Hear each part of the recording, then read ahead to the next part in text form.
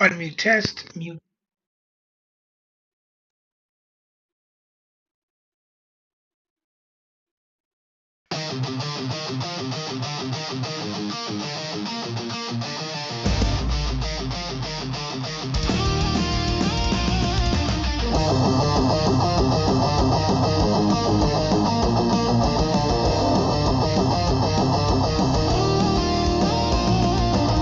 Crustacean King! Digital screens! Canito Carquenos, the name! A tidal wave of fame! He clicks and he clacks through internet stacks. A crowd with a cause, defying all laws. Canito Carquenos! Streaming tonight, burning so bright,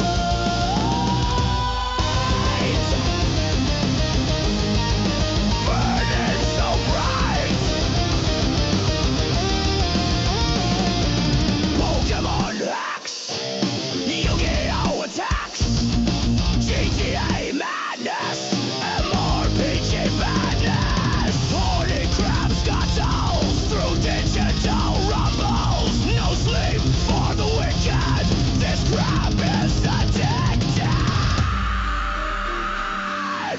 Canito Carquenos, Crabman, streaming tonight, burning so bright.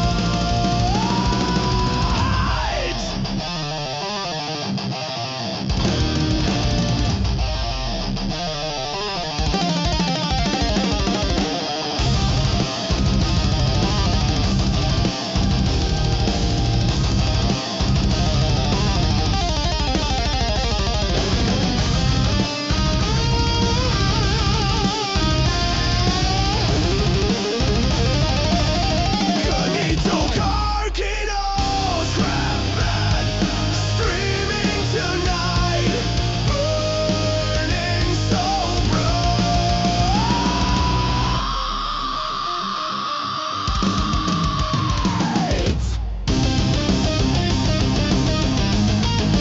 Burning so bright.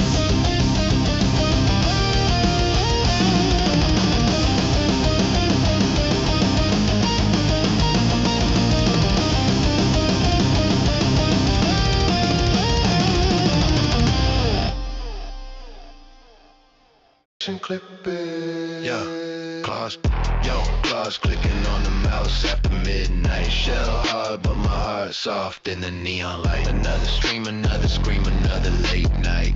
Got that digital sea legs walking upright. Sipping ain't easy when you're rocking chillin', but the dopamine be pumping hard to quit it.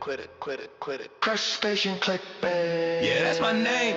React to the flames, all for the fame. Level up your pay, play the game. Crustacean clickbait, ain't nothing to say. Pokemon rhyme hacks, yeah, I beat 'em all. From Lavender Town to Victory Road, standing tall, emulator flow, dropping dimes in the digital mall. Card game simulator, watch the metaphor. They say I'm down bad, crab with a screen, but I'm building an empire, a digital machine. So let the haters hate, let them see them clean. I'll be counting my clam, living the dream.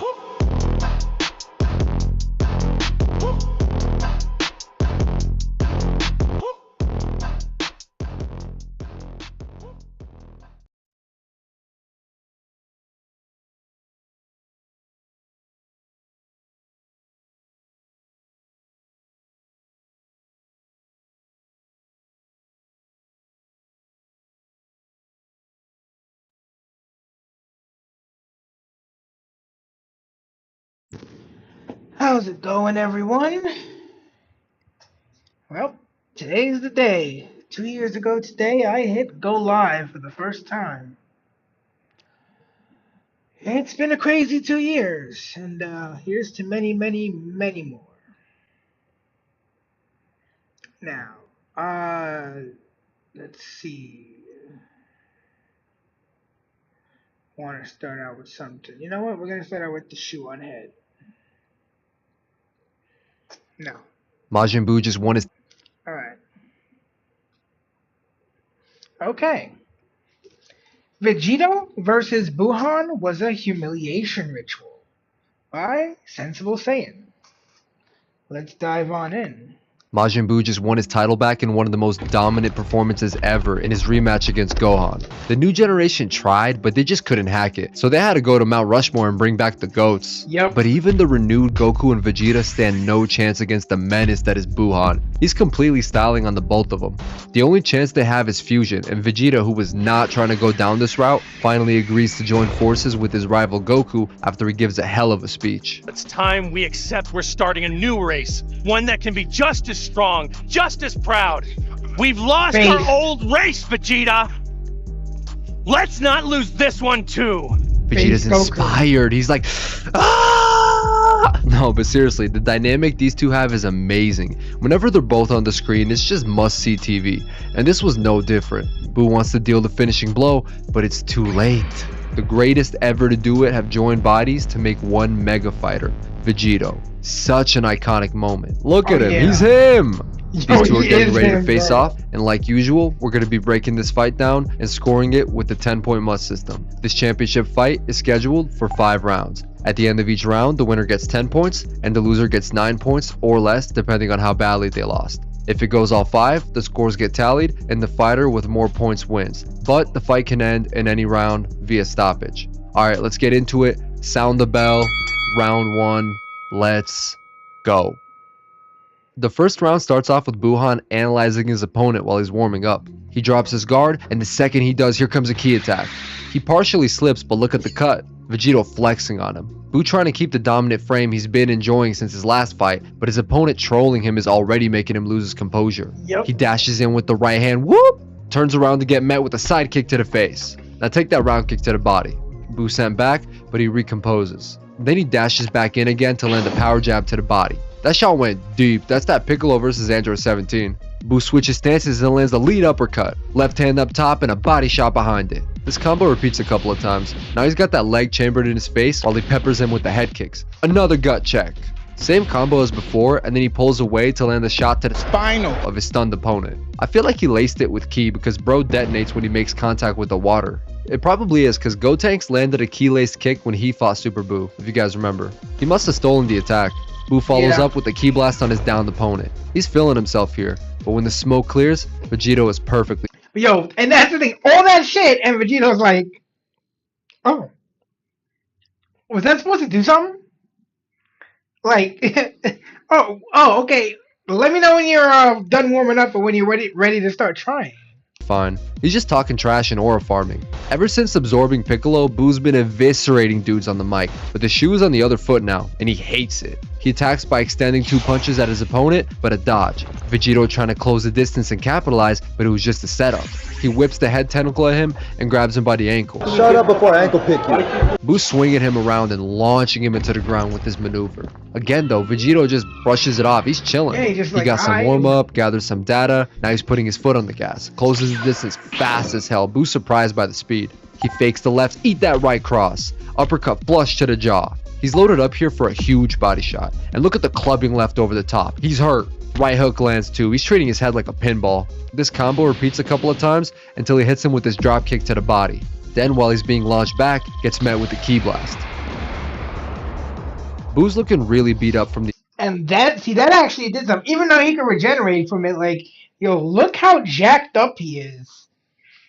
attack. He's faking like he's cooked, but Vegito isn't biting. Obviously he knows about the regen.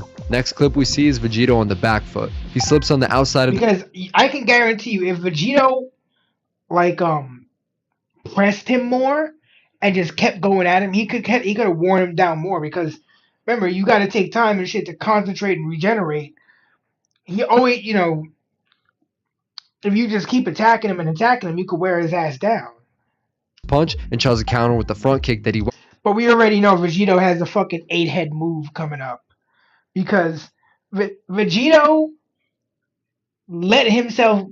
I'm not gonna fucking even like say spoiler alert. Like, bro, they remade the show and that shit's already like 10 years old. Chill. Vegito let himself get absorbed so he could go inside Buu, pause, and rip out all the dudes that he absorbed. Because he was like, nah, I want to make sure my homies is safe before I fuck your ass up. Wound up like a soccer punt. Boo drops his left hand to defend. I think he blocked it. Round kick, blocked. Right hand counter attempt here, but Boo rolls the shoulder and takes it on the arm. He wants to land the left, but Vegito pulls away and catches it on the elbow. Jab attempt here, but Boo beautifully blocks. Takes the outside angle and loads up this body kick. Vegito shells up though. He's doing well to defend the hands here with that active high guard, but he is feeling the pressure. Now they're going 1-for-1 again. Neither of them can land. The two fighters end up disengaging here so they can reset. They lunge back in and we get some more 50-50 exchanges until we see Vegito pushing his opponent back. Boo's feeling the pressure here. Block, block, block. Look at Boo with the shoulder roll. He's overwhelmed though, gets tagged low, sending him through this cliff. Vegito unloading to the body here before landing the uppercut.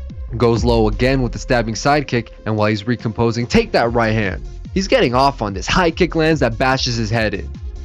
Because remember, they've both been exchanging pretty even and significant flurries of blows. And Vegito doesn't have regen. But Boo does. So you can be like, oh, you know, like they've both been hitting each other pretty much equally as hard, but Vegito still looks good and he doesn't have regen. So like all that shit hasn't actually done any harm to him yet. Very Vegeta-esque combo here. Vegito lets his opponent regenerate, who then kicks it up another gear by powering up. He's generating a huge amount of power for this planet-busting attack that he's threatening the Earth with. The Saiyan is hella confident he can handle the blast though, braces to catch it. Then literally starts sprinting with it in his hands before kicking it away. Drop something. I don't know why Boo is smiling here, this ain't good news for him. He's gotta start doing the math cause bro hasn't even gone Super Saiyan yet. Unless maybe he assumes Vegito... Yo, that's so true though. That's so true though. He hasn't even gone Super Saiyan. He's doing all this shit in base, bro. In base. Like he hasn't even begun actually breaking a sweat. In a mystic form, kind of like Gohan was? Nope. Vegito turns into a Super Saiyan as round 1 comes to a close. Look, I'm actually going to score this one an even 10-10 draw. If you're a regular viewer... I mean, you know, that actually makes sense because they both kind of hit each other as much and as hard. And in the end, neither one of them really sustained much damage. So, yeah, I would say it was just a 10-10 draw. Yeah. Neither one of them is in any worse shape than when the fight began. You know I barely ever score a draw, but it really was razor close. Let's take a look at the stats. Buhan landed more strikes and he scored a knockdown, but it wasn't really a hard drop. Vegito landed a couple more significant strikes and partially disassembled Boo, though it doesn't show up in the numbers. The momentum was swinging the whole round, and both guys had their moments. Yeah, I can't really pick a winner for this one. What do you guys think? Anyways, let's continue by taking a look. I mean, I think that's pretty fair because again, like think about it in like terms of a regular person in real life fight. If two dudes, you know, go one round and just throw a whole bunch of punches and shit at each other, and then when they get separated, like neither one of them is bloodied, neither one of them is breathing hard, I'd be like, damn, that was a draw. Like neither one of you looks in bad shape. That wasn't at all a conclusive end to the fight. You guys got to do it again. At the second round.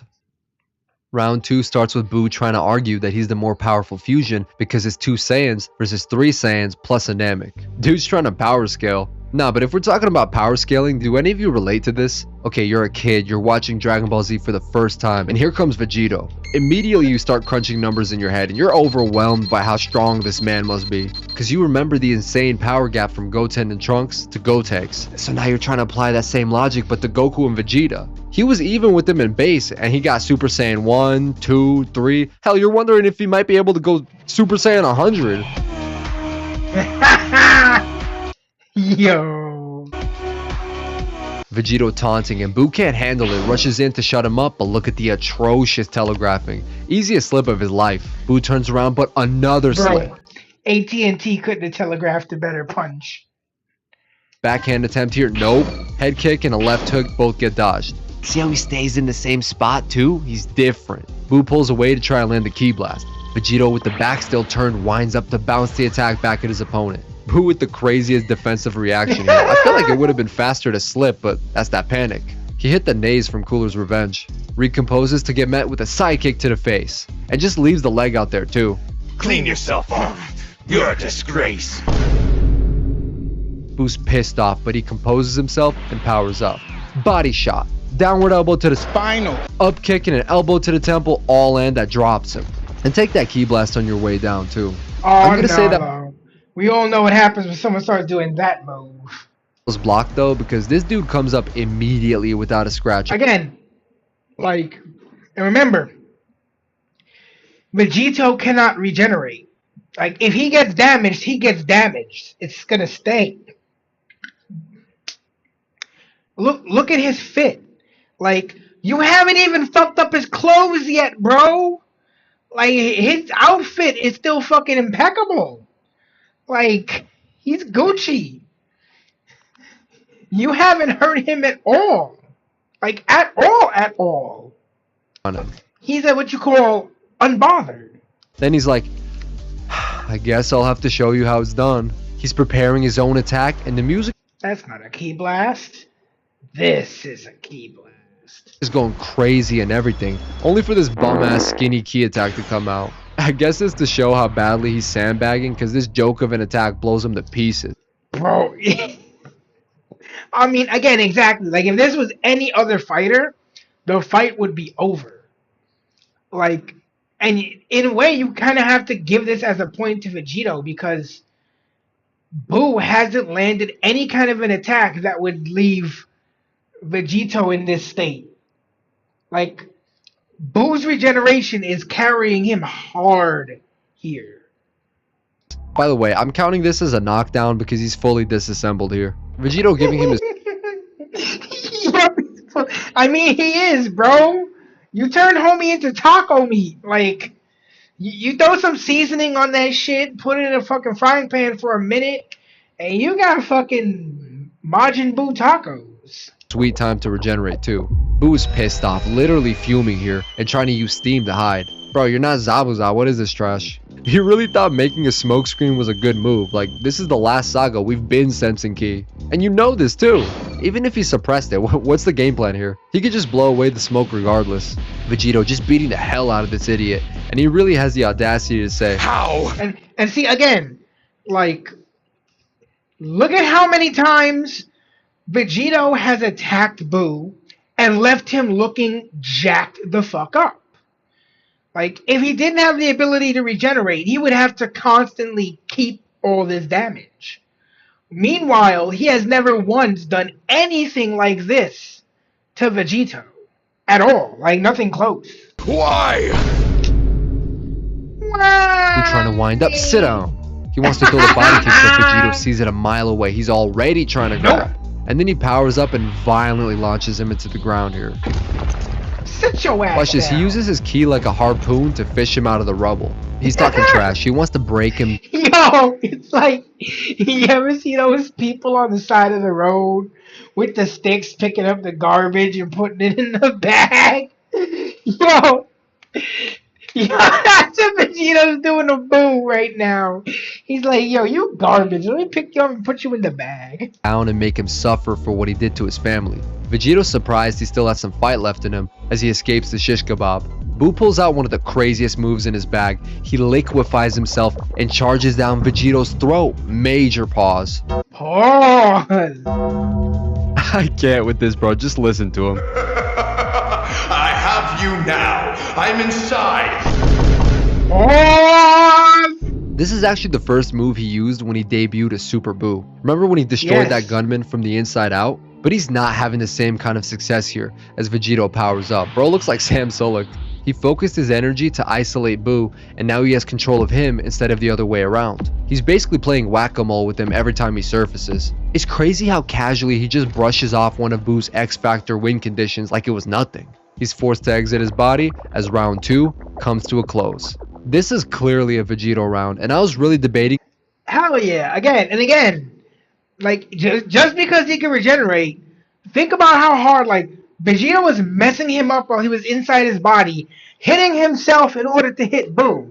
And also, Vegito still has no damage. Between a 10-9 and a 10-8, but I ended up going with the 10-9. I just figured they went one knockdown apiece, and I tend to be a little more lenient when scoring Boo fights because of the regen. It's not like Vegito shut him out completely either. Yeah, because again, any other opponent would be fully cooked, well done, like a fucking steak. Boo still landed some shots and a key attack at the end of the round there.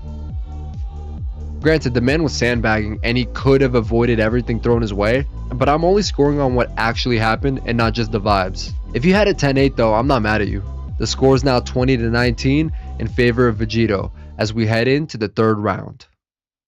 Round 3 starts with Boo losing his mind out of pure rage from all the bullying that Vegito's been putting him through. His power is skyrocketing and he's starting to tear the fabric of reality. It's like a bigger version of when he was trapped in the time chamber against Gotenks and tore a hole through the space-time continuum. Vegito's not playing around. He knows he has to stop him here. This man is very tough.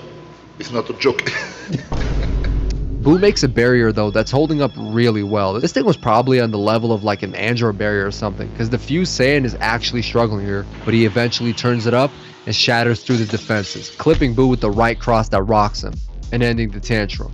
Boo gets up from the knockdown genuinely shocked, like he just found out he might be cooked. He won. I lost. Yeah, like there are certain moments where you're like, oh fuck, I really thought I had that. Damn, I did not have that. And this is, one of the things. Or it's like, oh, I really thought my skill level was up to doing that, but it certainly was not. Oh dear.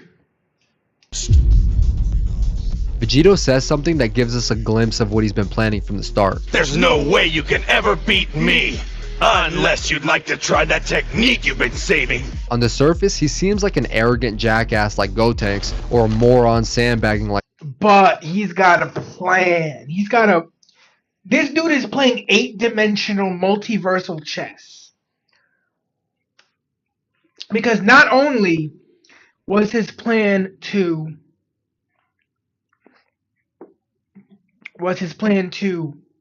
get absorbed on purpose, but he knew to throw up a barrier to prevent like whatever happens to you when you get absorbed from happening to him, so he could find a way to rescue his homies.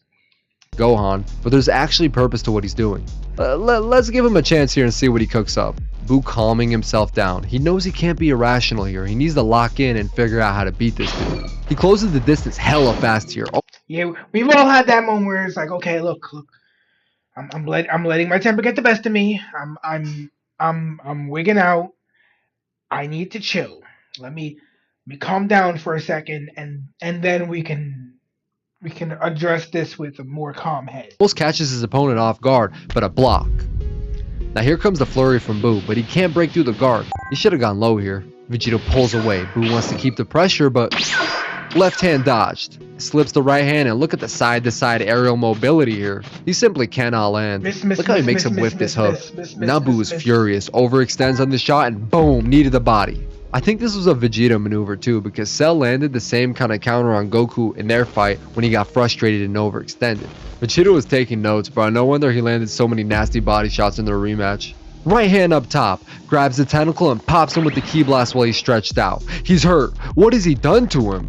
Boo tries to take advantage of this awkward position by wrapping around Vegito to squeeze the life out of him. He's not struggling like Gotenks did though. This man has absolutely no issues decimating him. Boo's regenerating and he's really still trying to be cocky here. Like, you're not in control. Look at him asking for his tentacle back. You are not in any position to be making demands. Watch this, it's so disrespectful. He tosses it to him and boom, blows it up right in front of that is disrespectful. his face. You look ridiculous with that big banana on your head. This is a much better. Oh, my friend used to fucking quote that shit. Oh my god, my homie used to quote that shit back when we were in like fucking junior high school. Look for you. I hate you. That's that Goku rage bait. His opponents despise him. I hate you! Boo is furious. He powers up to pull out another one of his tricks, Gotenks' Super Ghost Kamikaze attack. One was damn near enough to put Gohan in a hearse, but Vegito is different, and he's already seen this attack since Goku spectated both the Gotenks and the Gohan fights. Boo didn't know that though. Easy dodge. Vegito counters with a really cool ki attack where he fires off these finger beams, detonating the ghost kamikazes as round 3 comes to a close.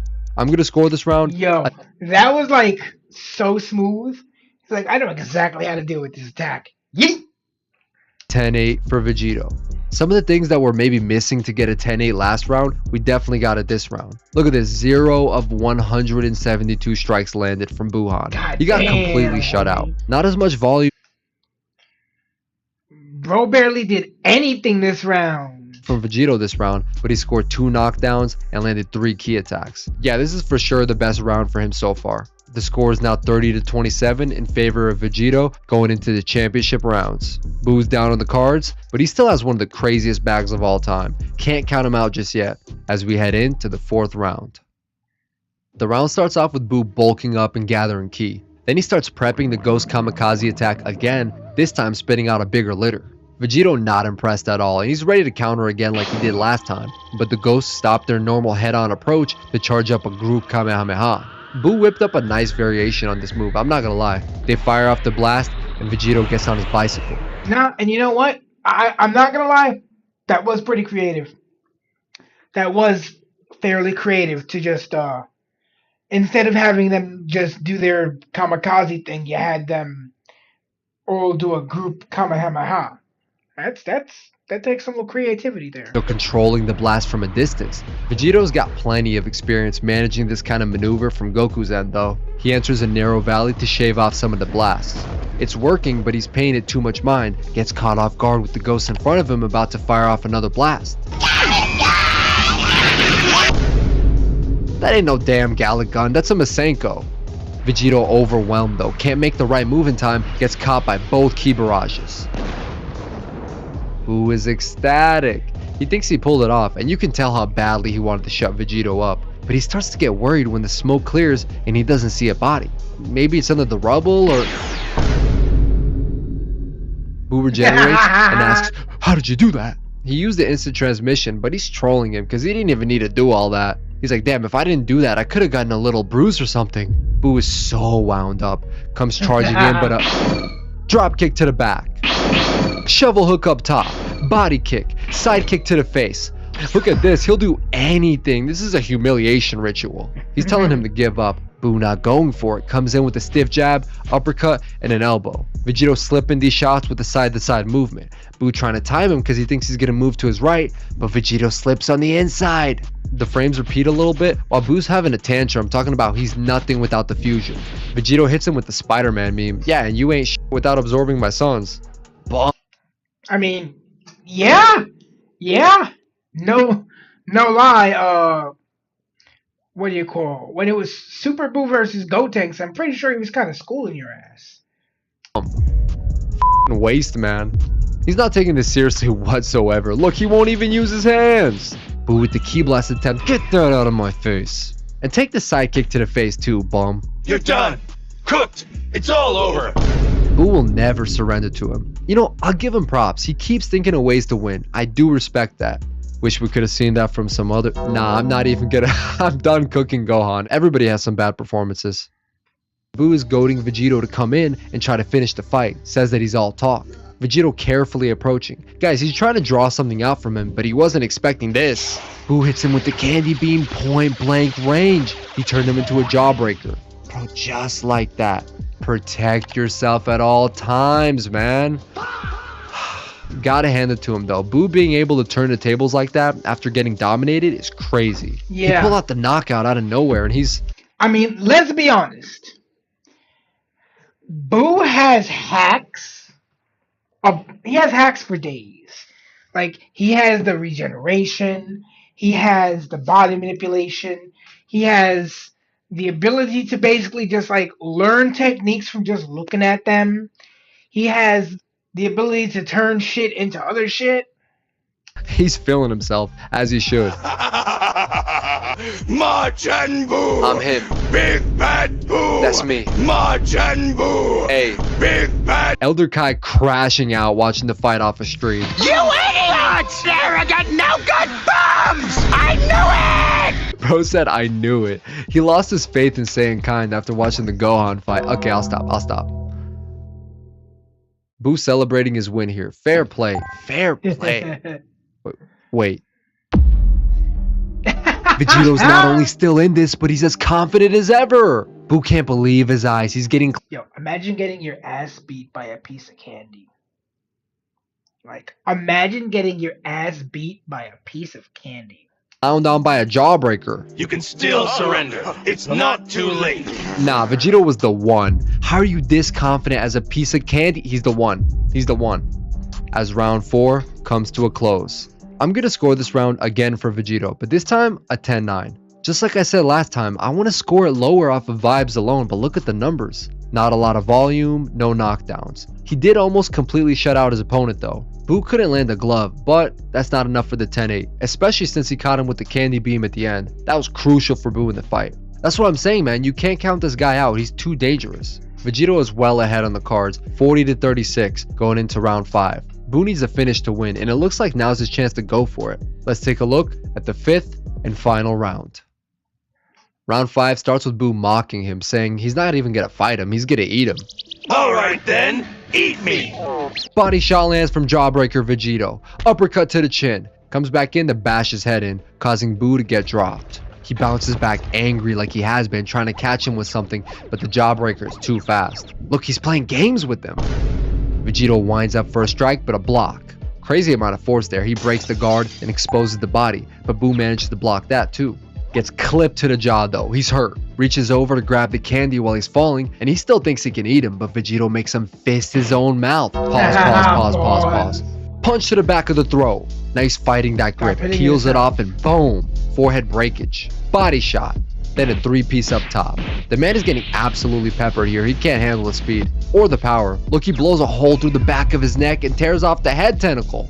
Humiliated, Boo regenerates and actually turns Vegito back to normal. There had to be a time limit to the chocolate beam that we didn't know about, because ain't no way he'd turn him back if it was permanent. Unless the humiliation was just that much that he couldn't bear. Boo is beyond furious, and he's reaching new levels of power as he prepares to attack, launching a 117 strike flurry at his opponent. Just a nasty display of speed here by Vegito. Also, take the strike attempts with a grain of salt. I counted every flash as one, but it could be a lot more. Block. Checks the kick with the knee. Side to side movement like we've been seeing all fight. He's on that Usyk. We finally get to see the exchanges. Vegito slipping the straights on the inside and dropping the elbow to block the body shots. Boo winds up too much, counter to the body, and a huge right cross up top stuns him. He's trying to recompose but eats an up kick to the chin. I like this here. He fires off a volley on the way back as kind of like an offense but also a defense because it's not letting Vegito follow up. Never mind, he just bulldozes through it and lands the patented Goku headbutt. And the Goku acrobatics too, winds up this kick with the whole spin. Vegito fries him with the ki blast. It looked like he got caught flush, but I guess he partially blocked it. He's shook to see his body is in ruins though. Can't defend from the massive double hammer fist coming his way. See, that's what I mean. Vegito like, following. If you keep pressing him, he's not going to have the time to regenerate. Look at the wind up, craziest wind up you'll ever see. And grabs him by the tentacle after impact. You ain't going nowhere. He's talking trash like he has been. Is this how you want it to end? Boo a dog, he's still trying to fight. Ki blast attempt, but it has absolutely zero effect. Vegito lets him go, only to pop him with his own ki attack. Dude, he is battered. This is just pure torture. He thinks he can just regenerate like always, and this is where it had to get really scary for Boo because his body is starting to fail him. He didn't notice this hole in his stomach and had to really labor himself to fully recover. His main X factor in all of these fights is starting to go away too. Boo's trying to talk trash, shut your mouth. Yeah, I'm gonna say this is the worst humiliation of the show. Vegito is so far above him, he can just do whatever he wants. He tells him he's gonna count to 10 and then completely wipe him out. And as big as Boo's ego is, he knows this dude can end him at this point. At any point. No time left, and desperate for an answer, he notices his head tentacle on the ground from when Vegito silenced him a moment ago. He's gonna try and absorb his opponent. Vegito in his head like, finally. We find out what he's been doing sandbagging this whole time. He wanted to corner Boo and make him desperate, but also look like a jackass like the last two guys he fought, so he'd use absorption. And the hints were there the whole time in hindsight. He made some subtle comments, but he also kept dismembering the tentacle, which is what he used to absorb Gohan. Like, take the bait. He's planning on saving Piccolo and the boys from the inside of Buu after being absorbed, which is super risky. He don't even know if it's gonna work. Vegito gets absorbed, and Buu is beyond happy he won, or at least That he is thinks so. ballsy as hell, Now, too. how am I gonna call this one? I'm actually gonna say that the last round ended and the fight went to a decision. Vegito planned for this to happen, and he was never digested and put into a cocoon like the rest of Buu's opponents. He got the outcome he was looking for, and then the fusion splits up. So I literally just look at this as, oh, time's up, fight's over. We go to the scorecards for a decision. Vegito wins the fight via unanimous decision, 50-43, becoming the new undisputed champion. This was a spank. And if you think about it, once Vegito was done with what he was doing, which was, freeing all his friends, even though this wasn't necessarily his intention, he did kind of kill Super Buu. Remember, Super Buu said, if you take that out, referring to Fat Buu, I won't be me anymore. So he won because there was no more Super Buu anymore. Unfortunately, that meant unleashing Kid Buu, but hey, you win some, you lose some.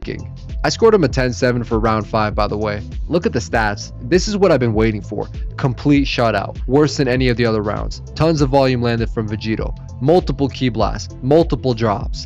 Damage, style points, everything. He could have done this the whole fight, guys. Here are the stats for the fight overall. This is one of the wildest scorecards and stat differentials we've seen on the channel, to be fair. I know some of you were thinking it was going to be even worse for Buu than it was, but really the only reason the numbers aren't even crazier is simply because Vegito came in with the plan and he executed. But if he was serious, this would have been an execution. Round 1, no question. Side note, like the reason he didn't just wipe him off the map was because he was trying to get his sons and his friend out of him.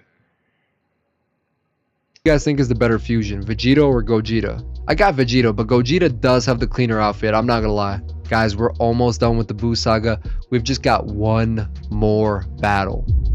I don't know if the Kid Buu Gauntlet is gonna be the very next video. It might be, but I'm also working on another fight career vid too. Not sure which one I'm gonna upload first. We'll see, but either way, it's coming soon. Thank you for making it this far. Please leave a like, comment, and subscribe if you're new. I'm out of here.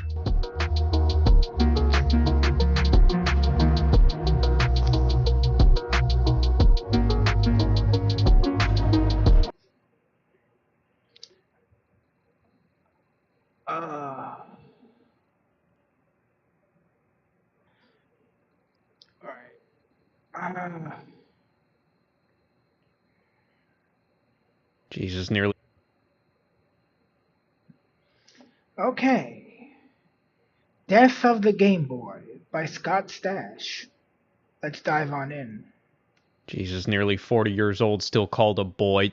At what point are we going to actually make the jump and call this the Game Coot? You ever think about how powerful of a brand the original Game Boy line was? I mean, I've heard my parents refer to handheld devices as Game Boys to this very day. So much so that it's pretty shocking when I think about how Nintendo retired the Game Boy name. And it's pretty much only been used in reference to, like, these original systems ever since. Like, for God's sakes, they brought back the Nintendo Power brand more often than the Game Boy one. You had the original magazine, then they used the brand for these NES controller mints. I still don't understand why they put Nintendo Power on that thing. Then they proceeded to resurrect the brand via the Nintendo Power podcast. Now, of course, Nintendo Power is more of a marketing brand. You know, it was used for all of these different things to help market Nintendo as a whole, not just one specific game system. And the fact that the Game Boy line were just game systems, well, yeah, it makes sense that they don't continue to use the Game Boy brand. But the fact they made the jump to Nintendo DS and they just removed the Game Boy branding entirely, even though the Nintendo DS was compatible with Game Boy Advance cartridges. And the fact that up until this point, pretty much any portable console Nintendo put out had to be labeled as a boy. I just think it's wild they killed the Game Boy name off, and I just kind of want to talk about the events that led to that and how things have gone ever since. Well, going back to the original Game Boy, why was it called the Game Boy? Sony had the Walkman. That was one of the most popular portable devices. Even though it did not play games, you know, it was one of the most popular ways to listen to music on the go. So suffice to say, I'm sure Nintendo kind of... I remember when I was young, and then for like a period of my life, I can't remember exactly when, but there were a handful of times when my portable music solution was a Walkman. to then go, oh, well, that's the Walkman, while our little game portable is the Game Boy. Which is interesting. I mean, you look at the home consoles at the time, and most of the home consoles, especially looking at Nintendo's output, did not necessarily have cutesy names. They were kind of pretty straight to the point. The Nintendo Entertainment System, even the Japanese equivalent, the Famicom, it is the family computer. Alright. Hell, even portable consoles that preceded the Game Boy. You had the Microvision, which is obviously just supposed to be, oh, it's a micro television. And then Nintendo's own Game & Watch. Guess what it is? Even though Game Boy itself isn't the wackiest name out there, it's one of the first console names I can really think of that's doing something a little different than just being like the name of the company plus the model number of that system, or just the company name plus system, maybe with a fun little word in between, or just a play off of the word television. But for a stupid little kid such as myself, this name almost kind of made me think, oh wow, well, this is for the boys. And I kind of was thinking like, oh man, will they make a Game Girl? Of course, back in the day, there were a lot more products that were kind of like marketed specifically, oh, this one's for the boys, this one's for the girls. I wanted an easy bake oven so fucking bad as a kid, but no. I did too, but mostly just because I wanted to be able to eat baked goods whenever I wanted. Boys, they had to make it fucking disgusting and call it the Queasy Bake Oven. You, I just wanted to make a cake. So naturally, as a kid, I kind of thought like, oh, why isn't there a Game Girl? But of course, the Game Boy was not marketed specifically towards boys. I mean, obviously, video games back in the day were seen as like, oh wow, this is something for the boys. But you know, there are plenty of games marketed towards girls for the Game Boy, and also, you know, like girls just straight up had Game Boys because the name Game Boy did not mean, oh, this is for the boy. It's almost like calling this guy a boy itself. Like, this is like your little buddy. And overall, I think this name was a tremendous success. It was instantly catchy. I mean, hey, did you bring your Game Boy? Oh man, I have my Game Boy with me. Oh, Game Boy games. Oh my god, you have a Game Boy too? And I think this was one of the first times Nintendo really started to experience their games having wide appeal amongst numerous demographics, not just young kids. Adults had Game Boys. It was appealing to a wider audience, mainly because, I mean, like, hey, this thing can just fit in your pocket. You can play this while traveling. So for adults, when you're going to work on the train, it made sense to grab this and, you know, play some Tetris while you're waiting. The Game Boy truly appealed to everybody and was a massive success, to the point that, yeah, pretty much everything Nintendo did, handheld or portable wise, was a part of the Game Boy line, or at least the Boy line. Hell, the Virtual Boy was originally named VR32, but got the final name of Virtual Boy because, well, that was just the name Nintendo gave all of their portable systems. When you had the Game Boy Pocket, then the Game Boy Light, Game Boy Color, Game Boy Advance, Nintendo was incredibly consistent with what they named their handhelds. And this was something they didn't even keep up with. And of course, the Game Boy Advance SP, which I would go as far as to say,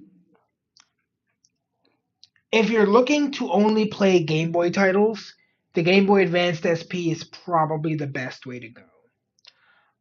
Nowadays you can get backlit screens to, you know, drop into your Game Boy Advanced and stuff, but I personally enjoyed the clamshell design of the Game Boy Advanced SP because I had a Game Boy Color, and I scratched up the screen with my house keys. And like when the Game Boy Advance SP came out, I was like, oh shit, now it won't scratch up my my screen. It'll scratch up the outside, but who gives a shit? home consoles. They definitely wanted to, you know, the original vision for the Nintendo 64 was for it to be called the Ultra Nintendo, you know, like, oh, what's bigger than Super You know, I can see that. Nintendo Ultra. But Nintendo had to drop the name Nintendo Ultra 64 and just went with Nintendo 64, and you know that pretty much made it so then any of their new consoles, you know, they kind of just went for a different vibe, I guess. And while Nintendo would retain certain brands for successors to consoles like Wii to Wii U, Nintendo Switch to Nintendo Switch 2, the Game Boy line was their longest one of all time, going from 1989 all the way to 2008. But, you know, that just makes me beg the question, why did they get rid of the Game Boy line? Because especially when you look at what succeeded it with the Nintendo DS, this is such a very peculiar name overall. It's just called Nintendo DS, to the point where you think they could have called this the Game Boy DS. Well, there's definitely a couple of reasons for that. For one, the Game Boy line was Nintendo's bread and butter. Even if their consoles did do well, the Game Boy line did so much better. Even though home consoles were always the most important to Nintendo, the handhelds were Nintendo's backbone. The Game Boy line was incredibly important to them. However, as we can see, comparing the sales units of the original Game Boy and Game Boy Color to the Game Boy Advance, things were kind of slowing down a little bit. The Game Boy Advance was still a giant success, but it was definitely still kind of going a little downward from what the original Game Boy was able to do. And there's probably numerous reasons for that. I think, in my opinion, one is the fact that the original Game Boy kind of appealed to everybody, but kind of mostly appealed to adults in the fact that, like, oh yeah, Tetris came bundled in with the original Game Boy. For the casuals, this was a fun little time waster to play with on the train or on the go. There wasn't really a need to upgrade to the Game Boy Advance or something. Yeah, sure, it was loads more powerful. It had a color screen. It had more buttons. But at the same time, you were kind of only using this as a way to kill time on the bus. A lot of these people probably just didn't really care to upgrade. And as much as the original Game Boy initially appealed to everybody, I do think as time went on, the Game Boy brand appealed more and more and more to a younger demographic. Mainly because the original Game Boy was meant to kind of be phased out by the mid-90s. But then when Pokemon hit the scene, it kind of just breathed new life into this handheld, and they kept it going for a couple years longer. They were originally planning this souped up, crazy Game Boy successor, Project Atlantis. But the Pokemon craze was hitting children all across the world so crazily, they just had to keep the Game Boy cooking. And while the Game Boy always appealed to kids, I think this cemented it as like, all right, you know, it's definitely more of a kid-focused platform moving forward. When you go to the Game Boy Advance, yeah, this thing was all about licensed kids games based on every movie that came out at the time. That's not to say, oh wow, this was for fucking moving forward. When you go to the Game Boy Advance, yeah, this thing was all about licensed kids games based on every movie. Oh, they don't have the one I got stuck on, A Bug's Life. Movie that came out at the time. That's not to say, oh wow, this was for fucking babies. But no, it's like nearly every kid I knew had a Game Boy Advance.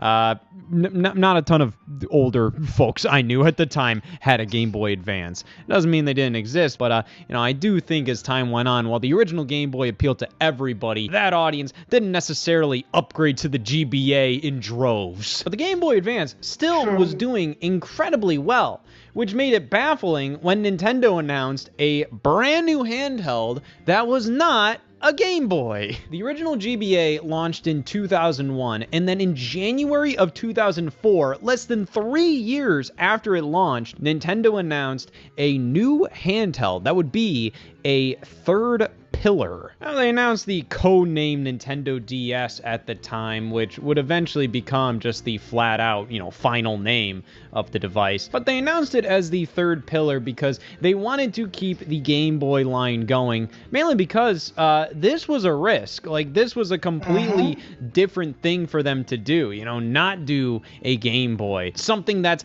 kind of just a wild idea overall. Pretty much every Game Boy up to this point kind of followed the same format of, yeah, you know, it's a screen and buttons and you play very traditional games. The Nintendo DS kind of defied that with 2 screens, one being a touchscreen. Which, I mean, it is kind of funny because overall, the format of the DS isn't that dissimilar from a Game Boy Advance SP. It's all kind of formatted pretty damn similarly. It's kind of just a wider Game Boy with a second screen, but, you know, the concept of a second screen in general, it's like, what the hell are you gonna do with that thing? Definitely sounded a bit out there, but overall, I mean, this format actually wasn't new at all. I mean, Nintendo pretty much just reused the design from the Donkey Kong Game & Watch. Apparently, the president of Nintendo, before Satoru Iwata, Hiroshi Yamauchi, requested, hey, make a new handheld with 2 screens, just like the old school Game & Watch. I don't know why the fuck he thought to do that, but I mean, it was kind of worked out. As it turned out, these 2 screens actually made for a ton of unique concepts that you couldn't do with the original Game Boy or really any other game system at the time. But still, Nintendo was taking a significant risk with this handheld. Like I said, the original Game Boy line pretty much housed very traditional handhelds. And this was such a different concept that, well, yeah, you could label this as a successor to the Game Boy Advance. It was also kind of like, hey, what if this doesn't work out? The Game Boy brand was so important to Nintendo, I think they did not want to risk this being a up, which is one of the reasons why I think they didn't want to call this the Game Boy DS. The Game Boy Advance was still doing very well, and it was still kind of like halfway through its lifespan in 2004, which is why they shifted things around and started marketing the Game Boy Advance as kind of like a very good budget option for handheld games, while the Nintendo DS is kind of their premium option. And then you have the GameCube, which was a option. It's the 3 pillars. This setup was to ensure that if the DS failed, well, hey, you could just keep moving on with the Game Boy Advance and make a new Game Boy after that. But I always found it interesting how Nintendo kept on being adamant that the DS is not a successor to the Game Boy Advance when they made it backwards compatible with Game Boy Advance games. All right, Bubba, so you're telling me, oh, this is supposed to be a supplement to the Game Boy Advance, but then you're gonna make it compatible with all Game Boy Advance games and call it backwards compatible, implying that this is the next console? Come on. But with how Nintendo was also trying to reach more casual audiences with the Nintendo DS, I do think kind of bringing things back to how I saw things as a kid, how it was kind of like, oh, it's called the Game Boy. Well, doesn't that make people think that this is only for boys? Also, to an extent, you know, Game Boy. That sounds juvenile. I think the Nintendo DS name kind of brought this essence of like, oh wow, this is some fresh, really like futuristic tech. It doesn't sound like it's just for kids. It doesn't sound like it's just for boys. It sounds like it's for everybody, which I think kind of brings things back to, you know, how the initial Game Boy did and how things kind of ended up mostly appealing to kids at the time. Now we're bringing things back to this where, yeah, it's meant to appeal to everybody. It doesn't just look like a kid's toy. It doesn't feel like it's just marketed towards kids either. But once the Nintendo DS launched, within that first year, it was pretty obvious, yeah, this is gonna work out. You know, hey, we don't need the Game Boy name anymore. The DS is working out. It is the true successor, but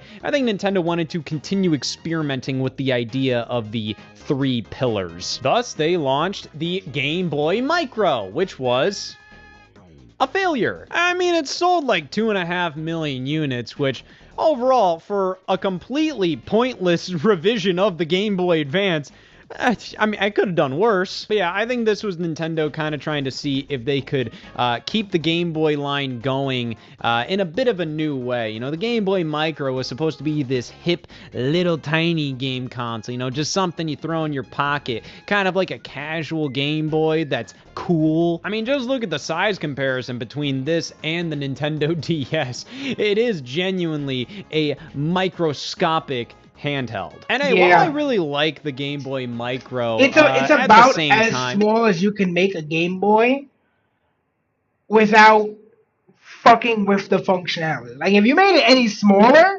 you'd make it harder to use.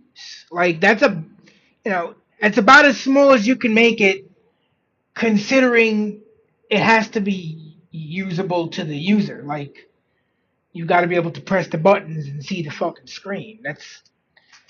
I've seen the Game Boy Micro. They're very, very small little machines. And they're not terrible. Um, they're kind of cool, kind of.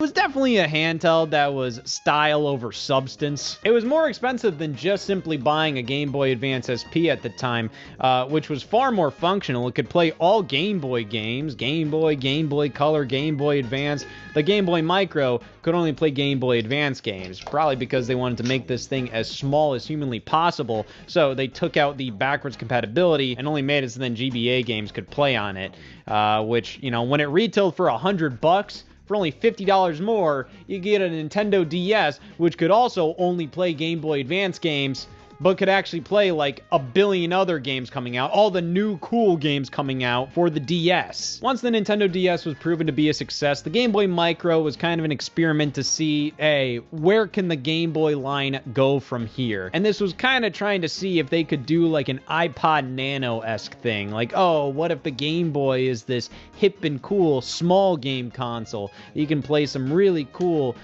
classic games on? But in the end, it didn't really make a lot of sense. It was too expensive for what it was. Either you just get the old Game Boy Advance SP, or you take the plunge with the Nintendo DS, which was proven to not be a complete failure. So, I mean, in all honesty, the Game Boy Advance SP was still the best because, again, it can play Game Boy games, Game Boy Color games, and it's a backlit screen. The only one issue that it doesn't have is a headphone jack.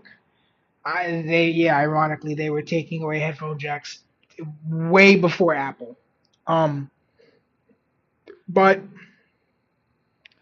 one, I've seen people mod them to have a headphone jack. It's apparently not that difficult. And two, that's fine. You just turn the volume down. what would the harm be in just saving up some more money and to just get the handheld that everybody was talking about, that all the new games were coming to?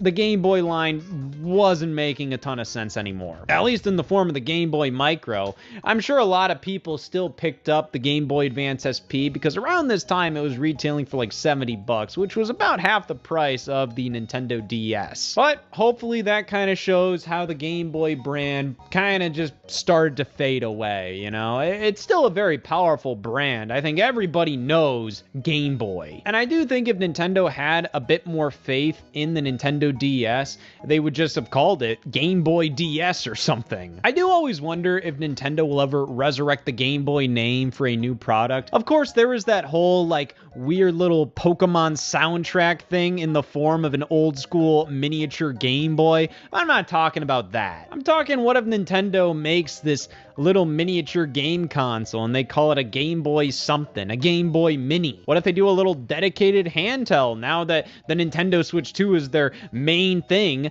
That's pretty expensive, and they could make a smaller Nintendo Switch 2, or maybe they could do something weird and resurrect the Game Boy brand for a very miniature kind of budget handheld console. I know that sounds a little strange, but Nintendo resurrected the Game & Watch brand for some special releases. Nintendo resurrected the Nintendo Power brand a couple of times, like I've said. And this wouldn't be like Nintendo resurrecting a console name or something. No, the Game Boy was what they called pretty much any handheld they put out, regardless of what it was at the time. I wouldn't put it past them to bring that name back in some form for some new project that they're working on at some point. But in the meantime, I kind of just wanted to look back at this weird time when the Game Boy was all Nintendo was pretty much about handheld-wise, and how it eventually just kind of faded away. And I don't think it was because, the name wasn't working anymore. It wasn't like the Wii to Wii U situation where, the Wii name just didn't mean anything anymore. It was just kind of a situation where the Nintendo DS was called the Nintendo DS, kind of in some ways, more so to protect the Game Boy brand. But in other ways, I'm sure it's kind of to make sure that the Nintendo DS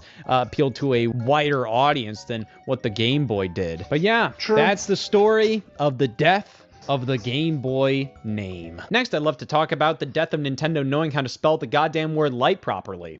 Majin Buu just won his title back in one of the most dominant performances. Okay, we're gonna do that one now. Yeah, it's only 30. So the other day I saw a tweet. Okay. And, you know, it's, yeah, we'll do this one now.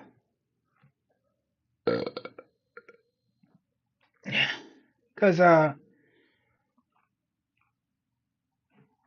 we'll do this one now. Alright. I survived Woke 1.0, the first culture war, by Shoe on Head. Let's dive on in. So the other day, I saw a tweet. I feel like all my videos start out like that. The other day, I saw a tweet that said, Woke 1 was crazy, attached to the infamous photo of Nancy Pelosi and a bunch of Democrat politicians kneeling in African costumes back in 2020 to honor George Floyd. Oh, What a fever dream. There were many similar posts from people talking about how crazy Woke 1 was, or Woke 1.0 as they call it. Leftists talking about what they did wrong during Woke 1.0, how they came off too strongly with things like abolish the police, and how they'll do things differently during Woke 2.0. Yeah. You'll get him next time, champ. And don't get me wrong, 2020 was crazy. At the time, I was a bit preoccupied trying my hardest to get Bernie Sanders and Tulsi Gabbard elected. I don't want to talk about it, but yeah. From what I remember, 2020 was crazy, but that was not Woke 1.0. Woke 1.0 started long ago. Long ago when being woke was called being an SJW. Back when Yeah! Anita Sarkeesian was public enemy number 1. And oh, I remember those times. I identify as an attack helicopter, believe it or not, was a joke young people told, and not your 65-year-old uncle on Facebook. You see, yeah, you see what happened? What happened was, that was the joke your 65-year-old uncle on Facebook told, and he just never learned any new ones. Woke 1.0 was not George Floyd and COVID masks, no. This was Woke 1.0. Learn what mansplaining is, and then stop doing it. Oh, I'm getting flashbacks. Hello and welcome to the Shoe on Head channel. I am your host, Shoe on Head. You may also know me on Reddit as every e-girl combined into one insufferable millennial woman with fetal alcohol syndrome, or perhaps just Asmongold on HRT. Wow. As I am filming this, it is the 12th anniversary of my first video on this channel. Wow. And it's my 2-year anniversary going live as Kanito69, or going live in general. 12 years a slave to the algorithm. So in this video, we are going to react to that video as well as a few other old videos of mine. We're gonna see how well or how terrible everything has aged, because let's be real, Red. a lot of this shit aged like milk. Wait, why is the arrow pointing this way?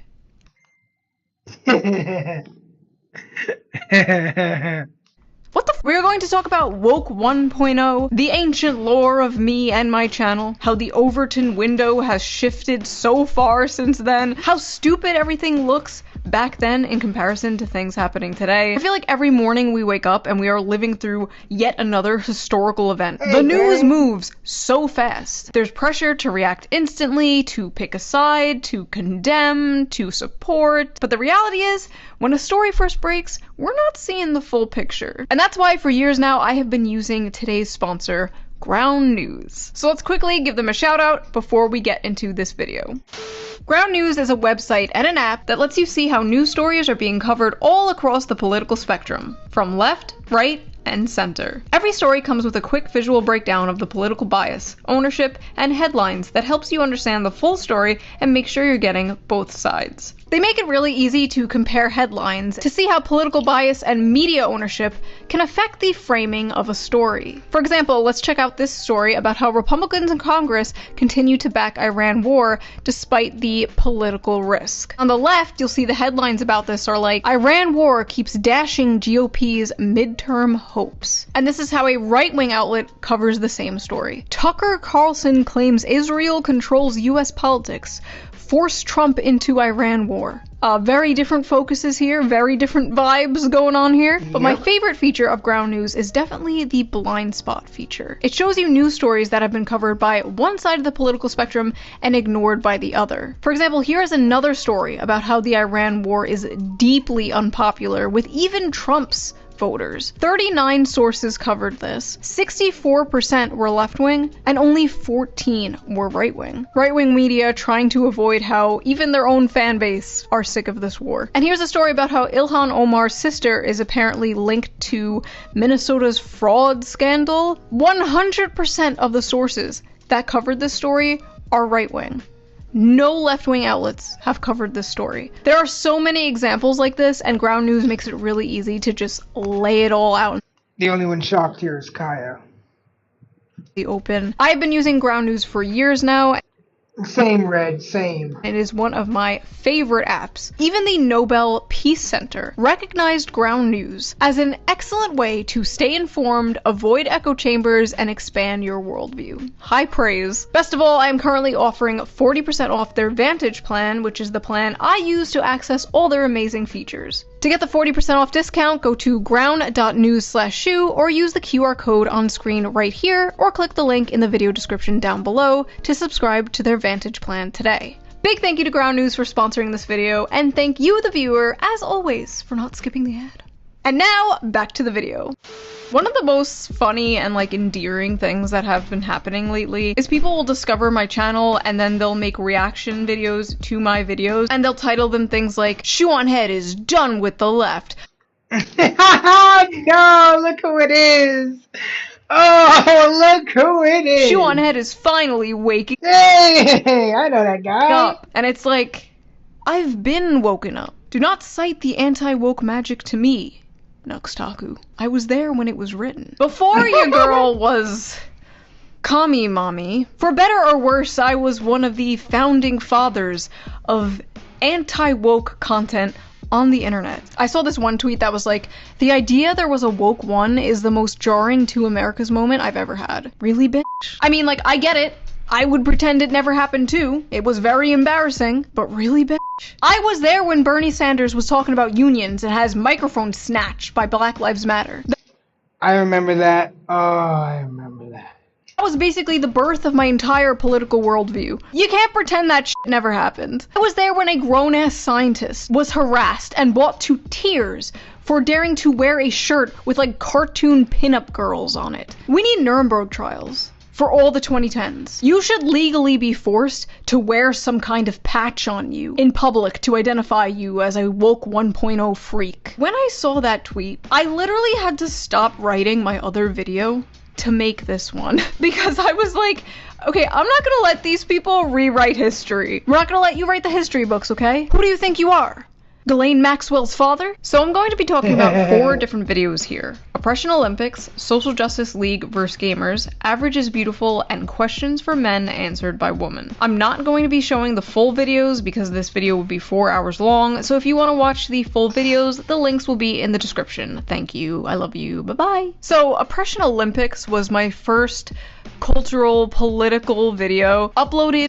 You know, I probably have seen that one. Now, again, this video came out 12 years ago, so 12 years ago would have been, what, 2014?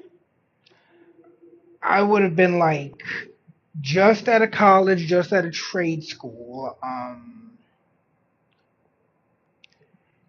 Wow, that's just thinking about, how long ago that was. That's an insane-ass fucking, time, and just thinking about how differently I saw the world back then.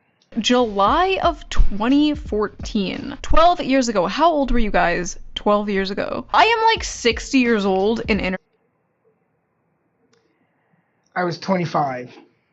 Years. 204 years old in e-girl years. If you have been here, if you have been with me for you guys 12 years ago, I am 60 years old in internet years. 204 years old in e-girl years. If you have been here, if you have been with me for that long, you deserve some kind of reparations or something. You have seen some shit. Alright, I am about to watch it. I am so scared. I haven't watched this in years. there, pretty lady. Do you wear...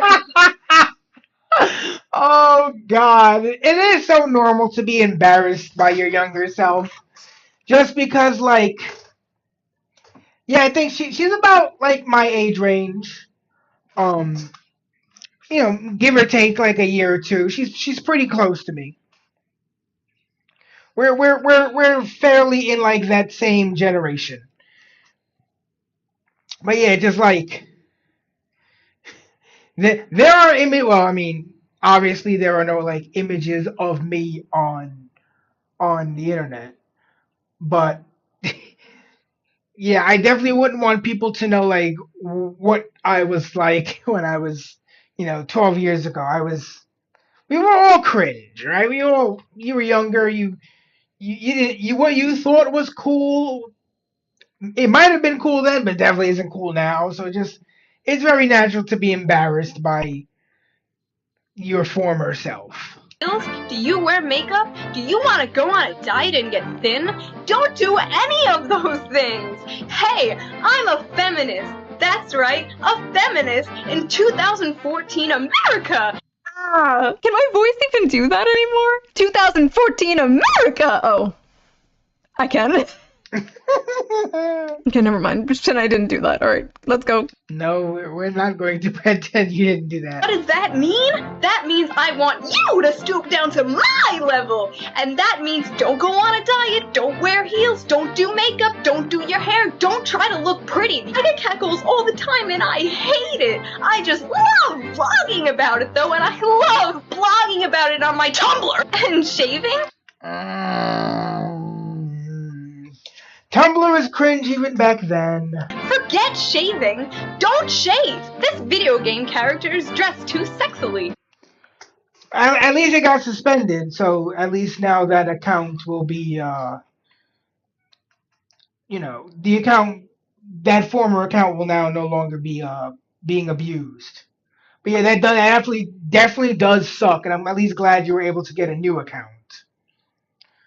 Because apparently another one of our friends, Mars, got his account hijacked, and then when he tried to make a new account, they actually reported that new account and got him suspended.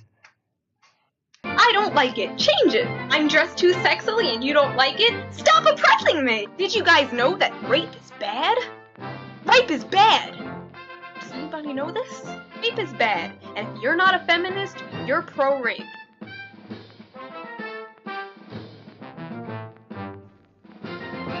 Oh good, it's over. Oh fuck, she's back! Feminism in 2014 America is completely pointless. It's just a label that people are putting on themselves to feel special because— Why do I sound so cute? It's just a label people are putting on themselves, like, aw, someone protect her, she doesn't know how bad it's gonna get! It's the special snowflake oppression Olympics. Everyone is in this big race to be the most progressive and the most open-minded and the most oppressed. It is the strangest thing I have ever seen, and it's just— It really is strange. Like, we live in and again, it just has gotten worse. It's insane that we were talking about this 12 years ago, but it has gotten worse where, like, everyone makes their personality about being, disabled, or being this, or being that, or being trans, or being, you take that and you make it all encompassing about your entire personality. And that makes for some pretty fucking boring people. Like, and this honestly goes for people who make anything like their entire personality. Like, some people make the car they drive their entire personality, or, their politics their entire personality. But it almost never creates an interesting person and a person people want to be around. And in all honesty, I never understood the pride, like, oh, I'm proud to be, whatever disability. Like, bro, it's a disability. It's not a good thing. Like, I have a fucking spinal injury. That's not a good thing. I'm not proud about that. That shit sucks. It's probably the worst thing in my life right now. Like, I don't get it. Like, why would you... We are truly spiraling as a fucking people. Oh, 100%. There's so many things that just make me take a person so much less seriously when I see them, like, bring front and center to their public persona. Like, infesting, like, the internet, and it's starting to seep out into the... Like, again, if you have, like, an entire United Nations ass or, fucking parade of flags in your bio, probably not gonna take you that fucking seriously. real world, and like I really don't like it. So a little lore behind this video before we continue. First of all, Obama was president. Okay, this was before the Trump era. In fact, this was like months before Gamergate even popped off. This is ancient. Some of you don't even remember a time before Trump. Like, Trump is your normal. You don't remember what the political and cultural landscape was like before Trump. That I do. is like crazy to me. Anyway, at this time I was like 23, 24, working at a makeup counter in the mall, and I noticed all the people around me were changing. Their personalities were shifting. They were becoming like very unfunny and like offended at everything. It was very weird. One example that sticks out in my mind for some reason was my friend screamed in my other friend's ear. My friend was like, "Ah, you're gonna make me go deaf." And then my other friend was like, "That's not funny. My brother's half deaf." I don't know why that one sticks out, but like that was a pivotal moment. No, yeah, that was like that's sort of like a tipping point where it's like, oh shit, here we go. Where I was like, what the fuck is going on? Also, we later found out that her brother was in fact not half deaf, but anyway, the only thing I traced it back to was they all used the same website. This video is mostly about... No! God! No! Yeah, you know, I'm really starting to think if we could go back in time and prevent one thing from being created and make the world a better place, the website Tumblr might be that thing. God, please, no! No! No! No! Oh no! Oh my god. Oh my god. Flashbacks. Oh my god, is that Big Red? Yes, it is Big Red. Oh my god, what a throwback. Holy fuck, this is making me feel old. Oh my god, just blast from the past with this face here. This woman should get some kind of like compensation for being on so many YouTubers' thumbnails. She was the face of the triggered feminist SJW for years. Yeah. She was, do you know the meme of the guy going, no, as Trump was inaugurated the first time back in 2017? She was that guy before that guy. Number one, shut the f*** up for a second. Now, if you would shut the f*** up for the 50th millionth time. And then it was the... You know? If you went on Grok, said, Grok, generate me an image of an angry feminist cunt with cobwebs in her pussy, Grok would spit out an image of this bitch. This other person. Where are these people nowadays? I wonder what they're up to. Tumblr is the reason there is just this outbreak and infestation of SJWs ruining my internets and ruining my... I remember when that was a new term. You know how now Ember has come up with the new terminology SJR?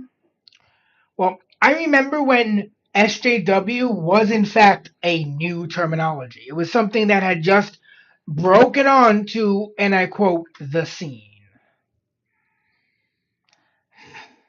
This is making me feel very, very old, because it's making me realize that I have actually been like online and as a part of internet culture for quite some time. I've been around the block a few times and seen some things, man. I've seen some stuff, man, and some things.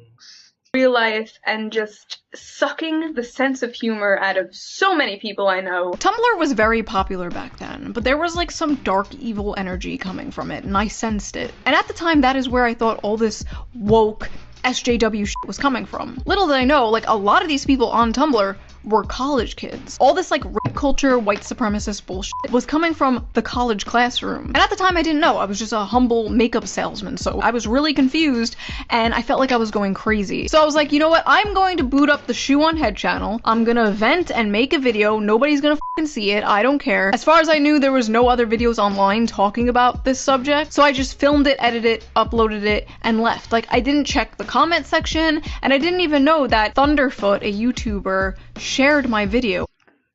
Oh my god. I'm almost certain he's still around. I remember Thunderfoot. Oh my god, I feel old. I like Anita Sarkeesian. That is a name I haven't heard spoken in like a fucking decade. Holy shit. I fell down a time wormhole when I heard that name invoked tonight.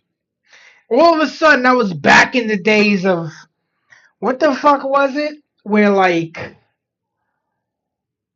she was complaining about the fact that like male characters and female characters had different walk cycles. Oh, my naive self thought back then that it would get better. I was so wrong. So wrong. And that's how it originally blew up. And from there, I found out, oh, there's more people who agree with me. I found like Sargon of Akkad and like the Honey Badgers. It was crazy to feel like, oh, I'm not going insane. Things are changing. They're all in this big competition to see who could be the most progressive and the most tolerant, at the same time being the most annoying and the most intolerant people that I've ever met in my life. I couldn't have said it better myself. Thank you, Shu. It is just a big, it's the oppression Olympics. Labeling yourself as a feminist, stop it. It is not a movement anymore. You do not need it. Nobody needs it. You have every single right that every guy has now. Like most feminists on the internet just hate men. Now, if you can believe it, and this might be... She wasn't wrong then, she isn't wrong now. Hard to believe while watching this video. This was transgressive back in the day. This was like crazy to hear online back then. Especially coming from a woman. We're saying things like, oh, feminism is doo-doo, and like obvious ass shit, like people have a victim complex these days. That was like sacrilegious. And now it's like nothing. Now it's like wallpaper. Everyone thinks that. Every day there's like a new racist e-girl popping up and saying the N-word and then falling off a week later. Like if this video came out today, it would get like no views because it's the most basic shit ever. This video almost got me fired from my job, you know, like they found oh my god! That is insane. Where I worked, they called my boss, they were like, she hates women, like all this stuff. When it first blew up, most of the comments were negative. It was just a bunch of angry women being like, you're a handmaiden of the patriarchy. Like this was before the term pick-me existed. Handmaiden of the patriarchy. That goes kind of hard. Can we bring that back? Okay, so that was the first video. Actually, that is something that I think we should reclaim, the Chud should reclaim. Let's watch another one, shall we? This is called Social Justice League vs. Gamers. You may or may not have noticed, I've been fully immersed in this whole Gamergate thing since it started like 2 months ago. Gamergate was 2 months ago? Oh my god. For those of you who don't know what Gamergate was, you know what, don't worry about it, it's not important. Some woman allegedly slept with someone and now the Strait of Hormuz is closed. Things happened in between that, but that's basically the gist of it. Editing Shu here. I decided to actually put in a brief explanation because genuinely a lot of you might not know. Yeah, this was like, it's so weird to think that this is now considered like ancient internet history, because I remember when this was the issue of the day. And I remember when like at least 2 or 3/5 of the videos I watched in a day were in some way about this whole thing and just the shitstorm it kicked up. This was a very long time ago, and I feel extremely old that there are people who are alive now who just don't remember this. It kicked off when game devs and game journalists were accused of sleeping with each other for better game reviews. A bunch of journalists then coordinated anti-gamer hit pieces, all coming out around the exact same day, saying things like gamers are dead and focusing on how sexist and white and male gaming spaces were. It was a mess that went on for like 3 years, arguably longer, and many people cite it as one of the first major culture wars online. People went to the UN to talk about sexism in gaming. There was even a Oh my god, Zoe Quinn, Anita Sarkeesian's fucking... The retarded Robin to Anita Sarkeesian's retarded Batman. Oh, I remember when they went to the UN. Oh my god, I'm so old. Holy fuck, I can't believe I remember all these things. Like, this is a long time. It's not even that it was a long time ago. It's just that so much crazy shit has happened in the time since this that it's strange to just even remember this. Law and Order episode about evil sexist gamers. These guys, they just... Oh my god, they did! Oh. This is bringing back a busload of memories for me because, like, this was around the time I started to really be online and, like, around the time I started to get involved in online culture. You know, again, yes, she is. You know, this was when I was dipping my toe into just internet culture and the craziness that it entailed.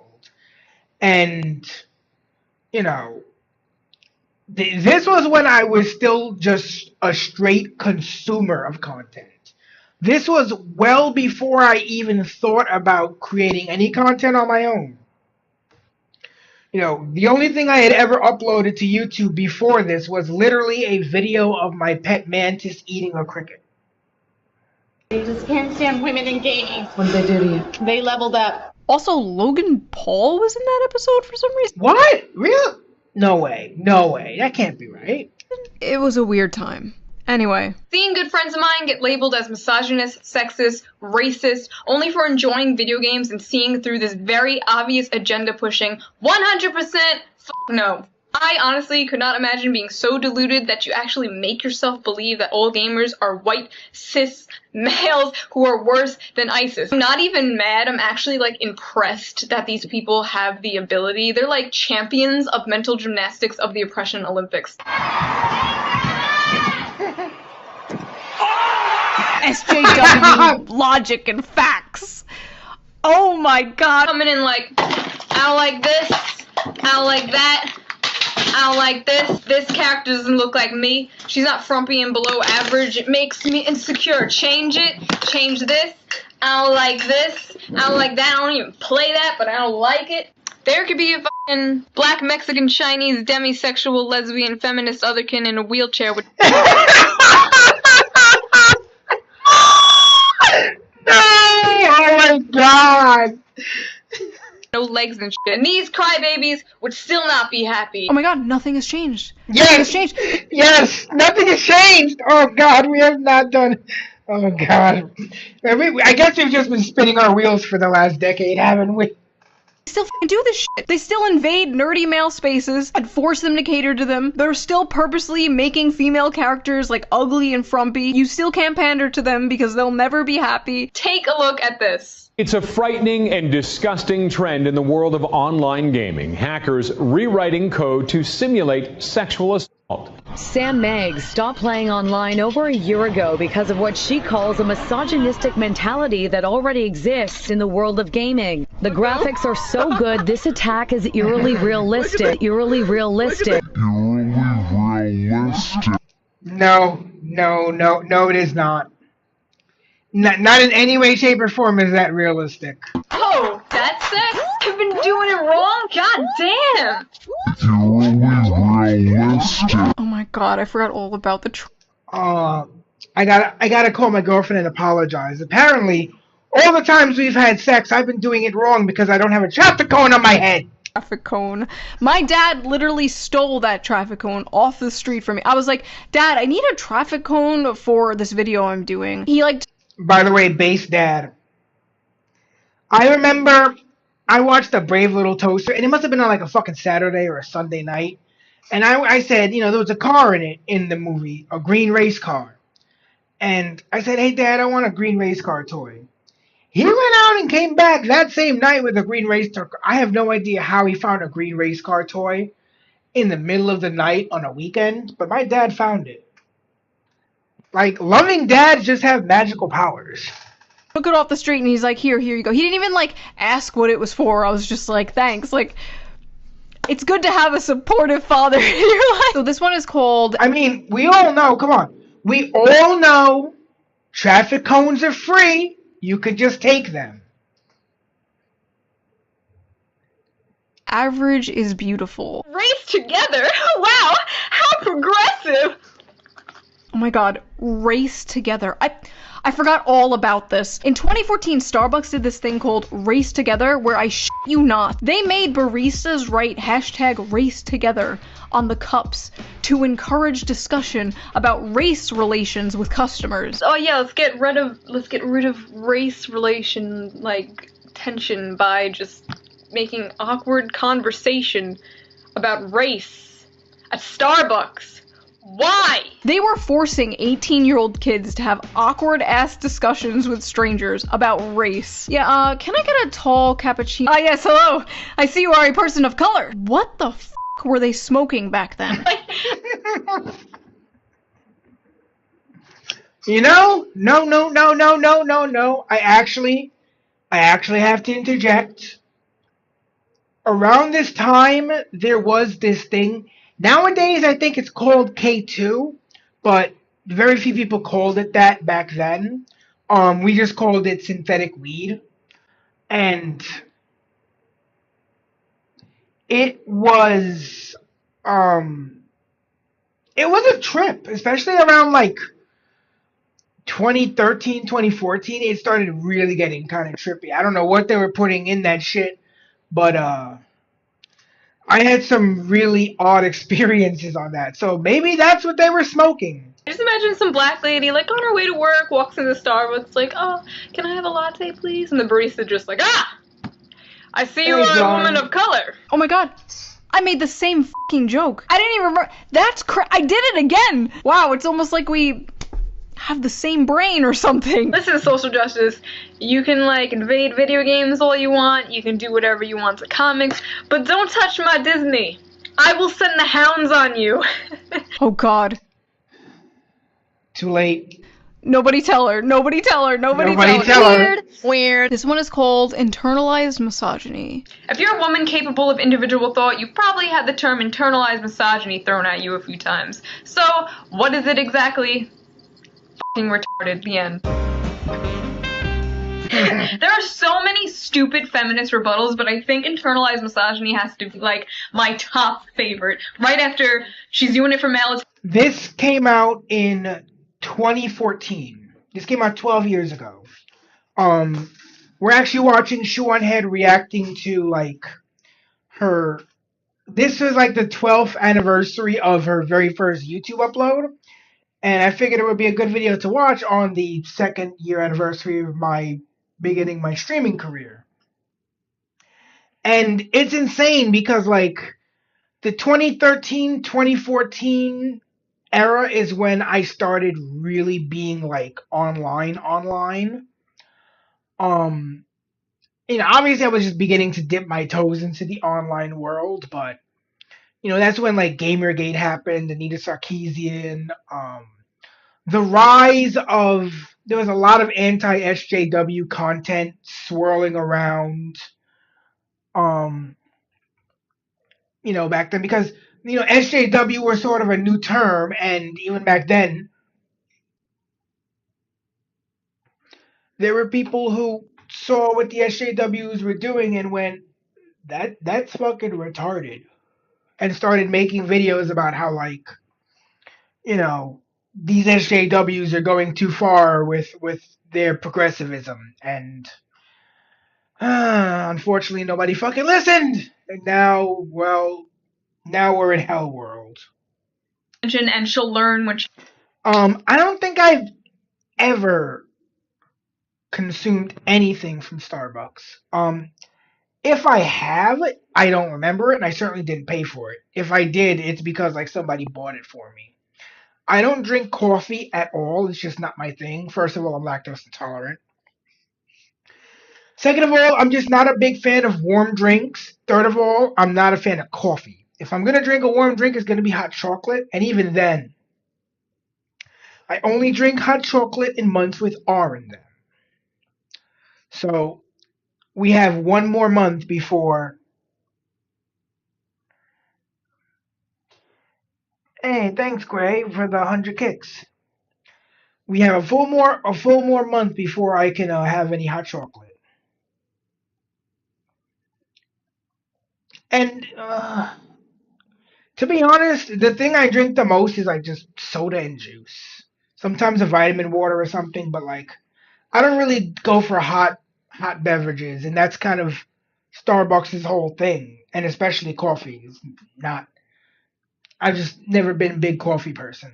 Older. She'll learn when she's older, as if one day it's just gonna be like, Happy birthday to you. holy shit! Manspreading is an issue! I am literally older now than I was meant to be in that skit about the future. And I did not, in fact, learn when I got older. I got worse. These people have an excuse and a buzzword for everything. Racist, sexist, MRA, right wing. My girlfriend likes energy drinks. My best friend drinks them sometimes. He's cut back on them a bit. I'm not a fan of energy drinks, but I used to drink the 5-hour energies back when I did like, I think it was once a week I had to do a 19-hour shift like at the end of the week.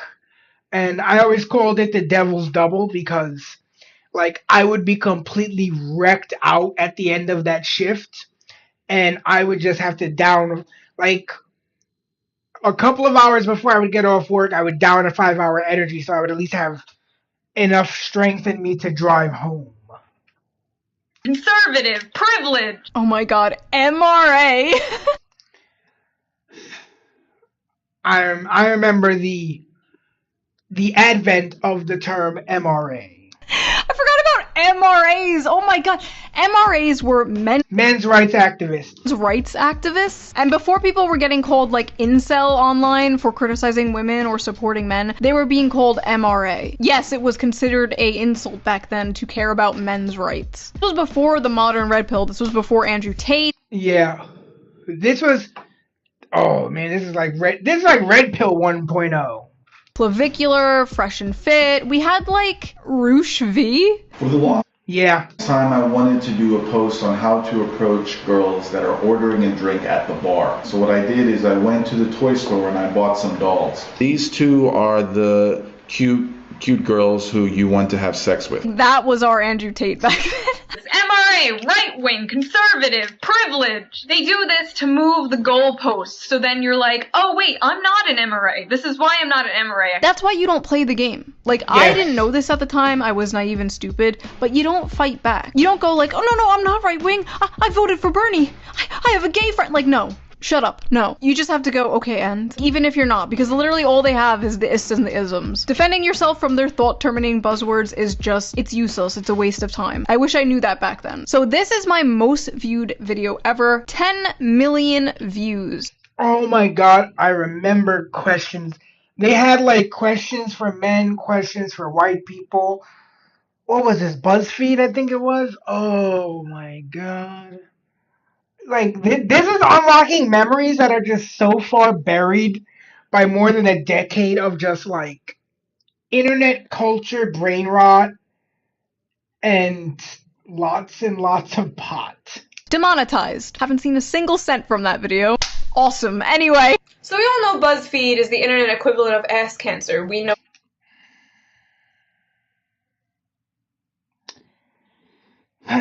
Told you. I told you. It was BuzzFeed. This, and I'm pretty sure the website is a government experiment created to test my patience. Is that a Mr. Meeksy shirt? Oh my god, dude. Back when Rick and... Alright, Mr. Meeseeks, look at me, and yeah, this is before Rick and Morty got big.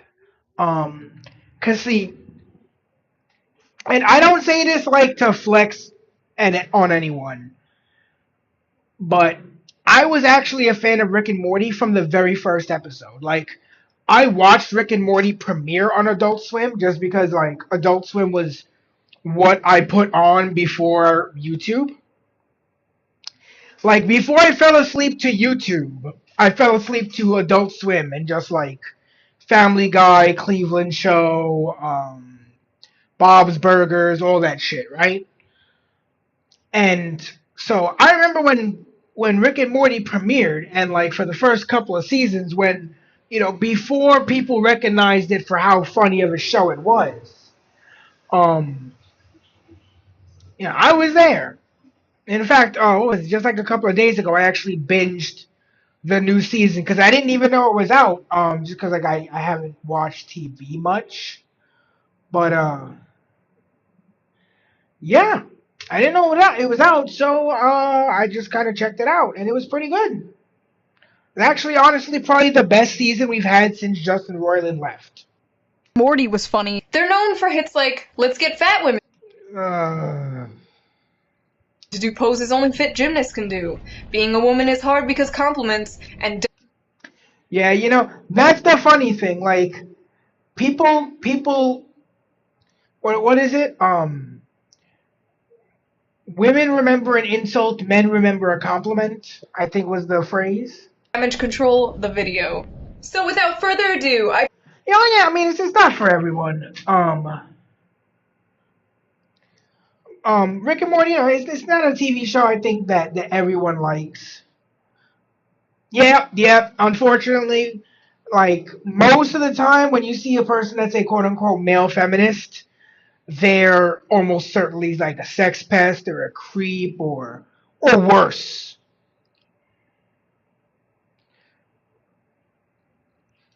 But yeah, you know, Rick and Morty isn't for everyone, but I really like it. I enjoyed it before everyone else kind of like got onto it, and I was like, oh yeah, this show is pretty good. I remember, I think the first time I was like, I really got like wanted to keep watching Rick and Morty was, I'm pretty sure it was in season 1, the first time they jumped universes, and like that song "Look On Down from the Bridge" was playing while Morty just all fucking dumbfounded as he's finding himself in an alternate universe with an alternate version of his family. And it's all mind fucky, and I'm like, yo. Like, I've always liked mind fucky shit, so that was when I was like, oh, I'm definitely watching this show for, you know, until it goes off the air.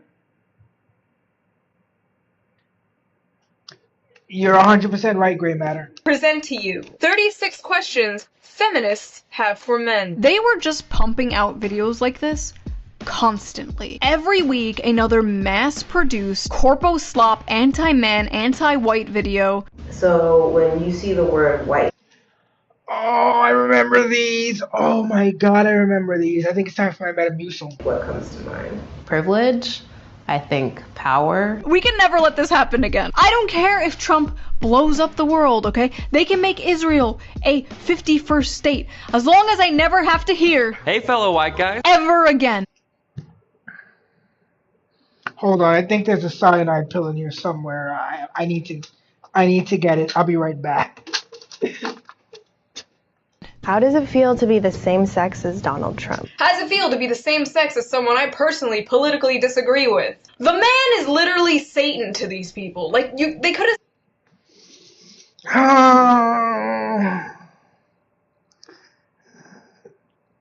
Nothing's changed. Said Hitler. They basically meant Hitler. Trump is their Hitler. It's very trendy to hate Trump right now. Oh wow. No. I'm pretty left-leaning, but I've been called a Trump supporter like 6 times in the past few months. 6 times?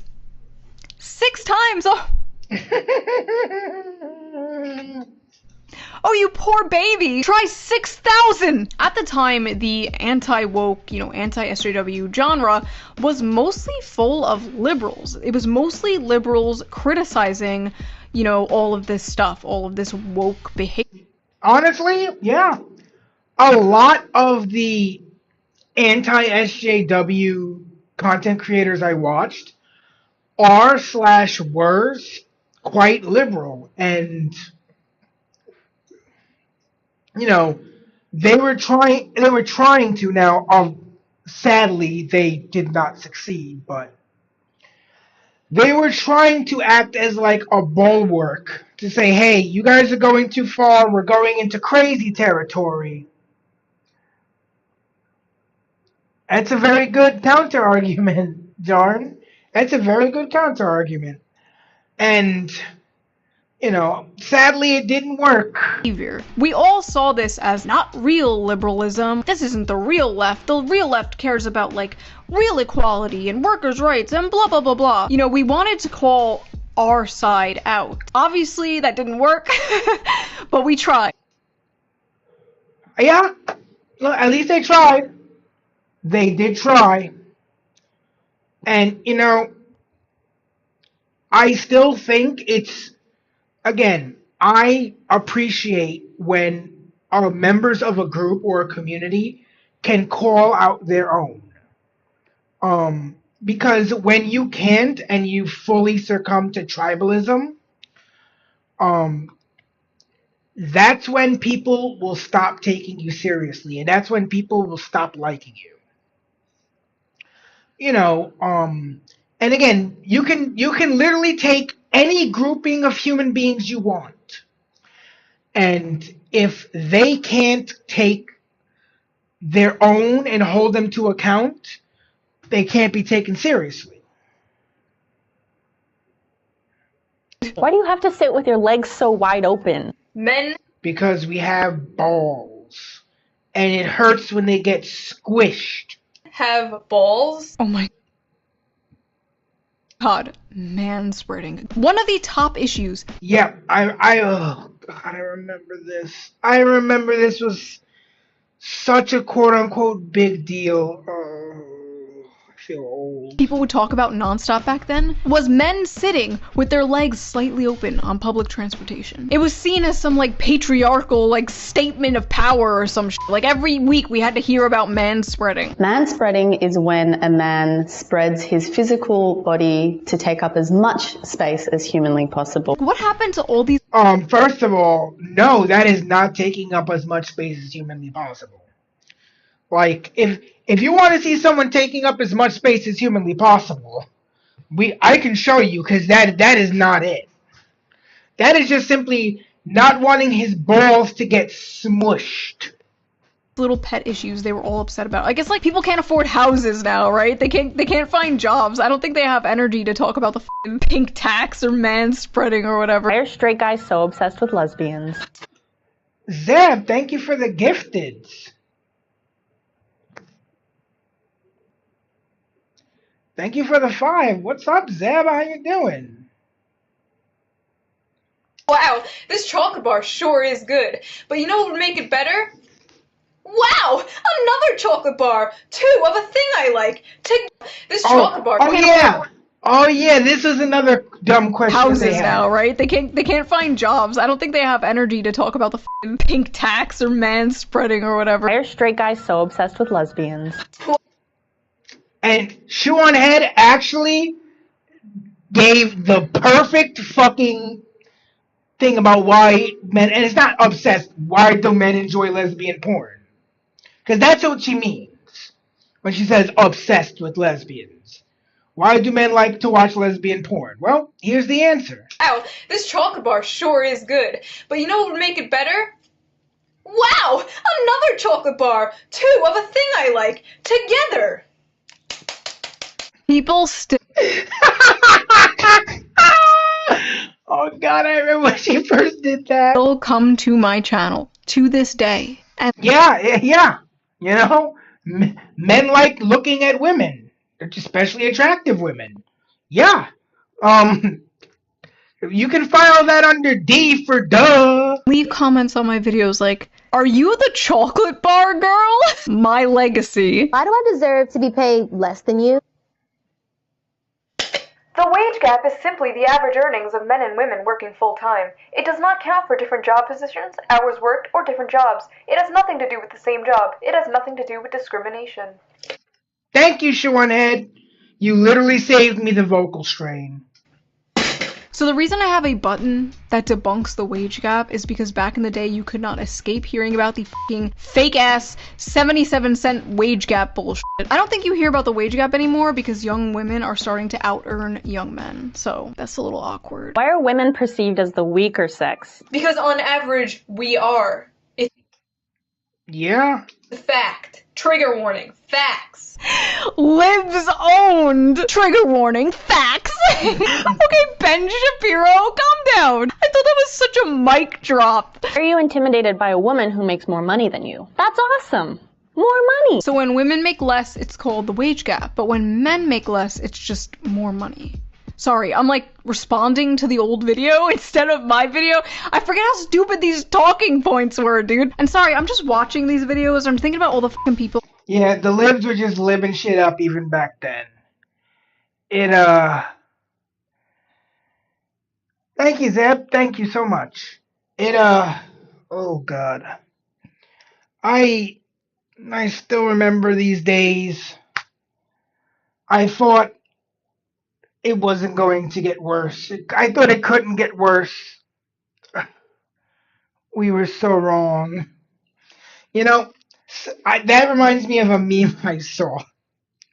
Said, if I have a company, I'm only going to hire trans women.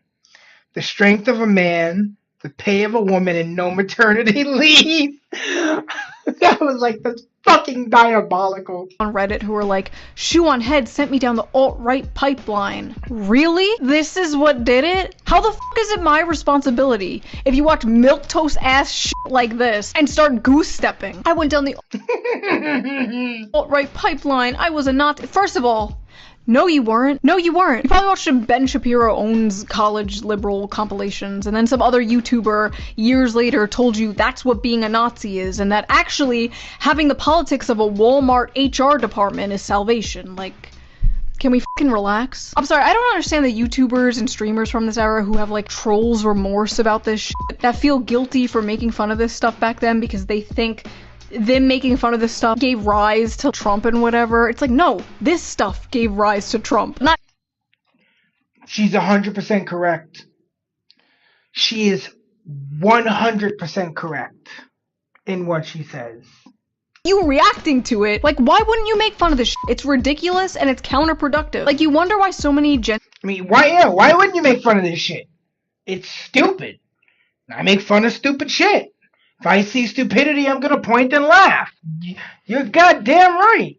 Men are further right than like boomer men. It's not because they watched a YouTuber called BuzzFeed cringe, right? It's because BuzzFeed and things like it, the media, academia, the culture that they grew up in, a reactionary movement needs something to react to. Like this shit, as goofy as it was harmful. It was harmful to society in general, and it was harmful to like the left because this is how people saw the left. Trump wasn't elected specifically because BuzzFeed, right? Like that's stupid. But there was this like slingshot effect against woke one. But more importantly, there was a hole in politics left from a do-nothing neoliberal neocon establishment that was just waiting to be filled by a populist, and Trump filled that hole. Trump filled America's hole. He got America pregnant.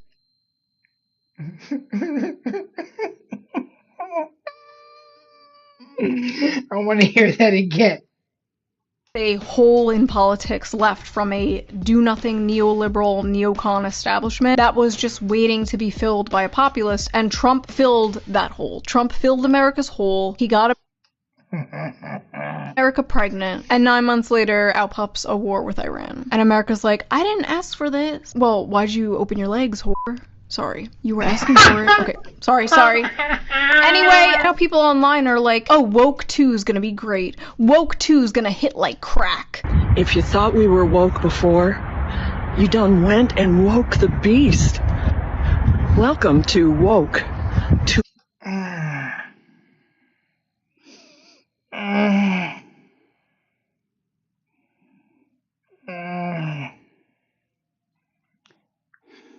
Walking stereotype says what now? 0.0. Do you want Hitler too? Because that's how you get Hitler too. We are not doing this shit again. I would kindly advise against it. If you look at everything happening now, like literal pedophiles running the world, bills being passed to merge our military with foreign militaries, a bunch of AI surveillance cameras popping up everywhere, bombs we pay for with our tax dollars against our will going to blow up children. All of this shit seems extremely petty and unimportant. But it was part of this like deeply subversive, destructive rot in society. I used to always say that culture war was a distraction from class war, and for the most part I still kind of think that's true, but I can walk and chew bubblegum at the same time, you know? I could want the rich to pay their fair share and also want my children to grow up in a world where it's not socially acceptable to hate them. Yeah, these videos were a little cringe and like, I think they aged that poorly. Some of the jokes were really cringe and like facts and logic liberals like, pretty much do the same videos but now. I mean, I think the sad part is that those videos are still as relevant today as they were when they were released. And you're 100% right, Yarn. You're 100% right. For how long have they been chanting death to America, death to America, death to America? Like, you know, if I had a next door neighbor and he was constantly ranting and raving about how he's going to kill me, and then, you know, one day I start seeing boxes from Remington show up at his fucking house, I might take some fucking action because I'm like, well, dude's been saying death to me, he's going to kill me, he's going to kill me. And now he's got boxes from a firearms company showing up at his crib. I think I'd rather fucking do something first before I wind up on the back foot.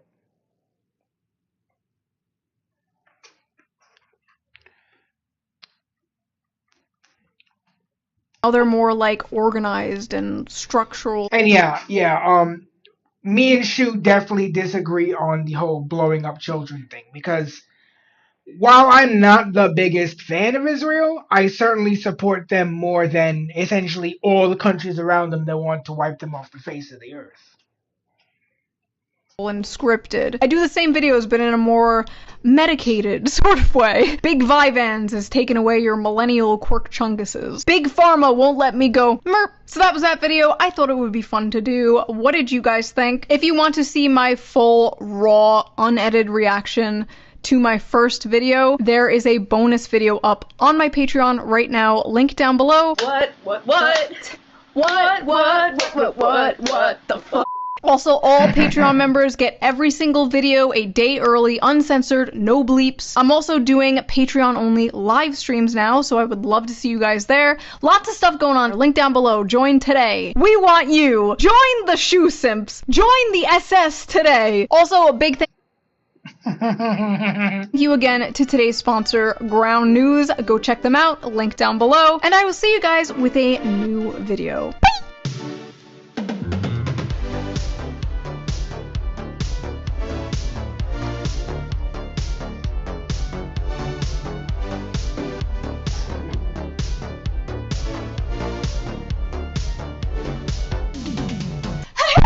Oh!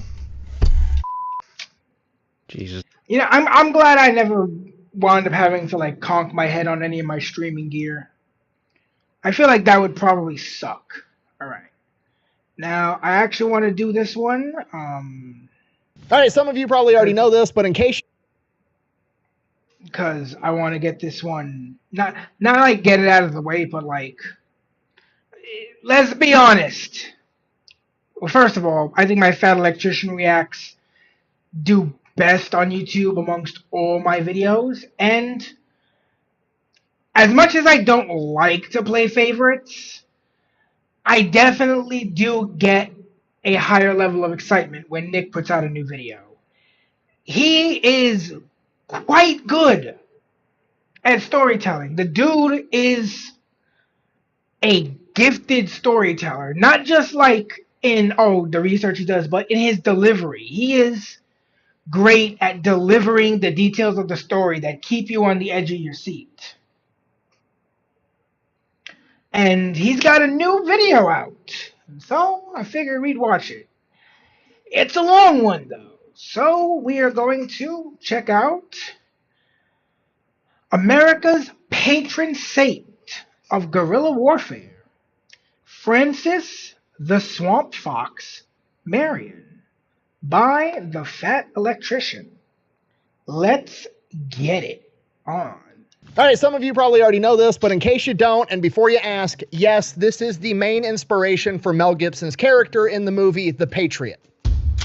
Today we're talking about, in my opinion, the most important militia leader and guerrilla warfare fighter in American history. Ladies and gentlemen, after the Revolutionary forces suffered a crushing defeat at the Battle of Camden, the British believed that they had driven out any resistance they had in the South. They believed that the South was won. But what the British don't know is that there is still one man standing in their way, a French and Indian War veteran that has been doing nothing for the past 15 years but being a humble indigo farmer in South Carolina. His name is Francis Marion. He is 48 years old. He is 5'4", 115 pounds, and has a bum leg. But despite his small stature, he is about to prove himself to be the biggest pain in the ass for the British in the entire American Revolution by launching one of, if not the most successful guerrilla warfare campaigns of all time. So successful, in fact, that the British would wind up sending out over half a dozen death squads led by their best field officers to hunt him down, only for them to ultimately remark, and I quote, "The devil himself couldn't catch him," earning him the nickname the Swamp Fox. And we're going to get into all of it right after a word from our sponsor. Delete me. Why do you have the same guns? They look similar, but they're different. That one's 5.56, and that one's 300 Blackout. It's my second favorite set of twins. My second favorite set of twins. Based. I'm going to get a new purse. You have enough purses. And you have enough guns. Damn it. This video is brought to you by Delete Me. Super simple, straightforward business model. You give them money, they turn around and they make sure that data brokers on the internet aren't selling your personal information to anybody that wants to buy it. Okay, here's how this works. Pretty much anytime you sign up for something that's free on the internet and you give them your personal information, it's not actually free. They make their money by turning around and selling your personal information to data brokers who then turn around and sell it to the highest bidder. Now, legally speaking, these data brokers are required to stop selling your information if you ask them to. The problem is there's a ton of different data brokers. You don't know which one. And every one of them has a different fucking process you gotta go through. And like if you've ever tried to cancel a gym membership or anything like that, you know, sometimes it could be a real pain in the ass to cancel shit. Have your information, and they all have a different way you have to go through submitting an opt-out request. And that's where Delete Me comes in. They monitor all of the major data brokers, and they will submit opt-out requests automatically for you. And then they will continue to monitor those data brokers constantly and resubmit opt-out requests if that data broker re-gets your information. Basically, the oversimplified version of this is Delete Me is a subscription service that allows everything that's free on the internet to actually be free. So yeah, if you want to go check them out, I'll have a link in the discount code down below. Let's get back to the video. All right, per usual from the top, but also I'm going to hurry this up because I want to get to all the cool stuff. All right, our story begins in 1732 when a young Francis Marion is born. When he is born, he is presumably premature because he is a very, very small baby being compared to the size of a New York rabbit. In modern times, he would probably spend the first weeks or months of his life inside of a NICU under extensive care from a hospital, but because it's 1732... Yeah, NICUs don't necessarily exist. You just kind of like hoped for the best. He quite literally just, I hope you don't die. That's not really an option. If he dies, he dies. But Francis Marion's a fighter. He pulls through. From here, he proceeds to spend most of his early childhood growing up on his family's 350-acre farm right outside of Charleston with his mom, his dad, and his 5 siblings. Somewhere along the way, Francis Marion's dad decides that he's not going to be a farmer anymore. He's going to be a merchant instead, so he moves the family over to Georgetown, and he spends the rest of his childhood growing up there. Now, presumably, that does not go very well because Francis Marion's dad promptly loses all of the family's money and then passes away when Francis Marion's a teenager. At this point in time, well, shit. Francis Marion is the oldest sibling still living at home. All of his older siblings have gotten married, started their own families, and they all got an inheritance, but by the time it's Francis Marion's turn, there's nothing left to inherit. So he comes to the realization that like somewhere between 14 and 16 years old, he's going to have to fend for himself. He's going to have to get a job. He's in Georgetown, one of the biggest port cities in the United States at this point in time, so he figures, hey, I might as well go off, become a merchant sailor. Maybe I can become a ship captain one day. I'll make a ton of money, and I'll be able to join the aristocracy. I'll be part of higher class society. So that's what he does. Solid plan, solid plan. Goes out to the port, gets a job on a ship that's crewed by himself and 5 other guys, and they set sail on his first voyage, his first adventure. And then 2 days into that adventure, the ship suffers a catastrophic... Oh, fuck. Yeah, you gotta remember, shipping back then wasn't like shipping today where we have a Coast Guard and radar. It was like, you know how I just said, hope you don't die? Well, again, the best thing you can do is, well, I hope they come back. Because, shit was real back then. You know, we don't realize how sweet we have it in the 21st century. Like, these motherfuckers were on wooden ships that could break apart in a fucking rough storm.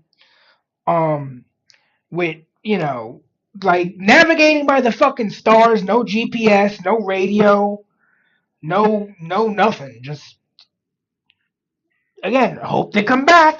Malfunction, and the entire thing sinks, and now the crew is stranded at sea in a life raft with no food and no water. They basically have to paddle their happy asses all the way back to South Carolina. During that process, 2 of the crew members die, and Francis Marion and the remaining 3 are all severely dehydrated and malnourished. Our greatest adventure is over before it began, and no one will even remember us. But Francis Marion survives. He makes it back to Georgetown, at which point he promptly decides, fuck that sailing thing, I'm never doing that again. He then decides to become a...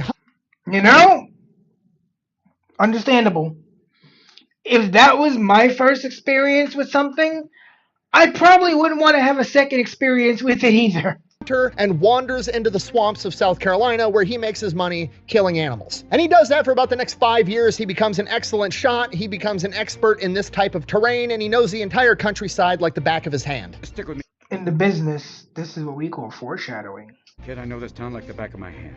Hey, that's new. Okay, fast forward, 1755, Francis Marion is 22 years old, and his mom and his older brother Gabriel decide they want to move to St. John, and Francis Marion decides that he's going to go with them. Shortly after getting to St. John, his older brother Gabriel marries a woman from the aristocracy, and he is given a pretty large estate, at which point he gives a portion of it to his younger brother, Francis Marion. He uses that land to become a pretty successful rice and indigo farmer. Now, by this point in time, the French and Indian War is going on. People are worried about attacks from Native Americans, so Francis Marion joins the St. John's militia, and it's basically just like the standing army in case the Native Americans attack. He's not actually going out there and engaging in combat. Essentially, it's just a bunch of local guys that get together and drill and train with their rifles after church on Sunday. That goes on for a number of years, and then in 1759, Francis... Okay, it sounds like a lot more foreshadowing. Marion gets directly involved. All right, important background info, just so we're all on the same page. The French and Indian War, real quick, real dirty, oversimplified version of what's happening. The British and the French are both basically trying to colonize North America. They're fighting each other to do it, and they have both teamed up with different Native American tribes to go to war with one another. Initially, the Cherokee are teamed up with the British, and they help the British take over some French forts, and they say that they were promised in exchange for helping the British take this French fort that they would be paid in horses, which are extremely valuable at the time. So they go out, they take the fort, at which point the Cherokee go back to the British, and they're like, okay, hey, we did the thing, we'd like to get paid with our horses now, and the British are like, we never agreed to that, I don't know what you're talking about. At which point the Cherokee are understandably pretty pissed off, and they're looking around, and there's like, well, there's all these farmers all over the place, they're British, they got horses, the British promised us horses, we're taking these fucking horses. So they take a bunch of farmers' horses in Virginia. Okay, that's the view of the Cherokee, pretty understandable. From the view of the farmers who just had their horses stolen, yeah, again, both sides kind of have a reason to be upset. And of course, the one people who aren't actually getting directly fucked over by this are the ones responsible. It's kind of fucked up how that is. Like, the upper class made this mess, and then now it's up to, like, the lower class to bear the brunt of this mess.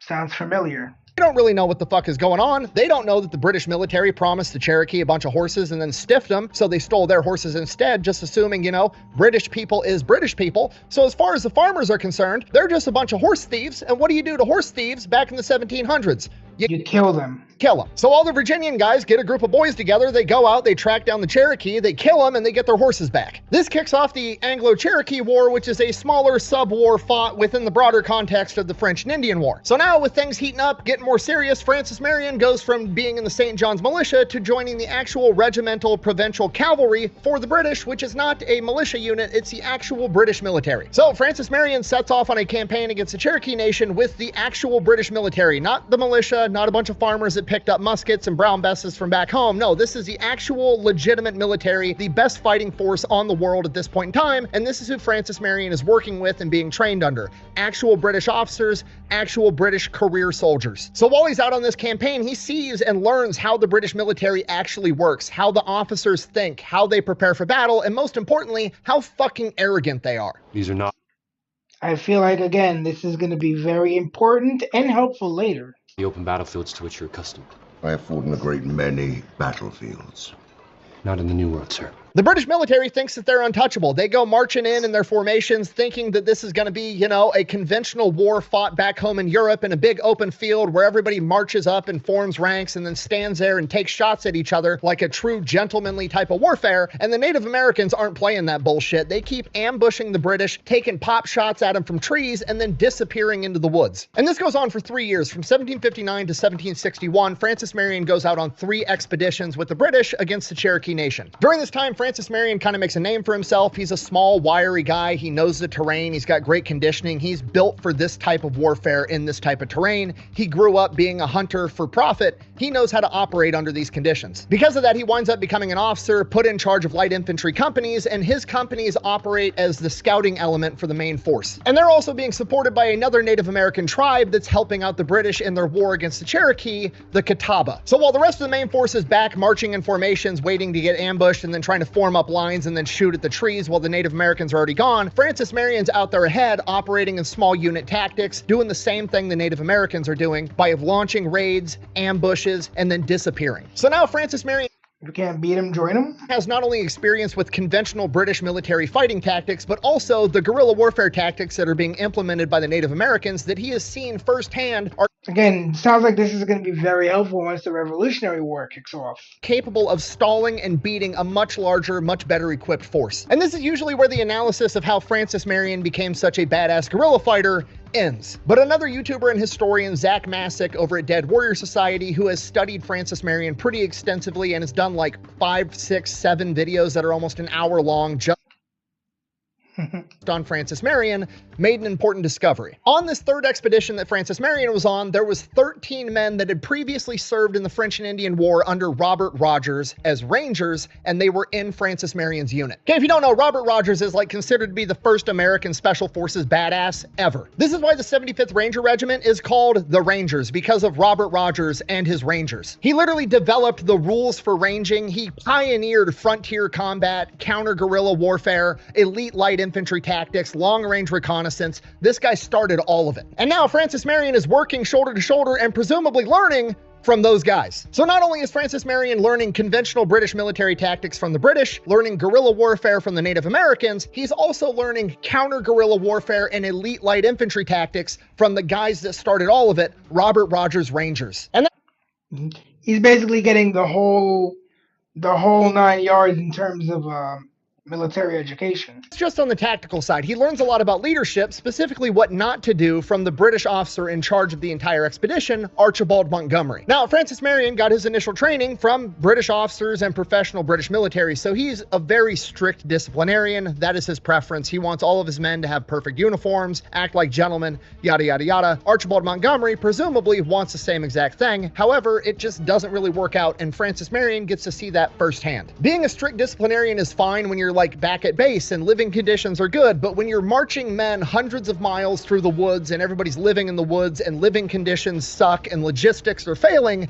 being a strict disciplinarian about uniform doesn't really jive that well. Because of this, Francis Marion gets to see firsthand that if you're a strict disciplinarian while you're also working your men really hard in not the greatest conditions, you'll have guys that are playing up their injuries to get out of the field. You'll have guys deserting, and particularly because the British are still being helped by another Native American tribe, the Catawba, a lot of these Native American guerrilla fighters that are assisting the British initially end up saying screw this and they go home because they weren't being treated that great. So Francis Marion gets a lot of lessons in leadership about morale and who you can push, how hard you can push them, and when is the right time to do so. Obviously, a professional soldier, you can push and hold to a higher standard than a guerrilla fighter that's just trying to help you out. But all that And this will again be very helpful later. It's not going to matter until later, because right now they are about to enter a battle known as Etochi Pass. Now, Etochi Pass is basically the gateway to the Cherokee Nation. If they can punch through right here where the Cherokee have a massive defensive position up on a hill, they're going to be able to basically have free reign on the rest of the Cherokee Nation, destroy them, and win the war. Francis Marion and his platoon of some 30-odd men are basically the tip of the spear. They are leading their way up this hill, and they get about midway up this hill when the Cherokee launch their ambush. But because they're so far up this hill, most of the men that are hit in this ambush are the men further behind them at the base of the hill. So most of Marion's men survive the initial ambush, and from here the battle devolves into a long-range skirmishing firefight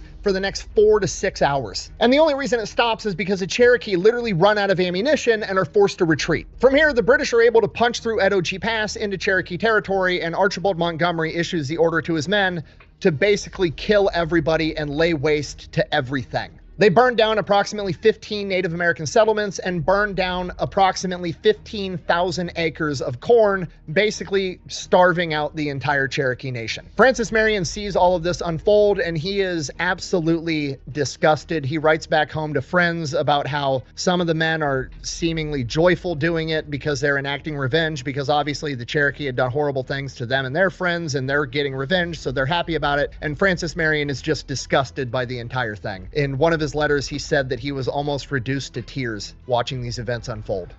Soon after the Cherokee broke their treaty with the French. That's how we justified it. This expedition and one more that Francis Marion was not a part of but did unfold in a very similar fashion would ultimately lead to the Cherokee being forced to surrender and sign a peace treaty, leading to the end of the Cherokee War. With that, Francis Marion returns back home and he is held in very high regard as a distinguished soldier that performed well on the battlefield, but despite that, he is still deeply traumatized by what he saw, and for that reason, he decides to go back home and become a farmer again. All right, fast forward like 15 years, 1775, Francis Marion has Let's go. He's been being a farmer this entire time. And while he's been doing that, things have been heating up politically between the colonials and the British, and because of that, in January of 1775, South Carolina elects the first provincial Congress of South Carolina. And Francis Marion's older brother Gabriel, because he's married to a wealthy woman of high status, is actually elected to the first provincial Congress. A couple months after that, in April, the Battle of Lexington and Concord happens, the opening battle of the American Revolution, and now the American Revolution is underway. Ipso facto, South Carolina's new Congress realizes they need a military, so they go about electing military officers to lead their militia, and because Francis Marion is A, a highly experienced soldier, and B, his brother is in Congress, his name gets thrown in the ring. He receives 135 votes, coming in third overall, and he is now one of the highest ranking officers in the South Carolina militia. From here he goes out, he recruits 60 men, brings them back, and he starts training them, and he is training them to be actual professional soldiers, and he's a stickler at heart, so he's making sure they're in their right uniform, right place, right time. They have to be well shaved, they have to have a nice haircut, the whole 9 yards. He's kind of a dick about it, people find him hard to be around, but hey, it is what it is.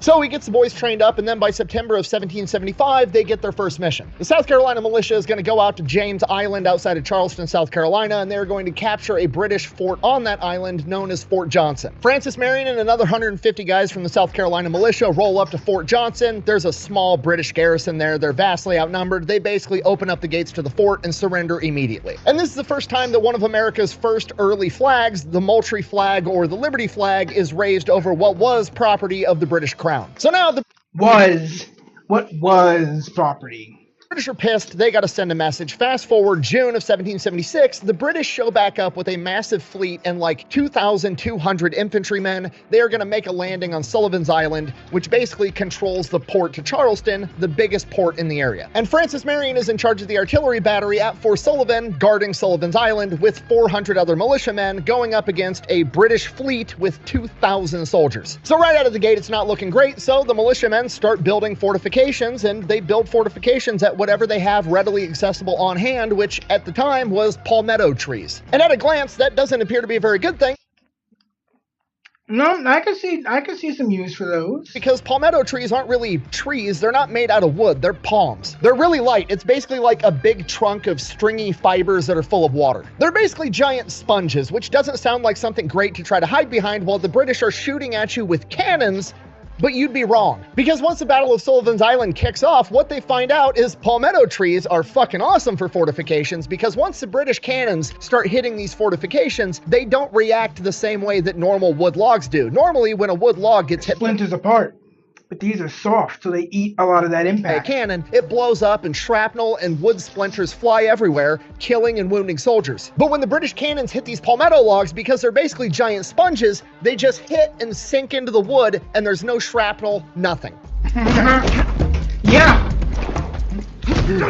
Hey, guess what? So the British cannon is all but ineffective. Meanwhile, Francis Marion's artillery battery is able to hit the British ships. So right out of the gate, by pure luck or divine intervention or whatever you want to call it with these palmetto trees, things are going great right up until they're not, because Francis Marion's artillery battery runs out of black powder, probably because nobody assumed they would last long enough to use that much black powder. Now at this point, the South Carolina militia has already punched way above their weight. Nobody would fault them on being like, we're black on ammo, we gotta surrender, we gotta retreat. Whatever, but Francis Marion, the main character, he's not about it. He grabs a group of guys, leads them back into Charleston, acquires more black powder for his artillery batteries, brings it back, and keeps the fight going until they sink a British based frigate, which ultimately leads to the British being forced to retreat and victory for the colonials at Sullivan's Island, thanks to Francis Marion being able to acquire more black powder and the luck or divine intervention of using spongy palm trees for fortifications. Okay, a couple of things. Francis Marion is given a lot of credit for a lot of things that he does later on. He's not given much credit for his actions on Sullivan's Island, being the guy that led the party that got more black powder and literally kept the fight going. Like, Francis Marion isn't even mentioned on the Sullivan's Island Wikipedia page. Somebody go fix that. The palmetto trees, on the other hand, are pretty much given all the credit for victory at Sullivan's Island, which, you know, fair, they did play a major role. But the cool part about that is that's actually why there's a palmetto tree on the South Carolina state flag today. As you that's cool. see, it's basically the Moultrie flag or the Liberty flag. They just took the word liberty out of the crescent in the corner and then slapped a palmetto tree on it. Look at that. We're learning South Carolina state history. Moving on.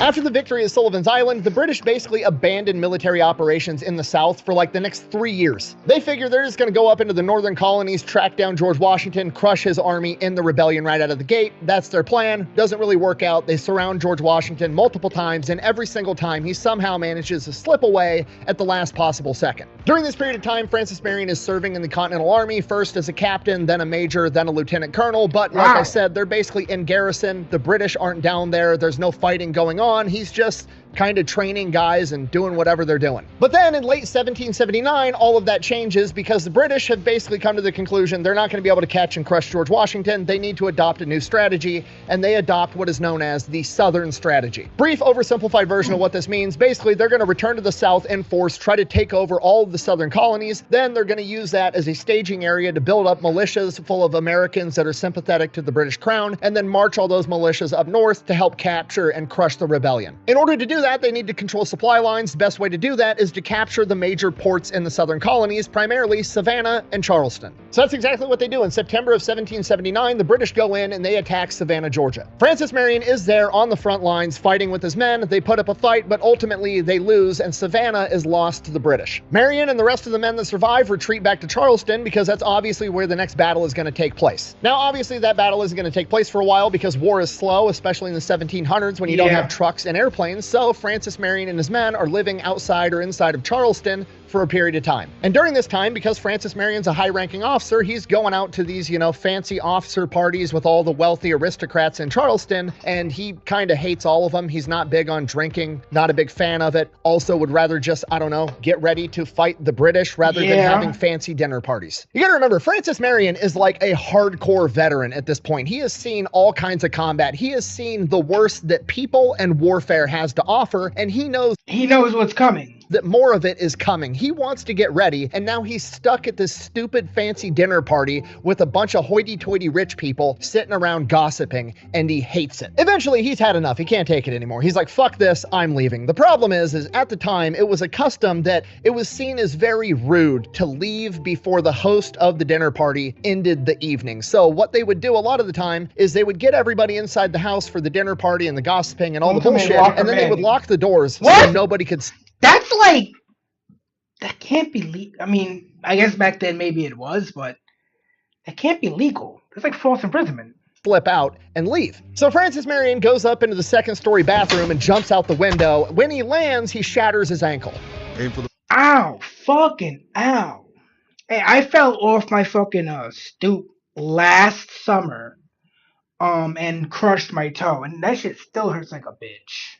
Okay, do you understand how ridiculous this is? Francis Marion has had Cherokee guerrilla fighters and the British military, the most powerful, well-trained, well-equipped military on the planet, all try to kill him, all of which weren't even able to scratch the guy, and he gets a significant injury breaking his ankle trying to escape gossiping with rich people. From here, he basically gets medevaced out to a plantation in the country to recover from his injuries, and while he's out there recovering, Charleston gets attacked and falls to the British. By August of 1780, Francis Marion recovers, but obviously in the months previous, when Charleston fell, all of the men that were serving under him were either killed, captured, or disbanded and have since gone home, so now he's just one man again. So he goes from town to town raising his own little militia, gets 20 guys together, and then he hears that the American forces are sending down General Horatio Gates to confront the British and save the South. So Francis Marion grabs his group of 20 guys, a bunch of ragtag volunteers with no military experience, and rides north and offers his services to General Horatio Gates. And Gates is gearing up to have a major confrontation with the British at what would come to be known as the Battle of Camden, so in theory, he could use all the help he could get. Despite that, when Francis Marion shows up, Gates takes one look at him. He's like a 40-some-odd-year-old farmer. He's 5'4". He's 115, 120 pounds, and he's got 20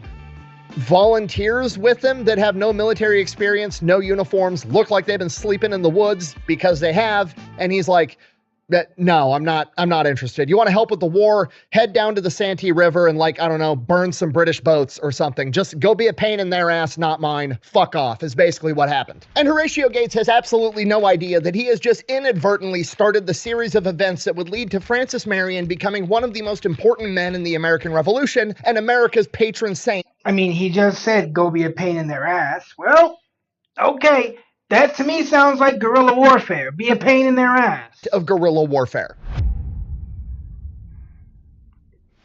So Francis Marion heads back down south of the river, just like he was ordered to do. Every time he's passing through a town, he's stopping at the taverns, he's picking up more guys to join his militia. Within a couple of days, he's built up a force of like 70 guys. The problem is, they're all dudes that he's pulling out of the bars, right? So they don't really have guns, or if they do have guns, they don't have much ammunition, they don't have sabers, they don't have uniforms, they're ill-equipped. He basically has nothing. First order of business, we got to get the boys some weapons, and those are in short supply pretty much everywhere right now. So Francis Marion goes to a bunch... I think it's time to tactically acquire some. ...to blacksmiths and sawmills, and takes the old saw blades out of the sawmills and has the blacksmiths recraft them into swords. Okay, right out of the gate, Francis Marion is doing colonial era Mad Max shit. He's about to get aggressive. And that's exactly what he does. He's got his men living out in the swamps. They're launching successful raids on these British supply ships in the river, and then British patrols ramp up and they are trying to hunt down Francis Marion and his guys. A disproportionate amount of attention is now getting paid to Francis Marion. They're not able to find him because he's hiding all his guys in the swamp, but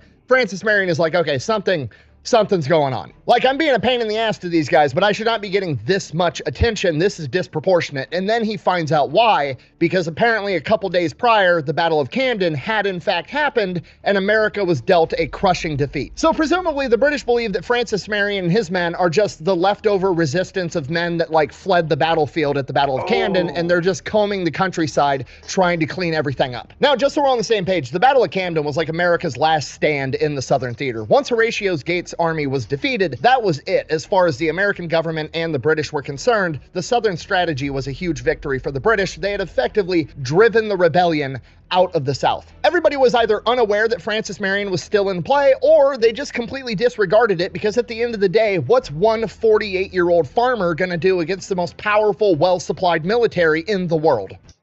We're gonna find out. Right? Well, they're about to find out. Don't really remember how many. Maybe one. And this is really where we get to see Francis Marion become the main character of this part of the Revolutionary War. Again, Mel Gibson's character in the movie The Patriot is based off of Francis Marion, but it's never intended to be like historically accurate or completely based on true events. So in the movie, Mel Gibson's character is deeply traumatized by what he saw in the French and Indian War. They capture that part correctly. That part is accurate. But then in the movie, they use that as basically Mel Gibson's character's reasoning for not wanting to go to war. He knows how brutal war is because he's seen it, and he wants to do everything to avoid it. There are alternatives to war.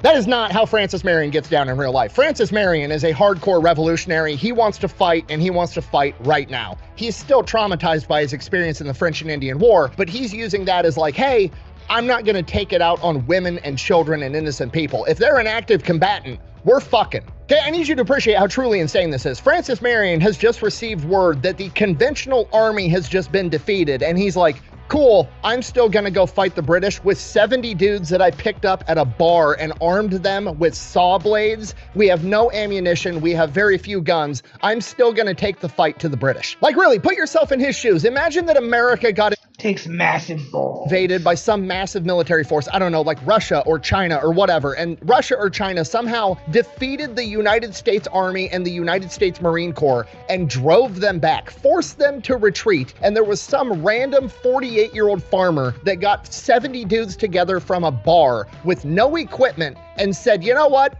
The Army and the Marine Corps couldn't pull it off. I'm gonna go get it done. That is a delusional level of self-confidence. And this is really where we also start to see not only Francis Marion's guerrilla warfare tactics come into play, but his leadership skills from everything that he had learned from the French and Indian War, because he remembers how important morale is, especially when you're dealing with guerrilla fighters that aren't professional soldiers. And because of that, he realizes that these guerrilla fighters are going to be prone to losing their morale and just going home. So Francis Marion decides he's not going to tell his guys that they had lost at the Battle of Camden. He is going to keep that to himself and continue on with the mission. So at this point, Francis Marion has his 70 guys. They're all hiding out in the swamps in South Carolina. He's just got this news. He's decided he's going to keep it to himself. He's going to continue the fight anyways. And then that night, something amazing happened. Literally, fate steps in because a British officer by himself wanders into their camp. So they immediately capture this guy, they interrogate him, they find out he's a British officer, they find out that he's alone going through the swamp because he's actively deserting his military post, and then they pump him for more information. They also find out that the British have taken over a plantation not too far from where they're at, and at that plantation is 150 American POWs that were captured at the Battle of Camden that are currently being guarded by somewhere between 35 and 60 British redcoats. And they're not going to be there long because they're currently being escorted to prison ships. So presumably Francis Marion's doing the mental math like, I got more men, I got 70 guys, they got 60 guys at most, I have the element of surprise. If I can go in there, free these 150 POWs, that's another 150, not just guys, but trained soldiers that are going to join my ranks. This could be a huge deal if I can get these guys freed, and he decides that's what he's going to go do. Okay, and that sounds like a great idea, but again, I need you to appreciate how truly crazy Francis Marion and this as a whole is. A hostage rescue mission is the most complicated, difficult mission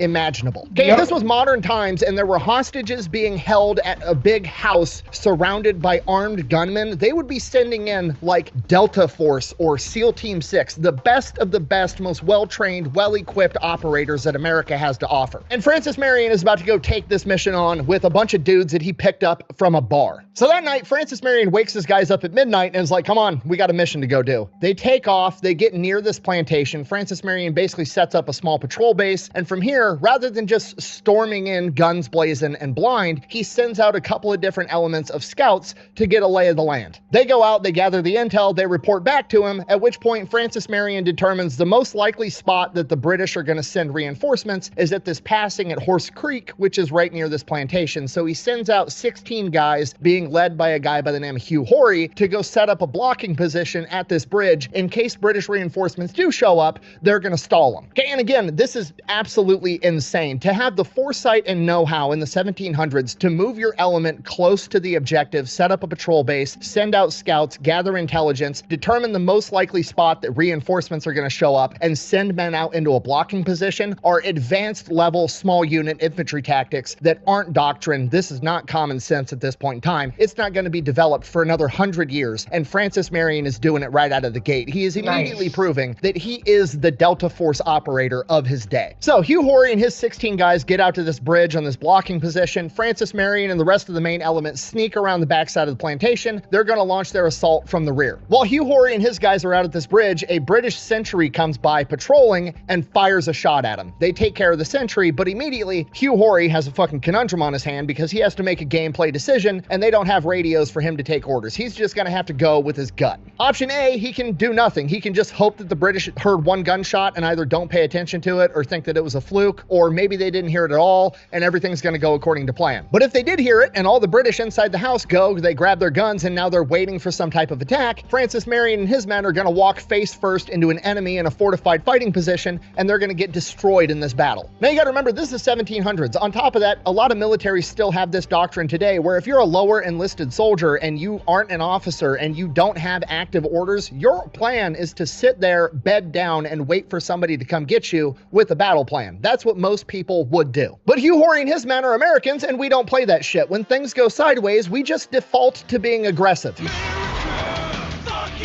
So as far as Hugh Horry is concerned, as soon as that musket went off, this battle has officially started, and he has opted to go with America's tried and true plan B, brute force and ignorance. He grabs his men and orders them to charge the front of the plantation immediately. So they all take off running. As they approach the front of this plantation, they see something incredible. For whatever reason, the British had decided that they were going to leave all of their muskets staged outside the front door of the plantation. They immediately run up to the front door. They now have all the British guys' weapons. They kick down the front door, and within a matter of seconds on the other side of the plantation, by sheer coincidence, Francis Marion launches his attack as well, and now the plantation is simultaneously being hit from the front and the rear, and the British are completely disarmed. Now, to be completely intellectually honest, I have no idea exactly what unfolded once they both hit the house at the same time. These guys weren't rocking GoPros back then, but if they were, I like to imagine it would be a montage of the coolest colonial era CQB house clearing I've ever seen. Because within a matter of minutes, the entire thing is over. 2 British are dead, 5 are wounded, the rest are taken prisoner, and they have recovered 147 POWs. And Francis Marion has 2 men that were wounded and none that were killed. This mission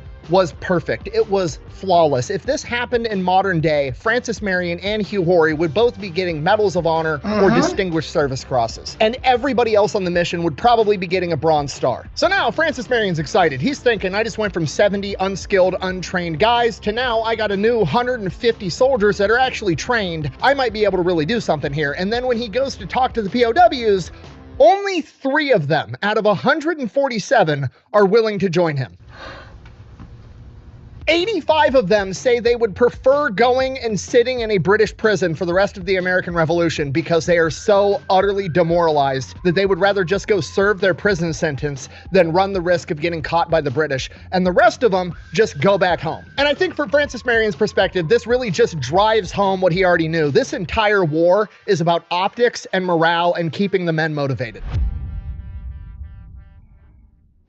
So from here, Francis Marion just goes back to what he was doing. He's still sending people out into towns, trying to recruit, trying to drive up morale for the Patriot cause. He's still launching, minor attacks on British supply lines, but nothing really major is going on. However, probably unbeknownst to him, he has just become public enemy number 1 as far as the British are concerned. You gotta remember, General Cornwallis, the guy in charge of this southern campaign, has basically told them, hey, we defeated the rebels at Kansas. We own the South now. It's all taken care of. And everybody's like, oh, what a great job Cornwallis did. And now he has to go back to his bosses and be like, oh, by the way, Somebody attacked a plantation, took out a bunch of our troops, took them prisoner, and then freed 150 rebels. He has just went from, hey, the job is done, to what the fuck is going on over there? Obviously, you don't have this situation under control. That man insults me. So from here, the British just start throwing everything they have at Francis Marion. The problem is they're throwing blind because nobody knows where this guy is at. He's out in the swamps of South Carolina somewhere. Obviously, they're sending out Tory militias. If you don't know, a Tory is just like an American that's sympathetic to the British cause and is siding with the British. There's militias of those guys roaming around looking for Francis Marion. There's conventional army units, but in addition to that, they also send out half a dozen death squads led by some of their best field officers with their best soldiers trying to track down Francis Marion. Two of these officers are the infamous Bannister Tarleton and the lesser-known James Weems. And these two guys are the inspiration for the main bad guy in the movie The Patriot. You know, the one portrayed by Malfoy's dad? Yeah, he's an amalgamation of Bannister Tarleton and James Weems. And again, one of the things the movie The Patriot does get right is these guys go on a brutal warpath to basically trick Francis Marion into coming out of hiding by taking it out on the local civilians. They burn down houses, they burn down crops, they kill livestock, and even the burning down of a Presbyterian church was real. That actually happened. To be fair, they didn't fill it with everybody in the town first and burn it down like they did in the movie The Patriot, but they still burned down the church and were running around burning down everything, destroying people's lives. Now remember, Francis Marion has a pretty long history of not liking this shit. He didn't like it in the Cherokee War when they were doing it to his enemies. He definitely isn't going to like it when they're doing it to his people of South Carolina, and neither are any of his men. So now Francis Marion is pissed off and more motivated than he was originally, and all of his men's morale are at an all-time high. They all want revenge. So on September 4th, 1780, when there's a Tory militia of 250 men sympathetic to the British in his area of operation, it's go time. Bear in mind, Francis Marion still only has like 70 guys, and he's about to go up against 250, but at least this time they're not professional soldiers. They're militiamen just like his guys. The difference is they're not being led by Francis Marion. So Francis Marion does what he always does. He sends out scouting elements, gets intel back at what's going on. The Tories are headed his direction with 250 men. 200 are in a rear element with 50 in a forward guard leading the group. Francis Marion immediately comes up with a brilliant plan, makes sure that they're coming right towards this swamp. Once they get close enough to the swamp, he sends out his 70 guys and confronts this forward element of 50 Tories directly, which makes him look like an idiot because he's attacking a forward element and he probably doesn't know that there's another 200 guys that are going to rush in and help. So it looks like he's falling into the British trap. His guys go in, they kill 30 out of the 50 of this forward element, and then when the reinforcements start showing up, they all fake a retreat back into the swamp. So now the British are thinking, oh, he didn't know that we had 200 men in reserve. We've got him on the ropes. We're going to chase him down and squash these guys right now. And they follow it's a trap. Francis Marion, aka the Swamp Fox, into the fucking swamp. Oh, you think darkness is your ally? Obviously, this does not go how they had hoped. They promptly get ambushed inside of the swamp and are forced to retreat. When it's all said and done, Francis Marion and his militia have just confronted a force nearly 4 times the size of theirs, killed a significant portion of them, and in exchange only lost 4 men and 2 horses. And this actually That's damn good. It turns out to be the turning point that Francis Marion originally thought the hostage rescue was going to be, where he was going to bolster his numbers. Because when you look at the overall bigger picture, you've got Bannister, Tarleton, and Weems running around the countryside, burning down people's houses because they may or may not be helping the rebel cause. And then you have some colonials that are sympathetic to the British going out and confronting Francis Marion about it, and him kicking their ass even though they have him outnumbered 4-1. So when the civilian population sees and hears about this, they're like, oh, not only is this guy the main character and a humongous badass, he's the guy that's fighting the guys that are roaming around the countryside, burning down our houses and crops. We want to help that guy. So now, not only does he have the support of the local population that now wants to help him get food, supplies, water, ammunition, he also, the very next day on August 5th, has 60 more men come and join his militia. So this is a complete game changer. Now Francis Marion has essentially doubled the size of his militia. He is better supplied. He has sympathy from the local population. And even if the local population isn't willing to directly help him by giving him food, ammunition, supplies, or serving in his militia, they're still willing to help him by giving him information. Basically, the entire countryside is now his spy network, so to speak. And this is actually crucially important because Francis Marion, while he is excited, he's, getting momentum behind him, he's stacking up victories, he's still very conscious of how important morale is. A single loss could be a crushing loss and send this entire house of cards crumbling to the ground. So he needs this information so that he can pick and choose his fights to ensure victory every single time, because a single loss could be the final loss. In the coming weeks, Francis Marion makes the most of his newfound support. He's getting new men, he's getting supplies, he's getting everything he can, including information. And some of this information is that there's a Tory militia held up at a place called Red Tavern about 50 miles down the road.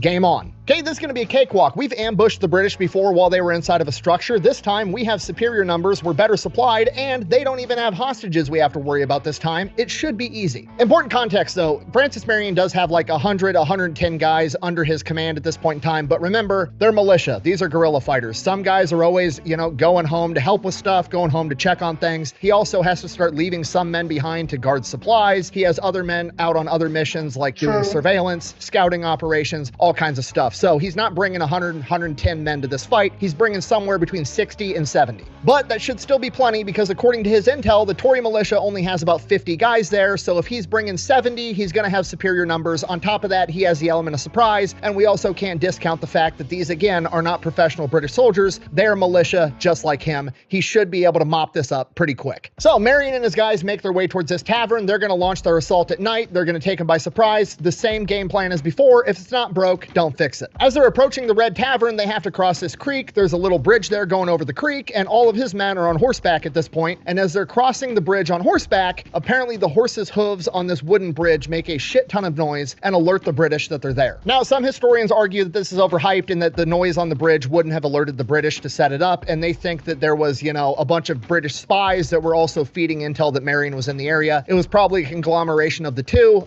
Dead Warrior Society also agrees with me on this, that, yes, they were probably alerted by their spy network that Francis Marion was in the area, so they were already on high alert. And then when they hear all these horses crossing the bridge at night of 70 dudes on 70 horses, oh shit, Francis Marion's here. So unbeknownst to Francis Marion and his men, all the British exit the tavern and go out and hide in a field near the tavern and stage an ambush. Francis Marion's guys walk right into this ambush. They receive a huge volley from this field where they weren't expecting the enemy to be, and they immediately start retreating. Francis Marion immediately leaps into action, splits his force in two, has half of them reform up and start laying down suppressing fire on the enemy, while he takes the other half and orders them around in a flanking maneuver and crushes the British good maneuver position in a matter of minutes. Again, Francis Marion showing what a tactical genius he is. He has basically just pulled off a platoon-size element react to contact maneuver with a bunch of men that have never drilled it and don't even know what it is. But under his leadership, they're able to execute it and get the job done live in a real firefight.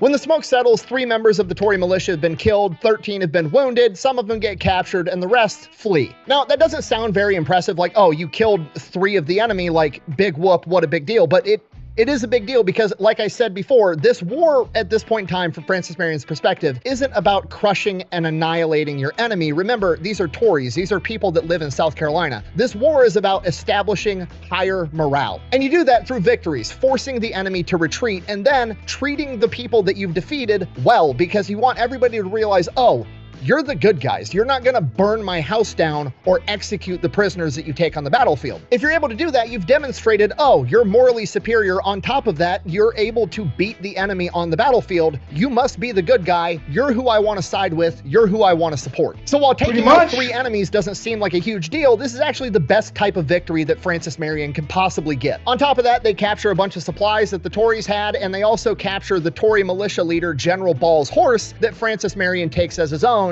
and names Ball. And here's the kicker: 5 members of this Tory militia, including the second in command, all offer to join Francis Marion's militia. Okay, which sounds weird when you're thinking about warfare in the modern sense. Like, at no point would, an American soldier get defeated in battle and then, like, join ISIS or the Taliban. But this is a completely different thing. This is a Tory militia. These are colonials. These are people that also live in South Carolina that joined a British militia, and they might have not joined it because they wanted to. They might have joined this militia because that was the only way they could prove to the British that they weren't part of the rebellion, and they didn't want to get their fucking house burned down. So it stands to reason that a lot of these guys potentially aren't even sympathetic or even like like the British. They were just doing it because they don't want to get fucked with by the British, and they didn't know how to go out and join Swamp Fox because that's kind of his whole thing. He's hiding in the swamp. And again, it all circles back to morale, because I can't think of anything more impactful to morale, to like the civilian population, than seeing a bunch of young men join the British militia, march off to combat,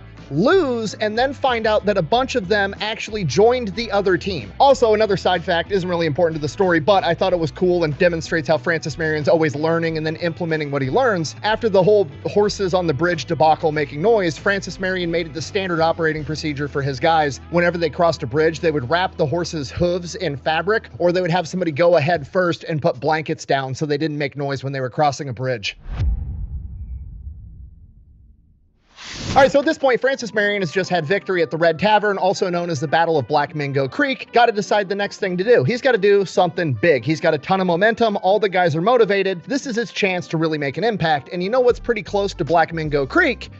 Georgetown. This is a major port city. It's under the control of the British. He grew up there when he was a kid. Somebody should probably go in there and do something about that. So Francis Marion pretty much immediately travels another 20 miles down the road, heads into Georgetown, and when he shows up, the British basically run and hide inside of a fortress that they have inside of Georgetown. At this point, Francis Marion goes in and is like, okay, surrender. And the British are hiding inside this fort, and they're like, no, we're not going to surrender.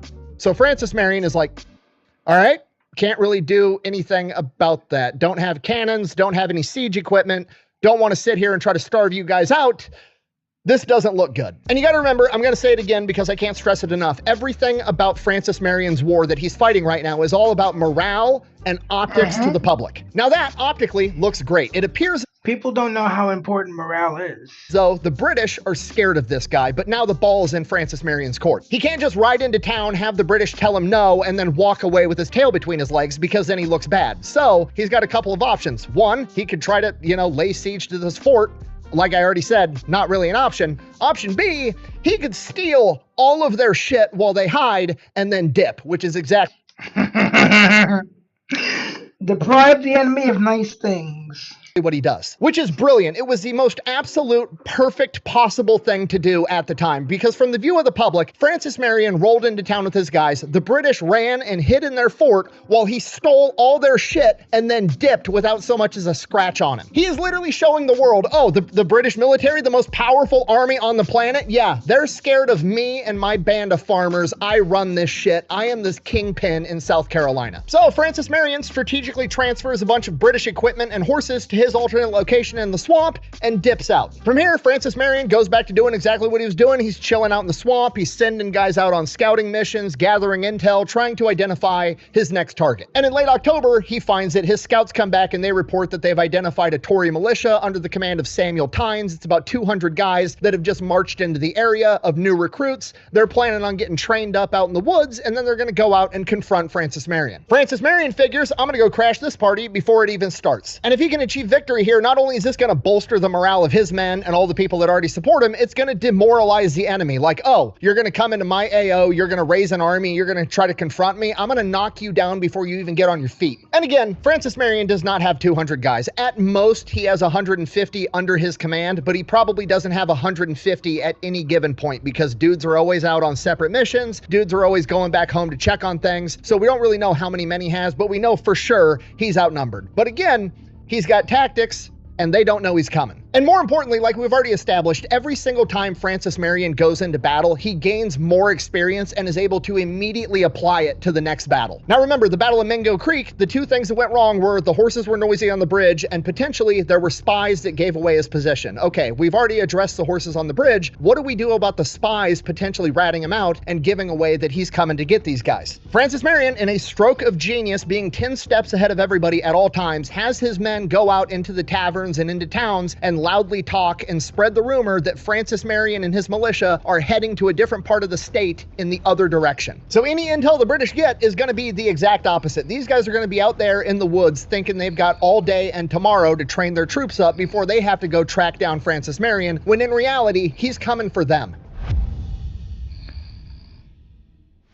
October 25th, 1780, Francis Marion and his guys have tracked down the new Tory militia led by Samuel Tynes outside of Terrecote Swamp. This time, Francis Marion goes back to the same playbook. They decide that they're going to attack at midnight when the enemy is least expecting it, and there's as few guards as possible, and everybody is sleeping. Except this time, there's no structure. There's nothing they got to worry about. These guys are out in an open field, so Francis Marion splits his guys up into 3 groups. He's got a group going right up the middle, then he's got 2 groups going around the outside in a flanking maneuver, and they're going to double envelop the enemy. They're going to absolutely crush them because they don't even know they're coming. He gets all of his men into position, then he signals for the attack to start by firing his pistol. All 3 units take off and converge on the target at the same exact time, absolutely crushing this militia. In a matter of minutes, 6 of them are dead, 14 of them are wounded, another 23 are captured, and the rest are scattered and running. And Marion didn't lose anybody. In fact, he actually gained people because some of the Tories turned around and joined his militia instead, and then on top of that, he also gained a ton of new supplies by sacking this encampment.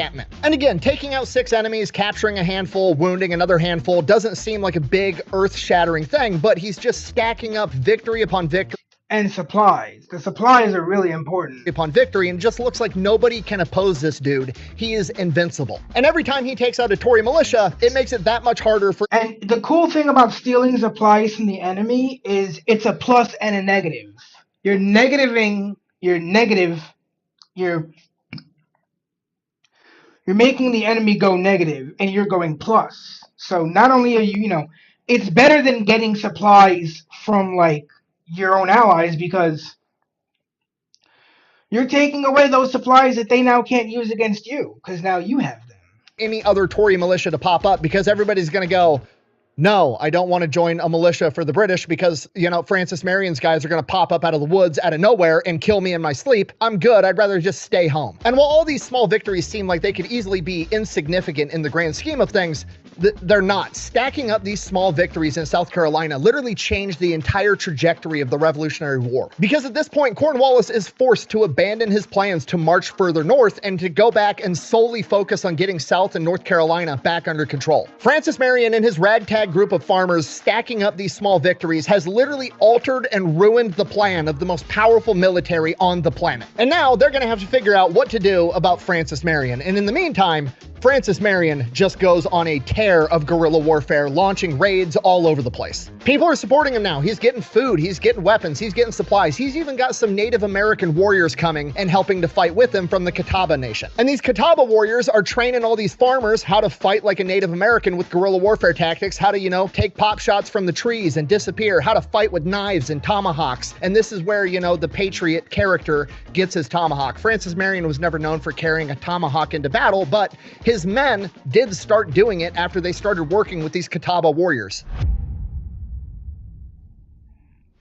By October of 1780, the British have decided how they're going to handle Francis Marion. They're basically going to redouble down on their efforts of actual British soldiers, the best of the best, being led by Bannister Carleton and Weems, to go out and track him down. Previously, they were like, be on the lookout for this 48-year-old farmer out in the woods with some other dudes. Now it is like, no, go find this motherfucker and stop him. So Weems and Tarleton decide they're going to do what they were doing before, just harder. They're going to burn down even more houses, more plantations, more crops. At one point, they hang a ferryman because he refused to, transport British troops across the river. They hang the guy in front of his wife and kids. They're just absolutely roaming around committing war crimes, terrorizing the civilian population. And as we already know, Francis Marion absolutely hates everything about this, but he's in charge of a bunch of guerrilla fighters. They're all kind of, loose cannons, and he actually has 2 of his higher ranking guys go out and try to do the same thing to Tory families, and he immediately pulls them back in and reprimands them in front of the entire company and tells all of his guys, this is not how we conduct warfare. His exact words were, and I quote, "To distress innocent women and children is the most despicable of crimes." So A, Francis Marion is just morally opposed to this, which is great. But B, it also still serves his purpose in the grand scheme of things because, again, it's all about optics and morale. So when everybody sees the British are roaming around the countryside, hanging men in front of their wives and kids and burning down their homes, and Francis Marion is not engaging in that type of behavior, everybody wants to support that guy. So obviously, Francis Marion is going to have to do something about this. He's going to have to go confront these guys. The problem is, this, Bannister Tarleton is a formidable enemy. As far as conducting warfare goes, even though he's brutal about it, he is the best of the best that the British military has to offer as far as getting the job done. To give you an idea of who Francis Marion is now dealing with, Bannister Tarleton is most famous for the Battle of the Waxhaws at this point in time, which was previously this year in May of 1780. The long and short of it is he took his 150-man cavalry unit and chased down an American Continental Army unit of 350 men that had a 10-day head start and were 150 miles away. He caught up to them in 54 hours. He then proceeded to launch an attack, more of a massacre, that killed 113 of them, wounded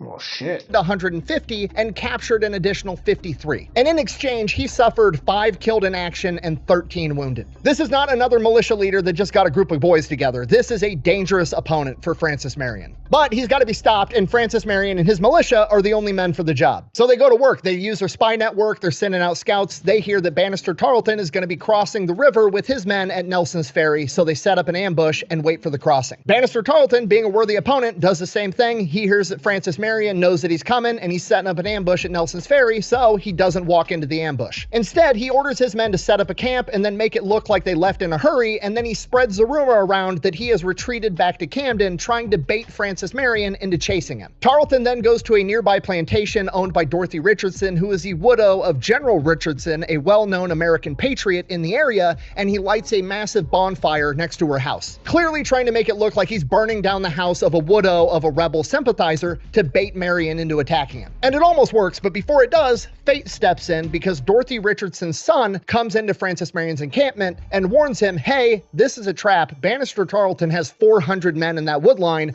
Nice. Clutch. 2 cannons. At which point Francis Marion decides, all right, we're outnumbered. He wants me to chase him. Nah. He can chase me. Marion and his guys retreat into the swamp. Tarleton and his men chase him, and they go on for 7 hours straight, clearing 26 miles. Well, Bannister Tarleton clears 26 miles. Francis Marion and his guys clear 37 miles. At which point, Bannister Tarleton comes to the realization, I'm never gonna fucking catch this guy in the swamp. It's impossible. I don't know how he's this fast. It is superhuman. So eventually, he just accepts the fact that he's never gonna catch Francis Marion, and that is when he tells his men the famous line, and I quote, "Come on, boys, let's go back. We'll soon find the gamecock, but as for this damned old fox, the devil himself could not catch him." And this is where Francis Marion gets his famous nickname, the Swamp Fox.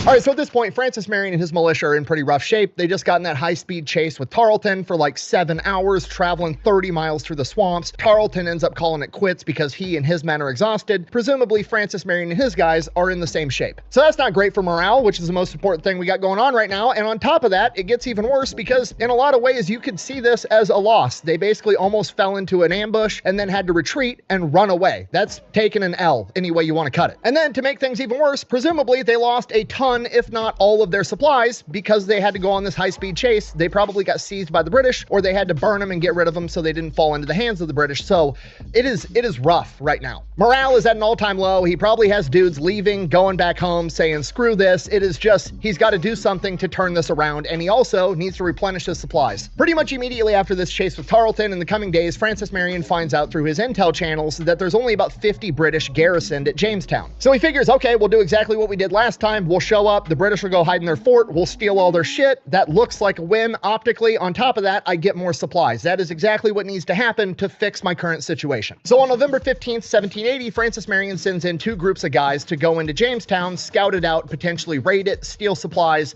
get the W. Unfortunately, the intel that Francis Marion had gotten was correct, but it was old, because by the time his 2 groups of 30 men make it into Jamestown, Jamestown has been reinforced by an additional 250 British soldiers. Both groups wind up getting into a skirmish with the British. Francis Marion winds up losing 6 men. In return, he kills 3 Tories and captures an additional 12 as prisoner, and his men are forced to retreat. Optically, to the public, probably doesn't look too horrible. He launched an attack on Jamestown, killed a couple of Tories, took a bunch of them prisoner, lost a couple guys in return. Looks pretty neutral in the eyes of the public, but to Francis Marion and his guys, this is a disaster. Morale was already at an all-time low. They needed to go in there and get supplies. They didn't get any supplies, and instead they lost 6 of their friends. This is horrible. And to make things even worse for Francis Marion in particular, one of the 6 men that were killed was his nephew Gabriel. I'm joining up with him. Oh shit. Gabriel. From here, there's not a lot Francis Marion can do. It's late November, winter is on its way, and he's got to find somewhere to set. Yeah, back then winter was kind of a big pause button for a lot of shit. Up camp to survive this winter. So he goes out deep into the swamps of South Carolina, somewhere where nobody's going to be able to find him, and finds this spot known as Snow's Island. Basically, the PD River veers off from a creek, so he is essentially in this position surrounded by water. He has effectively given himself a moat and this impenetrable terrain position. From here, he's still conducting guerrilla warfare operations, just nothing major. He's still sending out small groups of guys to gather intelligence, raid British supply lines, get more supplies, little tiny stuff they need to do to survive, but he's not going to be doing anything big until winter's over. But then something amazing happens. He starts getting all kinds of supplies from the local population. He starts getting a ton of more volunteers. In a matter I believe nowadays we call that hearts and minds. Weeks, he goes from having like 200 guys to having over 700 men. And this all happens because after Bannister Tarleton had given up chasing him, after Bannister Tarleton effectively beat him, he somehow still managed to turn around and turn it into a loss for the British. Remember, this entire thing is all about morale and optics. The British came out of the Bannister Tarleton chase looking fantastic. Francis Marion was running things in South Carolina. Then Bannister Tarleton shows up, a hot shot from Great Britain, their military leader, and he chases Francis Marion out of town, and now Francis Marion is gone. That is the W for the British. Optically, it looks absolutely phenomenal. All he had to do was nothing. He literally could have done nothing and would have looked great. He could have turned around and been nice to people in the public, and he would have looked even better. Do you think that's what he did? Absolutely. Let me guess, he was a giant fucking dickhead? Absolutely not. Rather than do that, he decides that he's going to snatch defeat out of the jaws of victory because he immediately, after giving up chase from Francis Marion, goes back to Dorothy Richardson's farm, beats the shit out of her, burns her house down, burns all of her crops, and then goes and burns down a bunch of other houses in the area. Just really driving home the point of, hey, I am the bad guy. I am unironically evil to absolutely everyone. Arnold, your brutality has swelled his ranks, without which this ghost would have disappeared and I would be in North Carolina or Virginia by now. So now the entire countryside is siding with Francis Marion, and they're showing up to help him. And then some more intel falls into his lap that about 250 fresh British soldiers just got here from across the sea, and they are being escorted by a more veteran military unit up to Camden so they can get more training and get better equipped. Okay, this is the perfect target. Francis Marion now has the opportunity to set a tone and demoralize the new guys that just got here right out of the gate. And that's exactly what he does at the Battle of Halfway Swamp on December 12, 1780. He gets all of his guys. They basically go out and they surround these 250 redcoats. Does Francis Marion have superior numbers?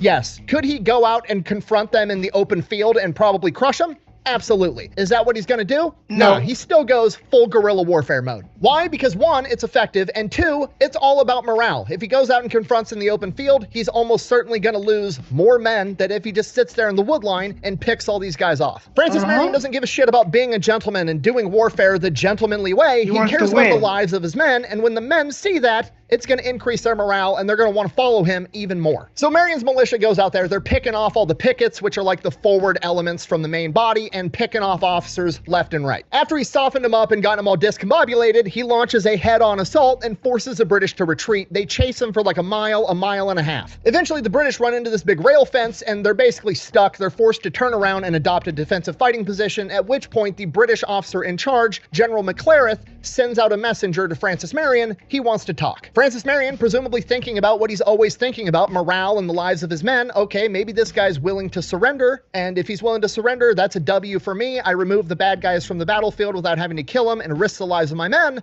Sure, I'll talk with this guy. So they go into this meeting, and this British officer informs Francis Marion that his actions of ordering his men to pick off the forward elements and the officers is, and I quote, violates the rules of warfare and civilized nations. To which Francis Marion responds, my actions are infinitely more humane than the actions of Weems and Tarleton, who are running around the countryside burning down homes and harming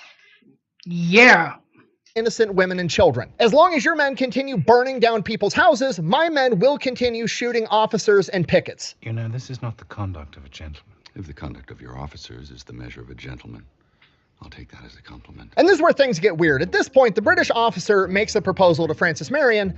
He wants to have a duel, but not Francis Marion versus McLareth. McLareth wants to take his 20 best marksmen versus Francis Marion's 20 best marksmen and have a 20-man duel in the middle of everybody, and basically winner takes all, the other team surrenders. Now, presumably, Francis Marion's thinking, okay, this guy's, you know, officer and gentlemanly, surely he wouldn't lie. On top of that, his 20 best marksmen are British soldiers. They have smoothbore muskets. My 20 best marksmen are all guerrilla fighters that have Kentucky rifles that are 3, 4, 5 times as accurate as a smoothbore musket. These guys don't stand a fucking chance. And optically, how's it gonna look for morale when I'm challenged to a duel, I accept the duel, and my 20 best guys absolutely shit stomp the British's 20 best guys in open combat? It's gonna look great. So Francis Marion takes the deal. From here, they agree they're gonna have this duel first thing in the morning. That night, they're gonna pick their 20 best men. Maybe the men are gonna go train, whatever. They basically set up camp for the night. And then in the middle of the night, the British tuck tail and run. Morning comes around, Francis Marion realizes what has happened. The British officer, in a gentlemanly warfare type fashion, fucking lied and ran away from the duel that he proposed, so Francis Marion and his guys chase him down. That's pretty fucking dishonorable. You want to talk about, oh, being an, you know, conducting warfare in a gentlemanly manner. Why don't you practice what you preach? We reach this element and the entire situation devolves into this, like, the British are still retreating while firing back and Marion's men are advancing while firing. It's like this retreating skirmish. Eventually the British come upon this plantation that's up on a hill owned by the Singleton family, and they run up onto this hill, take over the plantation, and set up a really good defensive position, at which point Francis Marion is heavily considering going up there and taking them out anyways. But he's not just going to run in there blind, he's going to do what Francis Marion does. He's going to be prepared for everything. He sends out scouts, they're scouting the area, he's gathering intel, and when he's gathering intel, he finds out that the Singleton family residing in that plantation currently has smallpox. Oh no. Oh no. At which point, Francis Marion is like, I'm not about to have all my men be getting smallpox. The British should probably already have smallpox at this point. Biological warfare is good enough to me. Pack the shit up, boys. We're going back to the fortress at Snow Island. Once he gets back to Snow Island, Francis Marion is finally able to establish contact with the Continental Army by way of Nathaniel Greene, aka the Fighting Quaker, aka George Washington's right-hand man, one of the most important generals in the American Revolution. Okay, just so we're all on the same page, just because I want this to be perfectly clear, everything Francis Marion has done in the Revolutionary War up till this point has been completely unguided, unprompted, and his own idea ever since his last order he was given by Horatio Gates months and months and months ago. Go down to the Santee River and, like, burn down some boats or something. Up until this point, Francis Marion has literally just been fucking winging it all by himself, but now he finally has communication with the Continental Army and they can start coordinating and working together. And Nathaniel Greene, like pretty much everybody else involved in this war, knows exactly who Francis Marion is, the Swamp Fox. He is literally a living legend at this point. Because of this, he is pretty much immediately awarded the rank of Brigadier General and essentially told, if it comes to a militia in South Carolina, basically you're the boss, you run that shit. And just to be clear, he is not a continental, like, U.S. Army officer. He's still a militia officer, but now he and his militia are both formally recognized by the Continental Army. They're no longer seen as just a ragtag group of guys running around in the woods doing things. They're actually, like, formally recognized by the Army, and they are working with the Continental Army at this point. Pretty much immediately, Francis Marion requests more men. He's like, look, I'm running exclusively guerrilla fighters down here. I know how to use conventional forces and guerrilla forces in conjunction with one another. I would be outrageously effective. Send me some guys. And Nathaniel Greene obliges by sending him like 350 Continental soldiers under the command of Lieutenant Colonel Henry Lighthorse Lee, aka the dad of the car from the Dukes of Hazzard. I'm just kidding. The car is named after his son, General Lee from the Civil War, like the main general for the South in the Civil War. Yeah, this is his dad. So they get teamed up. At this point, they decide that they're going to attack Georgetown for a third time. So they do what they always do. They're sending out scouts. They're gathering intel. Him and Lee develop this massive, complicated battle plan to take Georgetown once and for all. Without getting too far into the weeds on this, basically what happened, the British found out they were coming. They were very prepared. They wind up getting in this massive stalemate. Both the British and the Americans lose like a couple of guys, but there isn't any huge battle. They do not take Georgetown. Francis Marion decides, okay, I'm not going to risk my entire force trying to go up against a fortified enemy, and they retreat. And at this point, Georgetown, Francis Marion's childhood home for a good portion of his childhood, is basically turning into his white whale. It's like the one thing in this war that he can't quite get a grasp on. And the reason I even bring this up is because it goes to show you what a phenomenal leader Francis Marion is, because he's emotionally invested in taking Georgetown. That's his childhood home. It's been under control of the British. On top of that, it's the only thing he's failed to take multiple times. And despite all of that, he never lets his emotions or his ego get in the way of his decision-making skills. He is always placing the welfare of his men and the bigger picture first. All right, so Francis Marion and his guys are back at Snow Island when he gets intelligence that there is a large British force that has amassed, and they are coming to Snow Island to root out the swamp fox, and they are being led by British Colonel John Tadwell Watson. And intelligence says it's like 500 well-trained, well-equipped British soldiers with artillery. And while Snow Island is a highly defendable position, Swamp Fox doesn't really have any artillery to rebuttal with, so we're going to have to handle this the old-fashioned way. Francis Marion leaves behind a small contingency of men to guard Snow Island, grabs the rest of his guys, and heads out to confront him. Now, this is what comes to be known as the Bridge Campaign. Basically, it is like 10 separate battles and skirmishes that all happen within the span of about 2 weeks. I'm not going to go into the nitty-gritty of each of these individual 10 battles. We're going to do a brief, rough and dirty overview of the entire thing. Now, to get the party started, Francis Marion launches an ambush outside of Waibu Swamp on this narrow causeway. Basically, he caught him right in the middle of a choke point. They open fire on the British from the tree line. The tree line sends the cavalry charging towards them, but they're ready for it. They don't fall back. They don't retreat. They stand their ground and wind up driving the British cavalry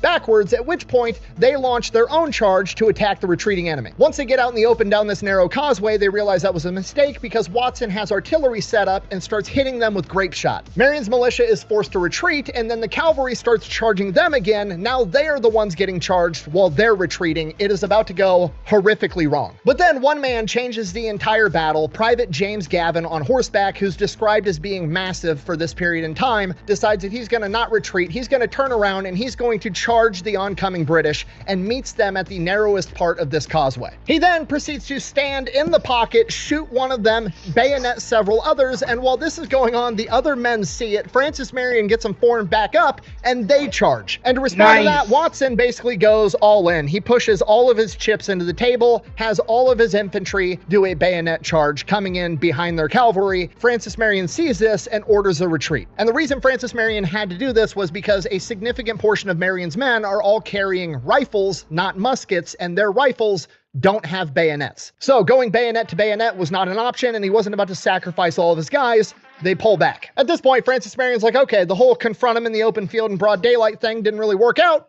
Time to get creative. Let's try some schoolyard bullshit. Francis Marion knows the entire country like the back of his hand, and he knows exactly where they're going. They're going to the bridge at Mount Hope Swamp. So Marion has some of his guys just stalking this British formation, taking pop shots at him from trees. The British get all pissed off. They form up into battle ranks. They return a volley into the woods, but by then, his guys are long gone. They're just constantly harassing the British 24/7. While that's going on, the rest of his guys ride way ahead, and they're way faster than the British because they're not worrying about taking fucking cannons with them, so they go up to the bridge and destroy it. The very next day, once the British make it to this bridge, or where this bridge used to be, there's an ambush set up with a bunch of riflemen over in the tree line on the...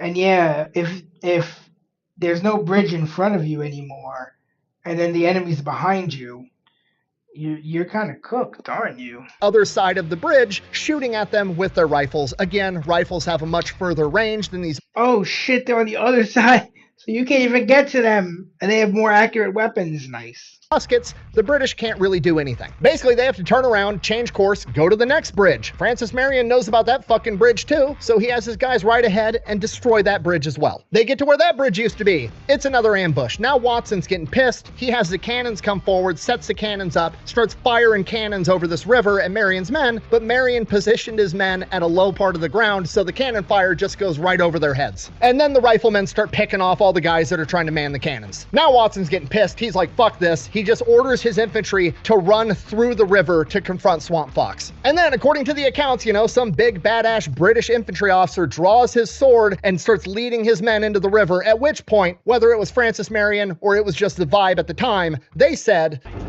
Shoot that guy. The officer with his sword out leading the charge immediately gets shot in the chest. And then one of the British soldiers tries to run out and save him. Then that guy gets shot. Then another guy, he gets shot also. Then two more guys run out and try to save them, and they both get shot. Finally, the British realize this isn't gonna work, and they're forced to retreat. They gotta find another bridge. And this goes on pretty much exactly like this for like 2 weeks straight. They are just harassing and picking off the British left and right constantly. Doesn't sound like a fun time to be the British. Reports at the time actually say that the British commander was so embarrassed that he started burying and sinking the dead bodies of his men into the swamps because he didn't want to have to report how many casualties he actually had. Eventually, Watson's mission goes from, I'm going to go take out the swamp fox, to, I need to survive and get the fuck out of here. And he just starts retreating back to Georgetown. And in order to do that, he's going to have to hurry. He's going to have to move a lot faster. What's slowing him down? The cannons. So he throws his cannons into a creek and abandons them. He then proceeds to run off to Georgetown, and Marion and his guys harass him and pick him off the whole way there. Whatever's left of his guys make their way into Georgetown. Francis Marion and his boys call it a day. They pack their stuff up. They head back to Snow Island. Commander Watson later had a couple of quotes about this situation, one of which is as follows, and I quote,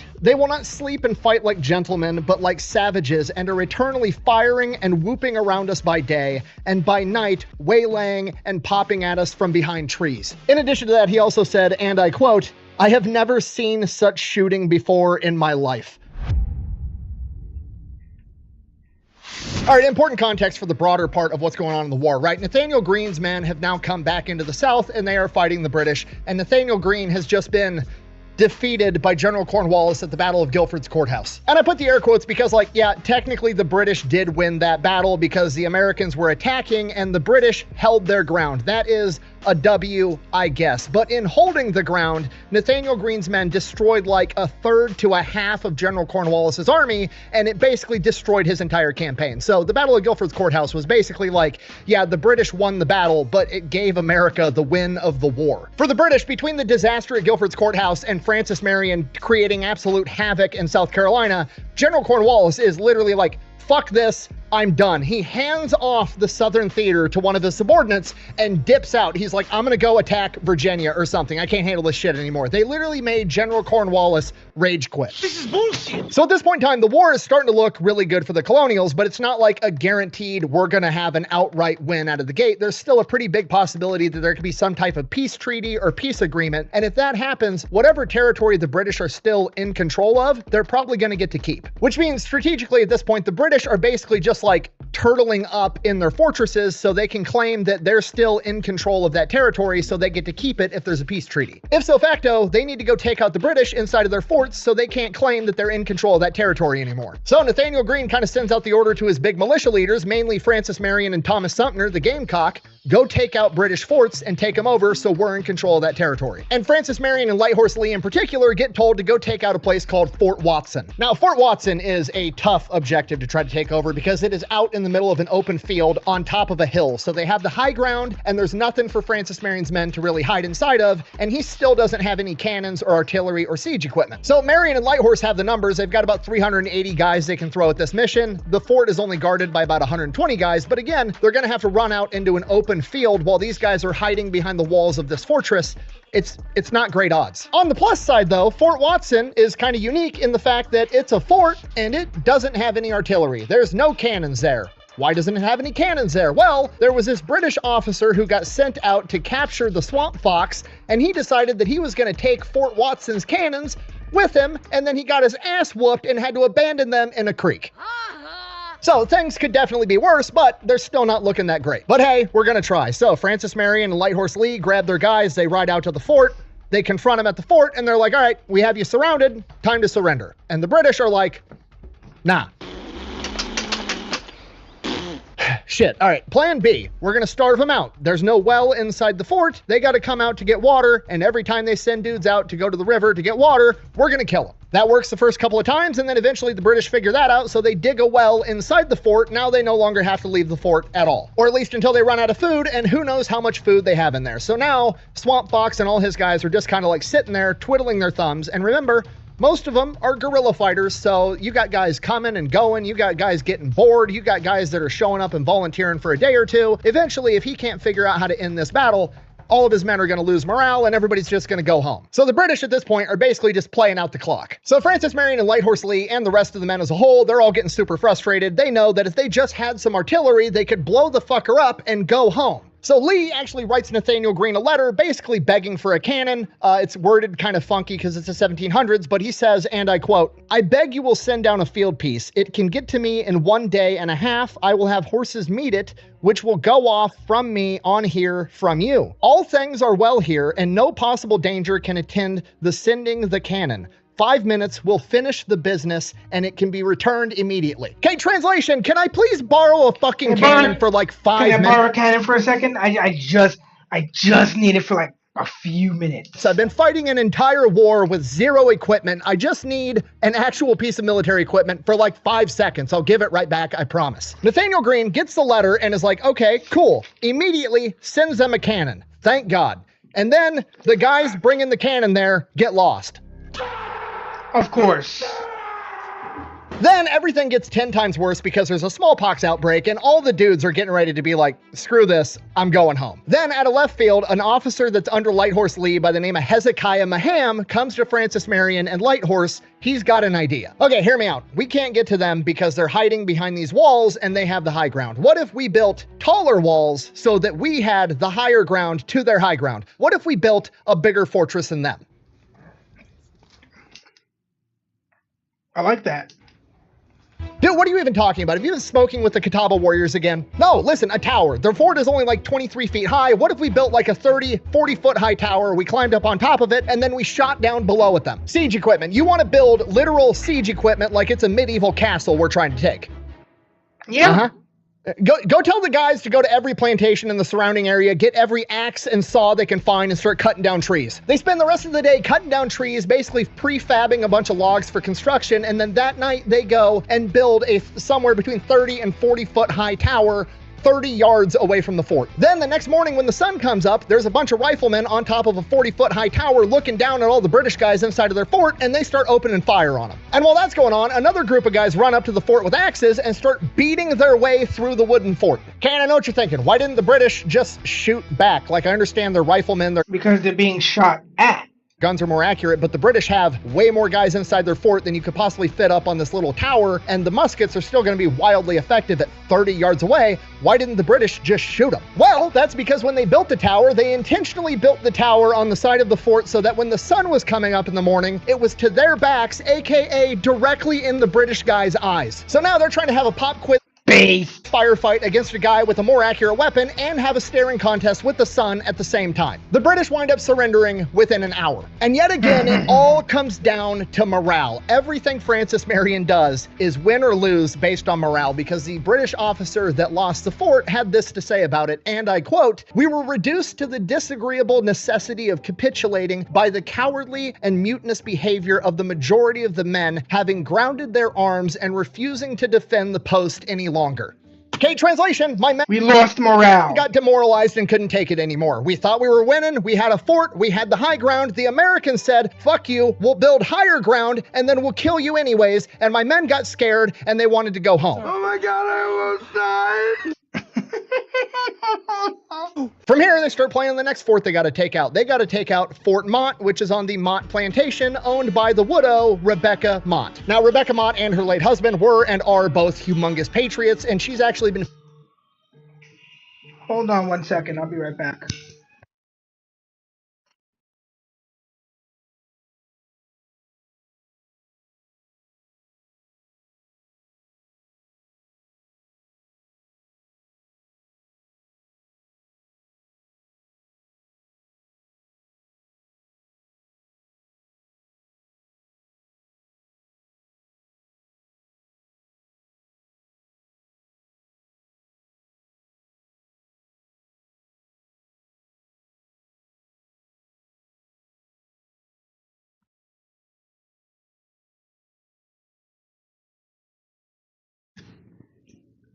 Shit, right. I will be right back. I have to take care of something.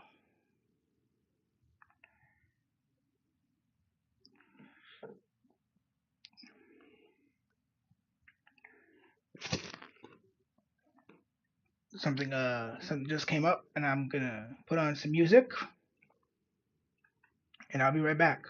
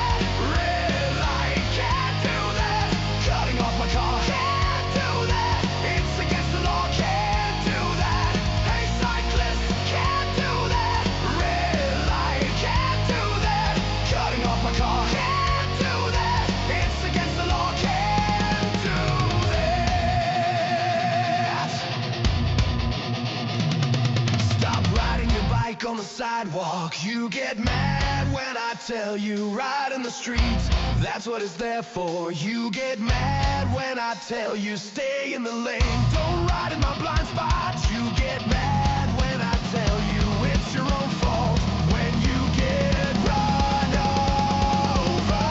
You get mad when I tell you stop riding your bike on the sidewalk. You get mad when I tell you ride in the street. That's what it's there for. You get mad when I tell you stay in the lane. Don't ride in my blind spot. You get mad when I tell you it's your own fault. When you get run over.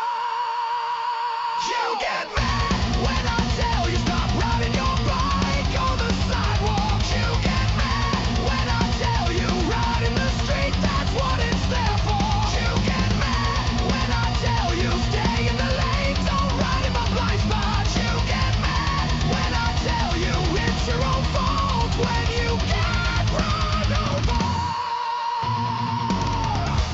You get mad when I tell you.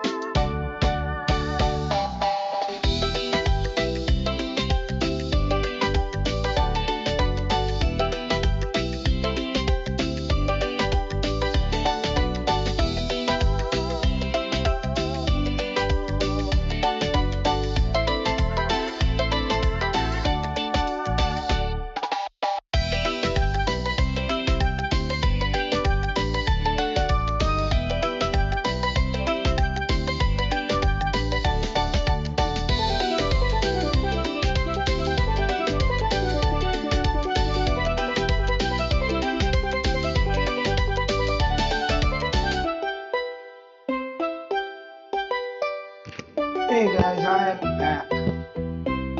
Crazy. And I'll tell you all about it in a moment. Let me just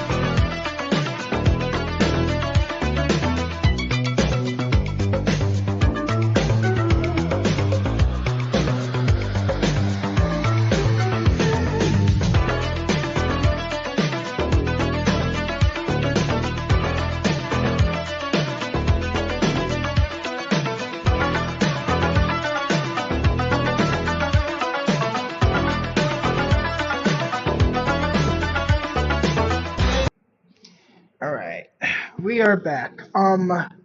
Yeah, I just got a call from my boss while I was streaming, and he asked me to go to another site and check on another guard who was not there when I got there.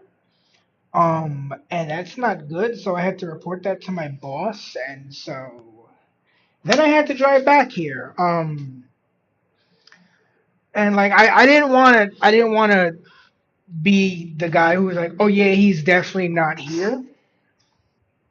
So I made sure to like check the whole ass area.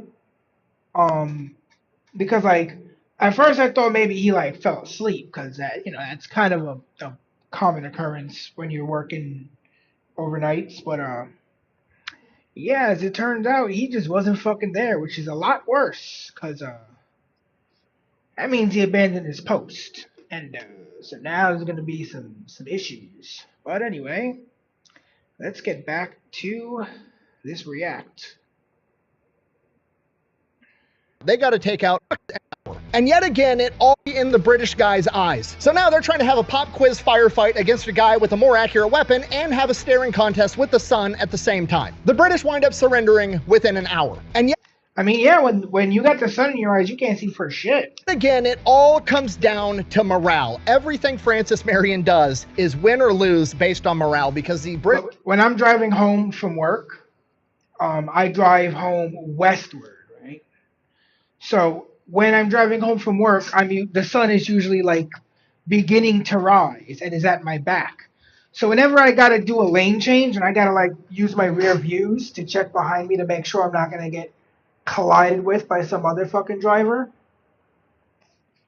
on my way home, I gotta like wait for my, like there's certain spots are like, okay, I know, the road curves and the sun isn't so much at my back there, and I can actually see behind me.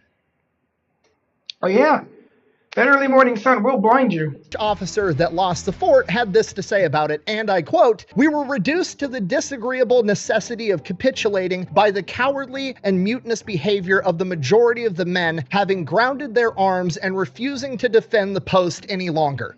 Okay, translation, my men got demoralized and couldn't take it anymore. We thought we were winning, we had a fort, we had the high ground, the Americans said, fuck you. Are you winning, son? We'll build higher ground, and then we'll kill you anyways, and my men got scared, and they wanted to go home. Oh my god, I almost died! From here, they start playing the next fort they gotta take out. They gotta take out Fort Mott, which is on the Mott Plantation, owned by the widow, Rebecca Mott. Now, Rebecca Mott and her late husband were and are they, the same Mott's of the Mott's, apple juice company? Because I used to really like that stuff when I was a kid.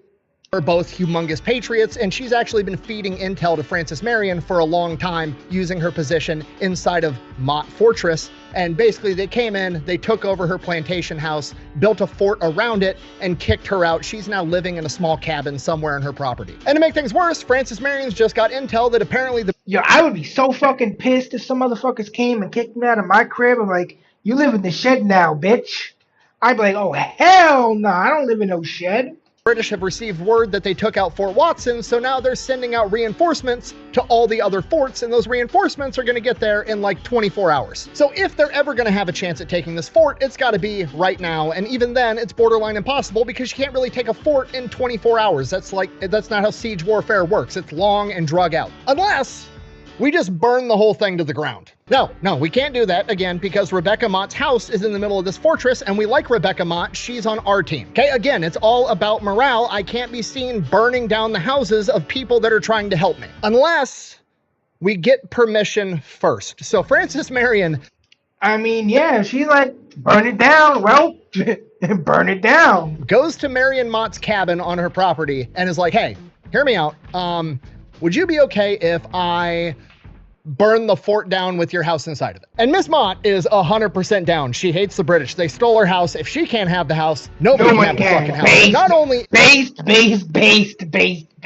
She okay and gives Francis Marion permission to burn down her house. She's like, how are you gonna do it? And he's like, I don't know, I didn't really get that far ahead. I guess like she's gonna be like, well, there's a fucking weak beam over here, and she's gonna tell him all the weak points of the house, absolutely based. And a flaming stick, throw it, something, and she's like, no, here, I've got this bow and arrow, and my husband has these special arrows that he imported from East India that explode on impact. You can shoot those at the... Is this a colonial era grenade launcher? Are we talking about a colonial era grenade launcher? Because that sounds really dope. Thatched roof to light it on fire from a distance. Yes! And this is why we do intel work. Okay, it's like a video game. Like, you could run in and do the mission guns blazing, or you could take a minute and talk to the NPCs, the non-player characters, and maybe, I don't know, they'll give you a legendary item to make the mission. Or a hint, be like, hey, did you know that if you hit this boss square in the balls, he won't be able to move for about 15 seconds? Way easier. What is this? Where did you get that armor from? Why is your sword on fire? What? And as if that wasn't cool enough, the guys that were trying let's to see how bring them chatted out this guy is. Where did you get that armor He's got shit orbiting him. His sword's on fire. Why is your sword on fire? What? And as if that wasn't cool enough, the guys that were trying to bring them the cannon that got lost at the last fort finally found him and have delivered a cannon. So now he also has a cannon and like these firework arrows imported from the east. So he has the boys go set up the cannon on some high ground so they can shoot over the wall into the fortress. And then he launches the flaming arrows onto the thatched roof. The roof catches fire. The British go up, try to put the fire out, but his guys with the cannon keep firing grape shot at him. So they just have to sit there and watch the house burn down. The British wind up surrendering so fast that Marion's men are able to take the last fort. Have the fucking house. Not only is she okay and gives Frances Marion permission to burn down her house, she's like, how are you gonna do it? And he's like, I don't know, I didn't really get that far ahead. I guess like a flaming stick, throw it, something. And she's like, no, here, I've got this bow and arrow, and my husband has these special arrows that he imported from East India that explode on impact. You can shoot those at the thatched roof to light it on fire from a distance. Yes! And this is why we do intel work. Okay, it's like a video game. Like, you could run in and do the mission guns blazing, or you could take a minute and talk to the NPCs, the non-player characters, and maybe, I don't know, they'll give you a legendary item to make the mission way easier. What is this? Where did you get that armor from? Why is your sword on fire? What? And as if that wasn't cool enough, the guys that were trying to bring them the cannon that got lost at the last fort finally found him and have delivered a cannon. So now he also has a cannon and like these firework arrows imported from the east. So he has the boys go set up the cannon on some high ground so they can shoot over the wall into the fortress. And then he launches the flaming arrows onto the thatched roof. The roof catches fire. The British go up, try to put the fire out, but his guys with the cannon keep firing grape shot at him. So they just have to sit there and watch the house burn down. The British wind up surrendering so fast that Marion's men are able to take them as POWs and then go in and put out the fire and save most of the house. And then, according to legend, Frances Marion... Hey, base!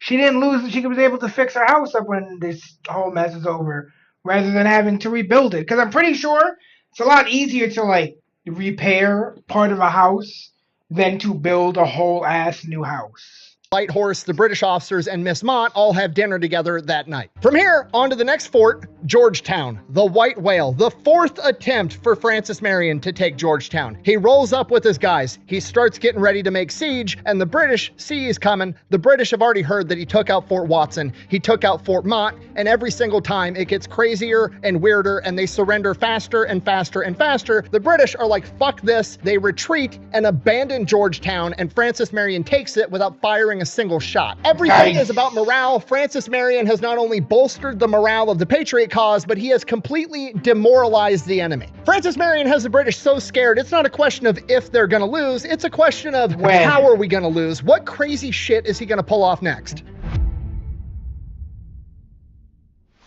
From here, Francis Marion goes, he takes a couple of really smaller forts, pretty much the same events unfold, they don't put up much of a fight. He also gets involved in a couple of skirmishes here and there, he's disrupting enemy supply lines, he's doing Francis Marion things, but nothing major. That is until August of 1781, when a British major by the name of Thomas Fraser decided that he was going to set a tone with the public. He decided that it would be a good idea to hang a colonel by the name of Isaac Haney in front of everybody in the middle of downtown Charleston, and Isaac Haney was like a really big name. He was one of the faces of the revolution. Everybody in this area knew and loved this guy. And Major Fraser just executed him in front of everybody, and now the entire population in South Carolina is pissed. Is looking over at Swamp Fox like, are you gonna do something about it? Like, hey, they just they did in one of our guys. What are we gonna do? How are we gonna get retribution? That? All right. Fuck it. Okay, A, Francis Marion and his guys probably want to just on principle, but B, this is another golden opportunity. Francis Marion has now worked himself into the common zeitgeist of what amounts to a superhero. Like there's a villain going around killing people and everybody looks to him to solve the problem. And Francis Marion knows he needs to deliver. This is his opportunity to bolster morale, win in the eyes of the public, be seen as the good guy, and that's exactly what he's gonna do. Francis Marion has like 400 men at this point and they ride like 100 miles to track this guy down.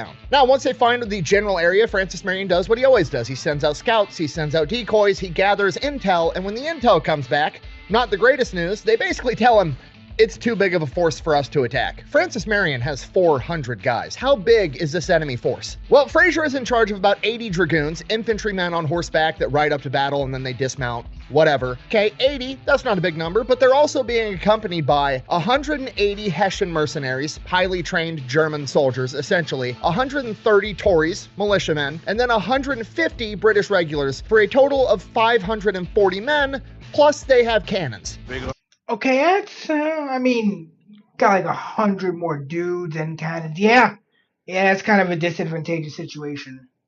But I feel like he can still make it work. Army only means one thing. More targets. Francis Marion, on the other hand, is like, oh no, we're fucking these guys up right here, right now, and he sets up a trap. Francis Marion knows right where these guys are headed. They're headed to Parker's Ferry, and between them and Parker's Ferry is a causeway, the perfect spot for an ambush. So Francis Marion takes a couple small groups of guys and basically orders them, hey, ride out and just go harass the shit out of these guys. Shoot at them and then run away. Shoot at them and then run away. Keep guiding them towards this narrow causeway. But most importantly, make sure that by the time they reach this causeway, they're pissed off. They're tired, pissed off, frazzled.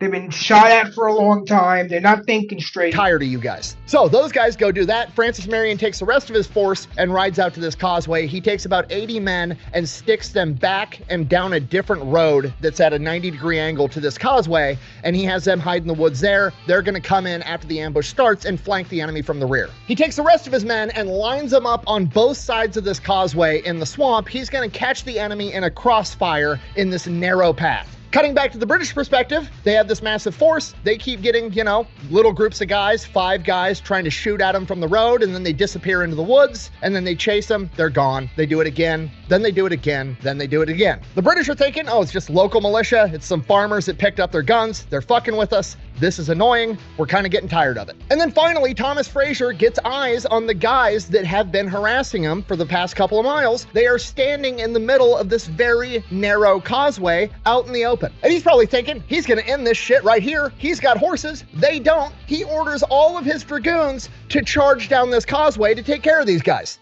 Gotcha, bitch. As soon as they cross into the causeway, both sides of this causeway erupt in gunfire, and there's nothing they can do because this is a narrow choke point with horses running forward at full sprint. You can't just stop and turn around. It's like hitting the brakes and throwing it in reverse on the freeway in traffic. It's going to be a disaster. You can either get trampled by the guys behind you, or you can just run the gauntlet. That's what they are forced to do. A ton of the men and horses get shot and killed. Commander Fraser actually gets shot off of his horse and then trampled by his own men. Now, some of the men actually do make it through this gauntlet, but at this point, they only have one thing they can kind of do. You know, they have their main force of infantry dudes on foot that are, you know, a mile back at this point. They're coming, they're running towards them to help, but it's going to take a second. And now they are basically stranded out there in the middle of nowhere with no help. The only thing they can do if they want to survive is take off running the other direction and risk getting caught on your own, or turn around and rerun the gauntlet and try to make it back to their guys, which is what most of them do. Okay, I'm inferring a lot here, but in my head, I just imagine like some British cavalry dude that's thankful that he just survived, frantically riding his horse as fast as he can over the bodies of his dead friends as the entire tree line is full of pissed off Americans reloading rifles like, I'm gonna fucking get your ass. Some of them make it, some of them don't, but then, you know, the main force shows up. They bring their cannons right up front, at which point Francis Marion is like, kill that guy. They start trying to man these cannons, and every dude that gets anywhere near that cannon gets absolutely dropped. They're never able to fire off a single shot. Now from here, his other detachment of men that he sent down the road should be coming down that road to flank these guys from the rear, but they're not coming for whatever reason. So Francis Marion's main force just winds up in this long, drawn-out skirmish with the British. They didn't have radios back then. It's not like he could just radio his guy and be like, flank now, and for whatever reason, the guy isn't coming in and flanking, so Francis Marion just keeps having his guys pick off every British dude that tries to man this cannon, and they're basically just farming the British for XP. And this goes on for like a while, potentially multiple hours, depending on which source you want to read. And then eventually Francis Marion hears the British guys yelling, we're getting flanked from the right, and he's like, fucking finally, I can crush all of these guys. He's like, wait, the right? They should be getting flanked from the left. What the fuck is going on? And the British start like reacting. Did like these idiots take the wrong way? They're not. Francis Marion knows they're not getting flanked from that direction. Also, he's been in this firefight for so long, all of his men are low on ammo. At this point, Francis Marion is like, okay, they're clearly confused. I'm clearly confused. I don't know what the fuck's going on. I'm low on ammo. It's time to dip. And him and his men just disappear into the swamp. The British were in fact not getting flanked. For whatever reason, his flanking element just decided to not show up. Francis Marion was pretty pissed about it. He would have been able to. Hey, kind of like the big pause in this video where I had to go to another site and check on someone who wasn't fucking there. Destroy the entire British force if they had, but things still worked out. One of the British officers that survived this engagement would later go on to say, and I quote, every man of the artillery were killed or wounded before they could bring their artillery to bear upon the enemy, who immediately retired without the least injury. We lost 125 killed and a great many wounded. Francis Marion, on the other hand, reported losing only one man and having 3 guys get hurt. Yo, that's insane. Yo, that's flex-worthy numbers.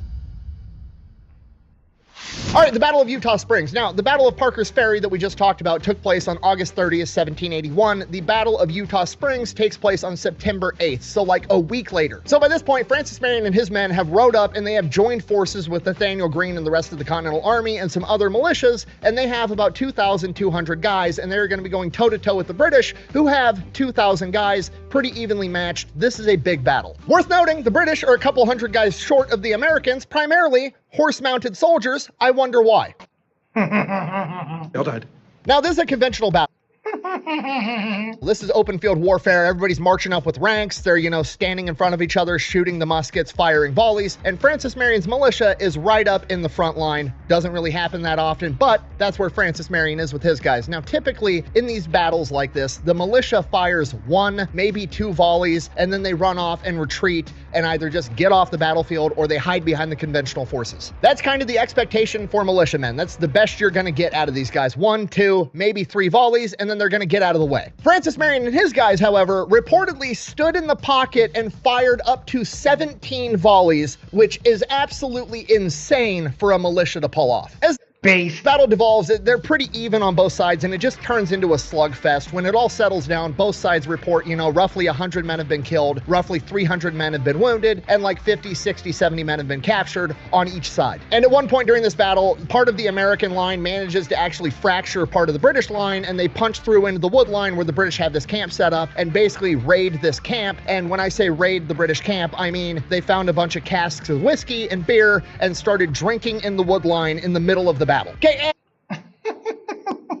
most American thing ever. A, that's hilarious, but B, not a great or the right time to be doing that, and it actually gives the British time to like regroup and start counterattacking, at which point Nathaniel Greene orders the retreat and they dip out. And the Battle of Eutaw Springs, much like the Battle of Guilford's Courthouse we talked about previously, is a case where like both sides are declaring themselves the victor. They both feel as though they have won. And again, technically speaking, the British won because, you know, the Americans were attacking, so their goal was to stand their ground and defend that area, which they did in fact do because the Americans attacked and then retreated. But big picture wise, which is what Nathaniel Greene's concerned about, he wants to be able to go confront the British, kill enough of their guys that they're not strong enough to chase him all over the country and stop him from doing whatever he wants, which is exactly what he has succeeded in doing. So they've both achieved their goal. Ultimately, it is a case of the British have won the battle but lost the war, because this directly leads into the Siege of Yorktown that happens the very next month in October of 1781, which is where General Cornwallis surrenders and essentially is kind of seen as the end of the American Revolutionary War.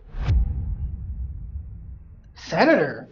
Okay, fast forward, Yorktown has fallen, and this is kind of seen as like the end of the American Revolution. It's really not, because the actual Treaty of Paris that like formally ends the American Revolution and establishes America in the eyes of the British doesn't get signed until September of 1783, almost 2 years later. Yorktown is kind of cited as like the end of the American Revolution because that was the turning point where it basically crushed the British's will or any hopes they had of conquering or maintaining control of the colonies. So to put it simply, basically the British are no longer trying to win the war. They're just held up in their strongholds while they work out. It's like, you know, just because, think about World War II.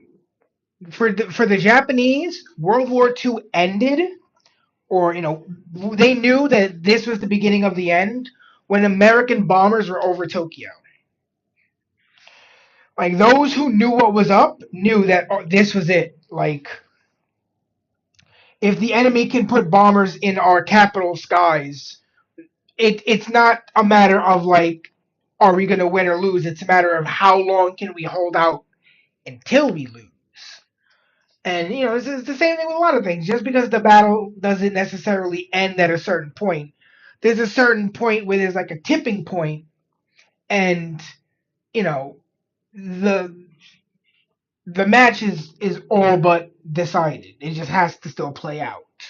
Peace treaty. And Francis Marion is going to keep the pressure on. Francis Marion continues launching guerrilla warfare operations for like the next 2 years. And to be fair, it does get harder for him because, again, this entire war is about morale, and a lot of people view the war as essentially over, but Francis Marion is still finding guys to help him out and putting in work the entire time. So while he's still going out there conducting guerrilla warfare operations against the British, he also gets elected to the South Carolina Senate. So now we have Senator Swamp Fox going out and conducting guerrilla warfare operations when he's not establishing new policy and propping up a new country. Okay, can we get back to this, please? This is the type of people that I want running the country. I want my politicians to be badasses. This is a 50-year-old man at this point running around engaging the enemy. Meanwhile, 250 years later, I've got Nancy Pelosi and Mitch McConnell, a bunch of senior citizens that are just worried about insider trading the entire time, fucking over everybody.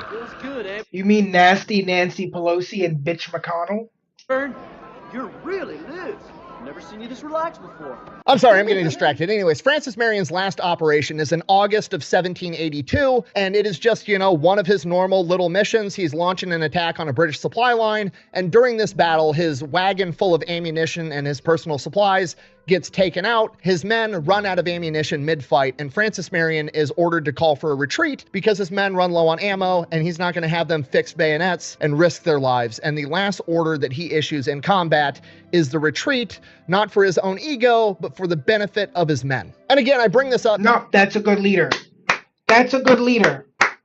That is a good leader right there. Because it's poetic. It summarizes who Francis Marion is as a leader. He is not going to put his ego and his emotions first. He doesn't care about getting this win. He doesn't care about being perceived as a loser. He cares about the big picture, and he cares about his men, and he does the right thing every single time. And while he's no longer fighting in direct combat, we also see him continuing this fight in politics during his career as a South Carolina senator, because his main concern, the main thing that he pushes, is not having retaliation against the people that supported the British. not having retaliation against the Tories. Because again, Francis Marion, always big picture, morale, optics, and moving forward. And he knows that if we're worried about people getting mad about shit that happened 3 years ago during this war, we'll never move forward. People that were patriots retaliating against people that were Tories, trying to burn down each other's houses for revenge, that everything's going to fall apart again, and it's just going to devolve into a civil war. And he does everything he can to prevent that. And again, it comes at a great... and that's not scheduled for another, 100 years. Deal of self-sacrifice to Francis Marion, because that is a wildly unpopular opinion to a lot of people. But he does it anyways because it's the right thing to do. After the American Revolutionary War had ended, obviously they didn't have the Medal of Honor yet at this point in time, but for major figures in the war, Congress did vote and elect to award gold medals to certain key people like Daniel Morgan, Nathaniel Greene, Thomas Sumner. Among them was Francis Marion, and while the other three did wind up receiving their gold medals, Francis Marion never did. After all of this, Francis Marion would return home to his farm only to find that his property had been ransacked multiple times and neglected for years. So he rebuilt it and went back to being a farmer before ultimately passing away on February 27, 1795 at the age of 63. And that is the story of Francis Marion, America's patron saint of guerrilla warfare, a 48-year-old farmer with a bum leg that would somehow almost single-handedly halt the British Southern strategy and become a legend in the process, known as the Swamp Fox. Thank you for watching. Best way to support the channel is go buy some merch, maybe drink some Echelon, which is available at Vitamin Shop now, by the way, or you can order online. Links to both of those over at thefatelectrician.com. Quack bang, out.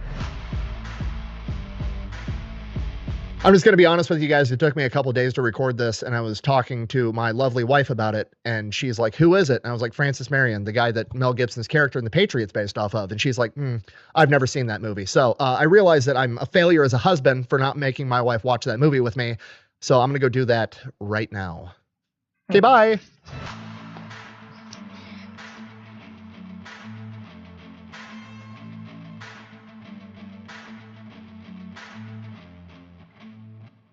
Men do not deserve women. Okay, let's see. What can we watch next? Hold on. Before we I'll be back. I know I put up that screen a lot today. Today's been a little nuts. First time I think. Well, it's the first time I've had to go check on another coworker. But I'm just gonna go grab I'm just gonna go grab something real quick for my car. I'll be right back.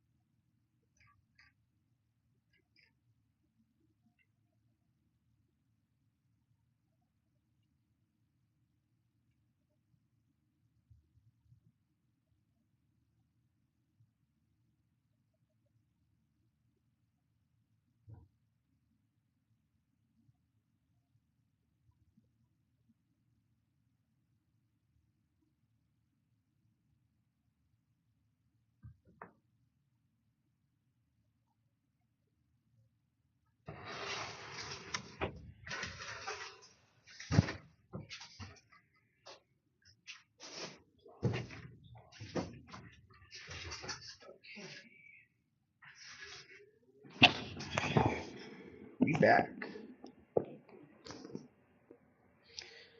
Alright, let me find something to watch.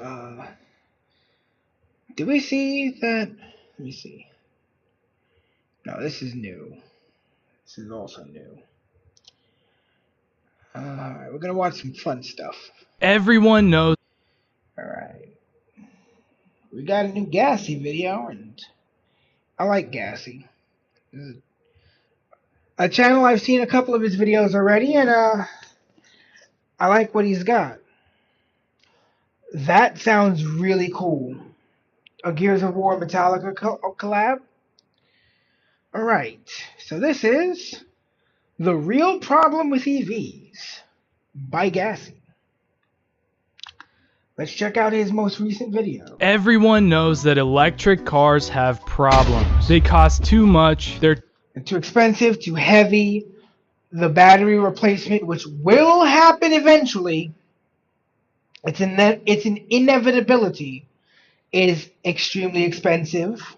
Too heavy, and they take way too many resources to make. But people kind of forget how cool they are as well. First of all, they're quiet. Obviously, as someone who likes cars, that's not something I really care about at all. But for most people, it's so nice to not wake up the entire neighborhood when you're going on a 3 a.m. McDonald's run. But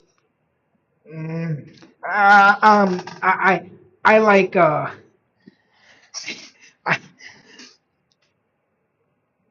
I would have to disagree there. something that car guys really appreciate is instant torque.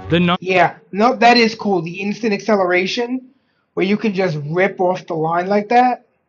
I checked this out. These cars can put down are crazy. Of course, there's so much more to cars than their acceleration. Functional cup holder. Gun compartment. Yes. Yes, I need a cup holder in my car. But a 4.2 second 0 to 60 in your mom's grocery getter is actually insane. You can't deny that they're super convenient to own too. I know some of the Jeep freaks enjoy owning a car that breaks down on them every weekend. But for most people, the reliability of an electric car is a huge upside. These things rarely go to the shop because there just isn't that much to go wrong on an electric motor, as long as it doesn't randomly blow up while it's parked. On top of that, you don't even need to pay for gas. I mean, beyond the obvious financial benefits of not visiting the gas station, you'd also save yourself so much time by not having to pump gas every weekend. You can just go home and plug it in. I mean, again, if I had a driveway or something or a garage where I could park it, that would work. But I definitely couldn't string a fucking cord out my window and across the street like an extension cord, because I know for a fact some asshole would come and chop that shit with a fucking fire axe. So comfortable too. I would be more than happy to go on a road trip in almost all of the EVs that I've sat in. All you need is some quiet tires and soft suspension and you're good to go. In my opinion, it might even be too much. That's the kind of car I'd follow. Yo, they crashed out. Look at that shit.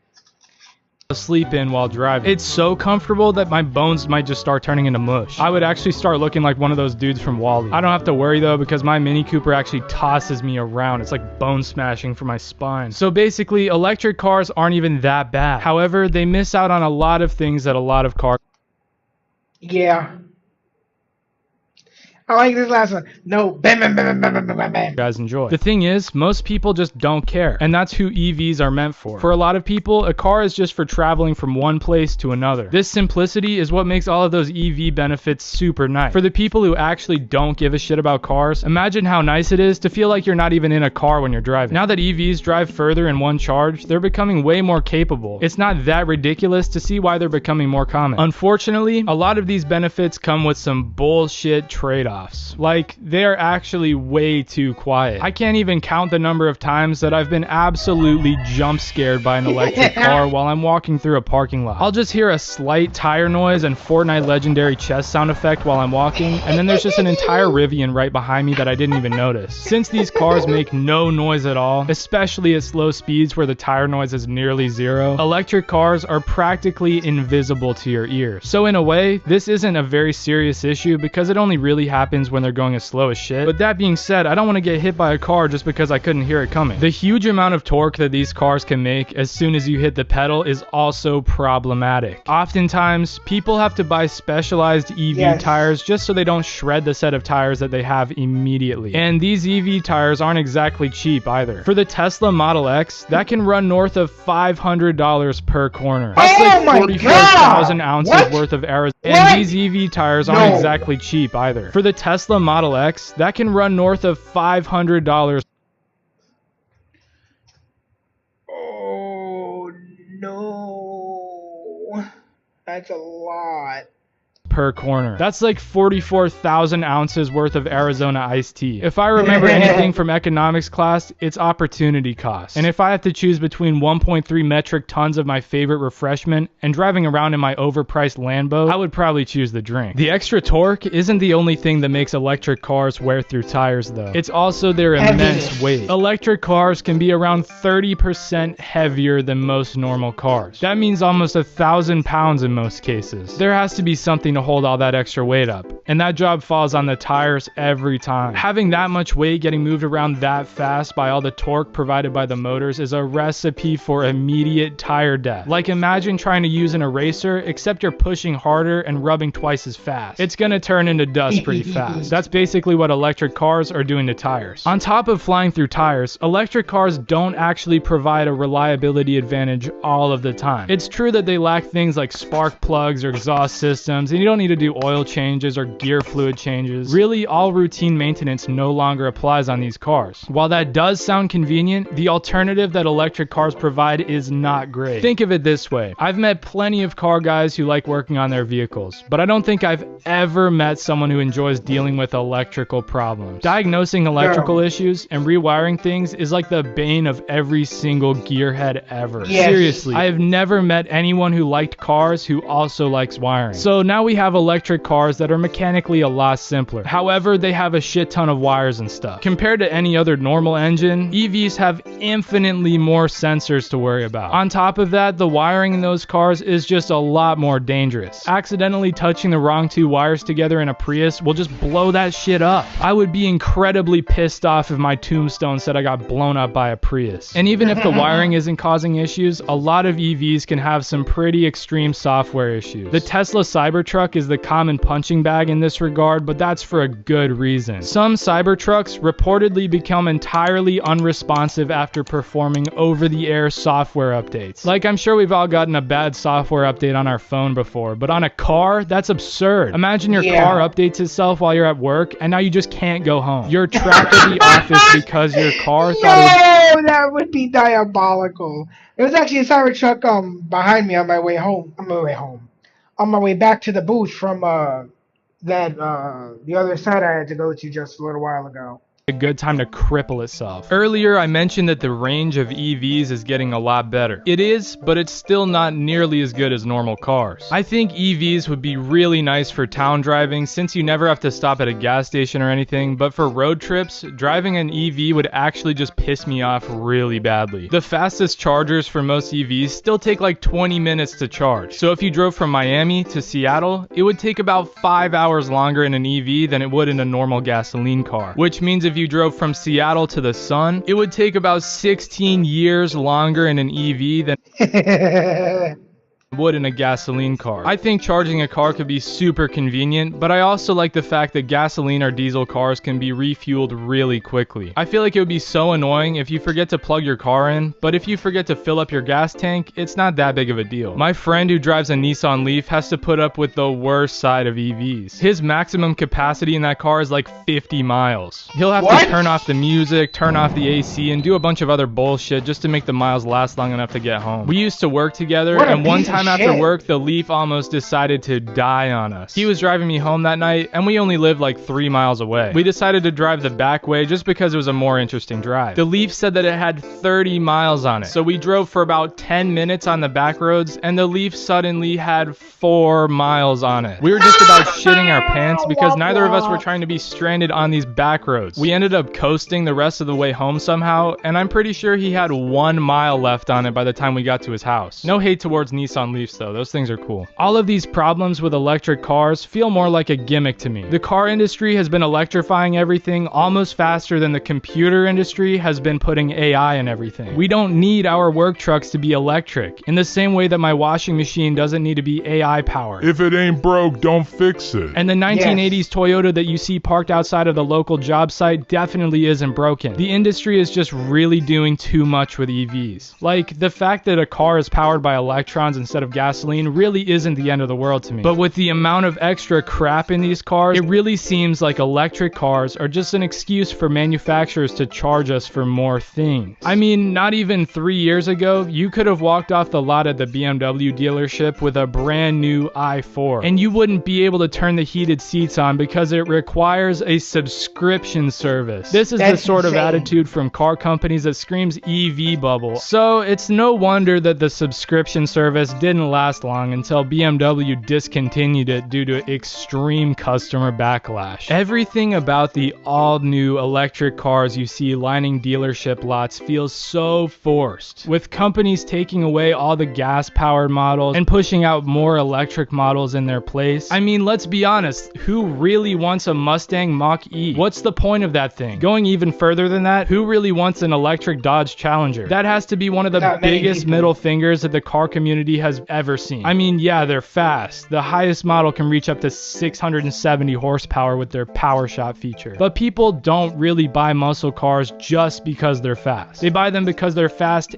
and cool. Older ones provide a raw driving experience. Obviously, to those who simply want a fast quarter-mile time, the EV could be the perfect car. But most people buying muscle cars like to drive it around and actually have fun with it, which is something much easier to do when your car has a huge V8 rather than a couple electric noises. No one wants to be doing donuts in a parking lot and only hear tires squealing. With that being said, it's important to look at all the good things that electric cars have done for car enthusiasts. After all, there is some really impressive engineering.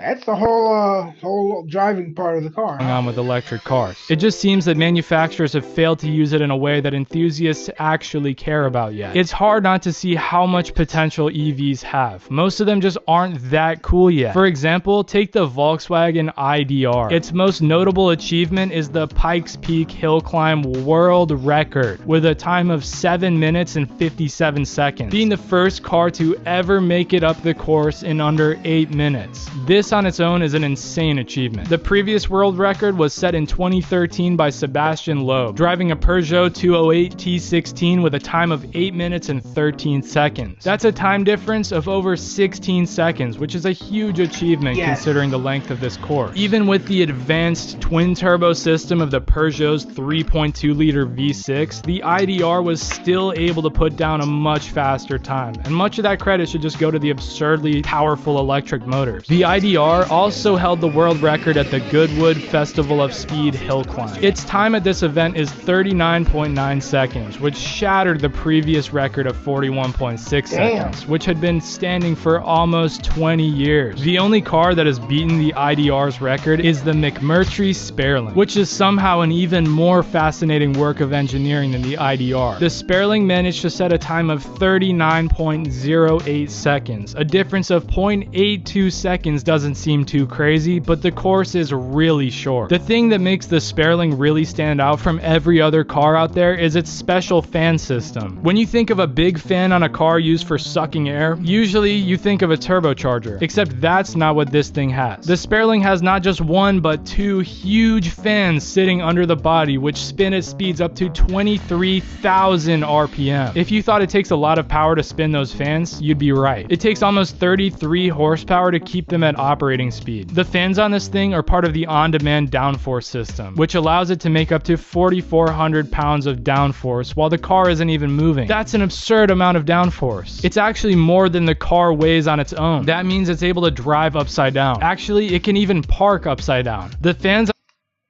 Okay, that's kind of cool, actually. The Sperling are so powerful that each fan alone moves roughly 1,600 cubic feet of air every minute. So with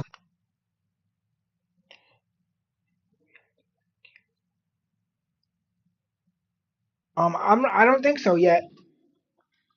Well, maybe.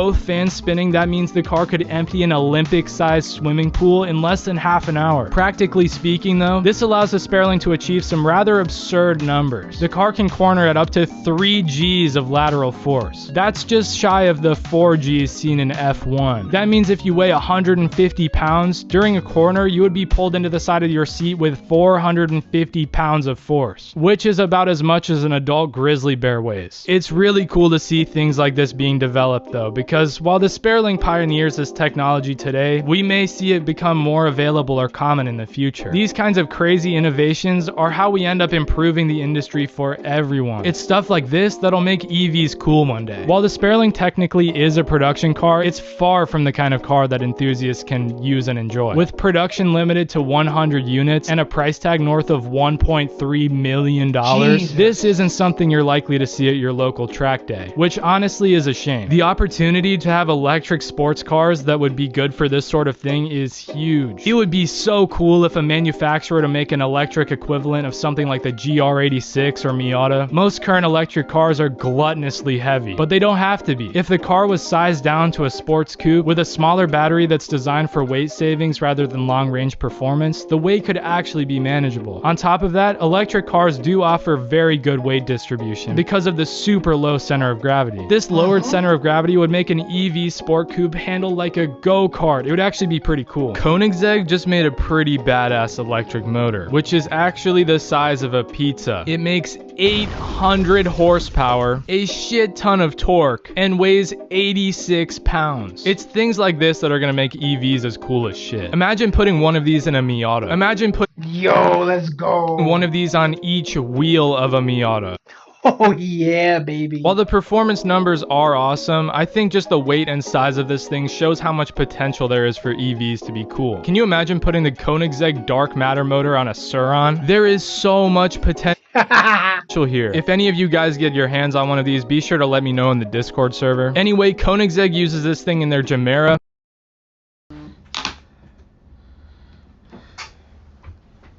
Oh.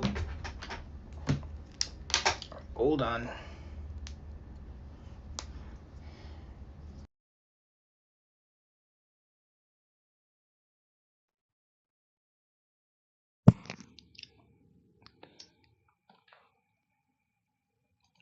Unmute test. Mute.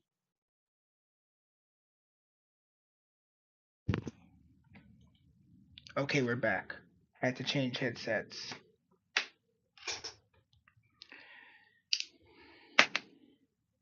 They decided to drop one of these electric motors in with one of their twin turbo V8s. So this hybrid makes roughly 2,300 horsepower and 2,750 Newton meters of torque. Ultimately, electric cars might not be an issue, but there is definitely an issue with the electric cars that we have right now. I think it's good to remember that while a lot of the electric cars you see driving around on the road are fat eyesores, there is a lot of work being done behind the scenes that can make them a lot more appealing in the near future. Combustion engines have been around for like 150 years, while mass-produced electric cars have only been around since 2010. I'm sure if we give EVs a little bit more time, they will be cool.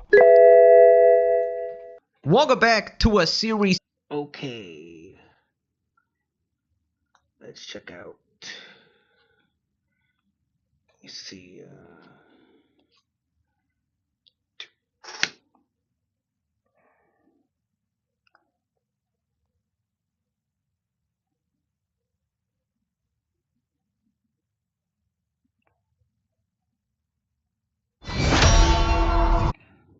Alright, let's check this out.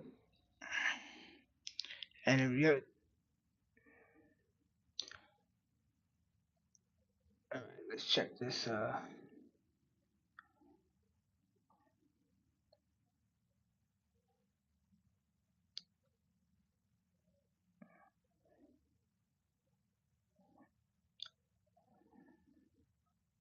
okay. Gears of War E-Day official multiplayer gameplay trailer. Let's dive on in.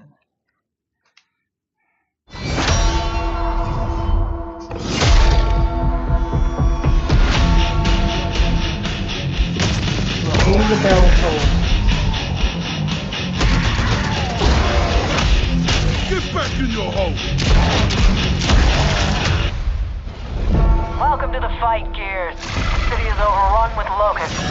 Bastards are dug in deep. It's game time. Locked and loaded. Be on the lookout for these breaks in the field. This city is under locust control. Happy hunting.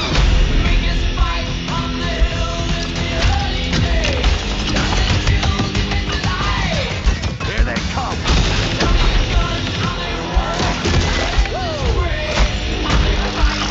Placing disruptor.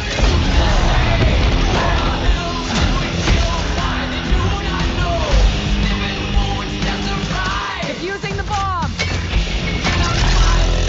Yeah, that's so fun. Deploying drone.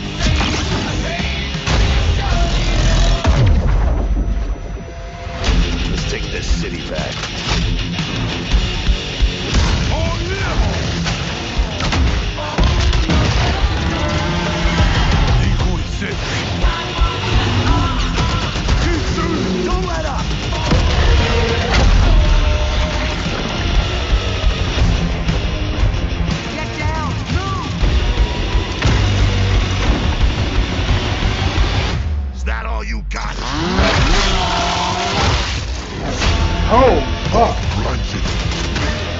dude's hella dead.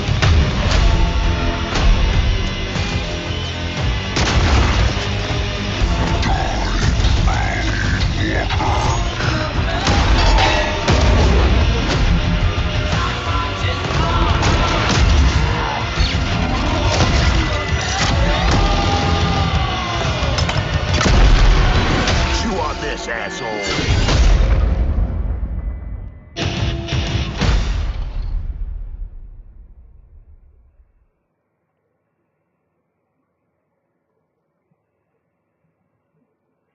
All right, hold on. I just want to check in on Charlie playing San Andreas.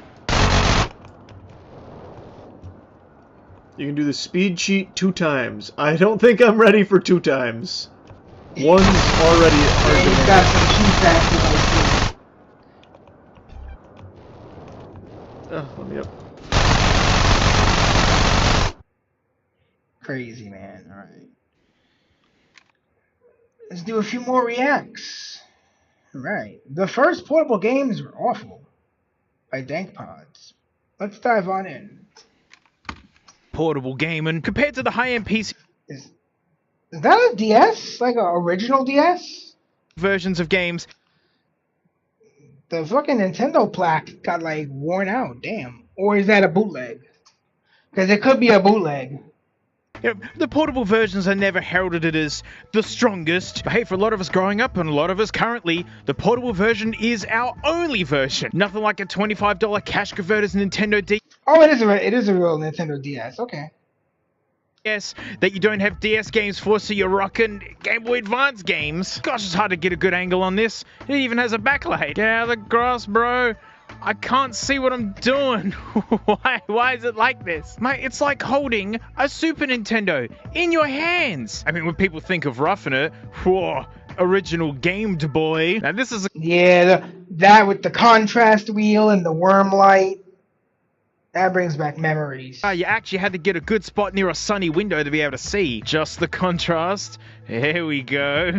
Why is this more visible than the DS? Yeah, now we're gaming. We don't need colors where we're going. By today's standards, yeah, this is known as roughing it. I mean, this was cutting edge in the late 80s and early 90s. But yeah, this is hard work now. Get the bees. Get the bees. Wow, you could shoot diagonal? This game's amazing. Yeah, do the dash. Yeah, quick, become a plane. Sick. Go through the ring. Sick. Get the other one. Oh, mate, that's sick. Do it. Now do a front flip. Do it. No, that was 2. I asked for 1. Yeah, portable gaming is amazing now. We are no longer slumming it at all. This is, I love this thing. I mean, when it comes to slumming it portably, I think we can all agree those Tiger handhelds. Yeah, that's doing it rough. Yeah, I'm pretty sure Angry Video Game Nerd did a video or 2 about those. I remember those back in school days. Never liked them, not even a little. Give me pen and paper over that thing any day. But the games I've got to show you, mate, they make those Tiger handhelds like a PS5. Oh no. That's not hyperbole.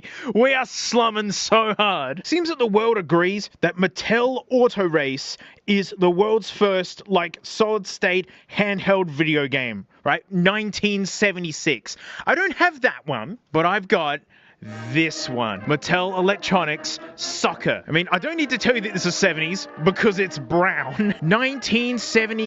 Yeah, it definitely has a very 1970s aesthetic going for it. And I'm so glad they have the instructions on the back of this thing because without them, you are absolutely lost. And I love this huge sticker like, if the game doesn't work, put a fresh battery in it. And battery, 9 volts. A fucking 9-volter? God damn. And yes, I do have a Puxel 9-volt, but it's a rechargeable one, and I hear that they can not play nice with things that need a very specific amount of power, which I'm guessing these are wanting. Oh look, you're getting a bit of a view at the screen, and it's like, what kind of screen is this? You're gonna love the graphics. We'll get to that. We've got a D-pad, and a ball button, and another ball button, and a 1, 2, and an off. I do like the off position, but I guess that's it actually. We just gotta have a go. Hey look, the green matches this green. It makes it look like it's transparent. Remember I told you that a Tiger handheld is like a PS5 compared to this thing? You ready for those graphics? Here we go. On! It's on, by the way. Can you see what's happening? Yeah, there it is. Those are the graphics. You see those dots? That's the game. And the D-pad, that's us. We are that. Yo, that is obscene. Brightish dot, and you hit one of the bowl buttons. Oh, hang on. I'm going to move the mic closer to the machine because it's making noises. I'll just yell louder so you can hear me. So yeah, we are the brighter dot, and there are goals up there. And when you get in line, damn it! When you get in line with it, you kick the bowl button, and hang on, I actually kicked it then, but damn it! Come on. No, I didn't know I could kick diagonal. Hang on. This thing's baffling and confusing. It's because it is. No, come on. See, I know there are goals in the centers because I've been looking at. Hang on. Oh, that didn't count. Come on, you idiot. Come on, you clown. Free up. Come on. Go around. Yeah. Oh, no. Dungus. No. This dot in the middle won't move. No! This is portable gaming in the 70s, everyone. Come on. This is so good. It's so crap. I think the red dot that's the goalie is just really dim.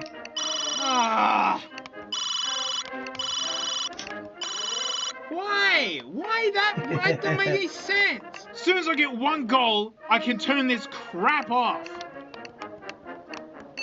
Yeah! One. We go!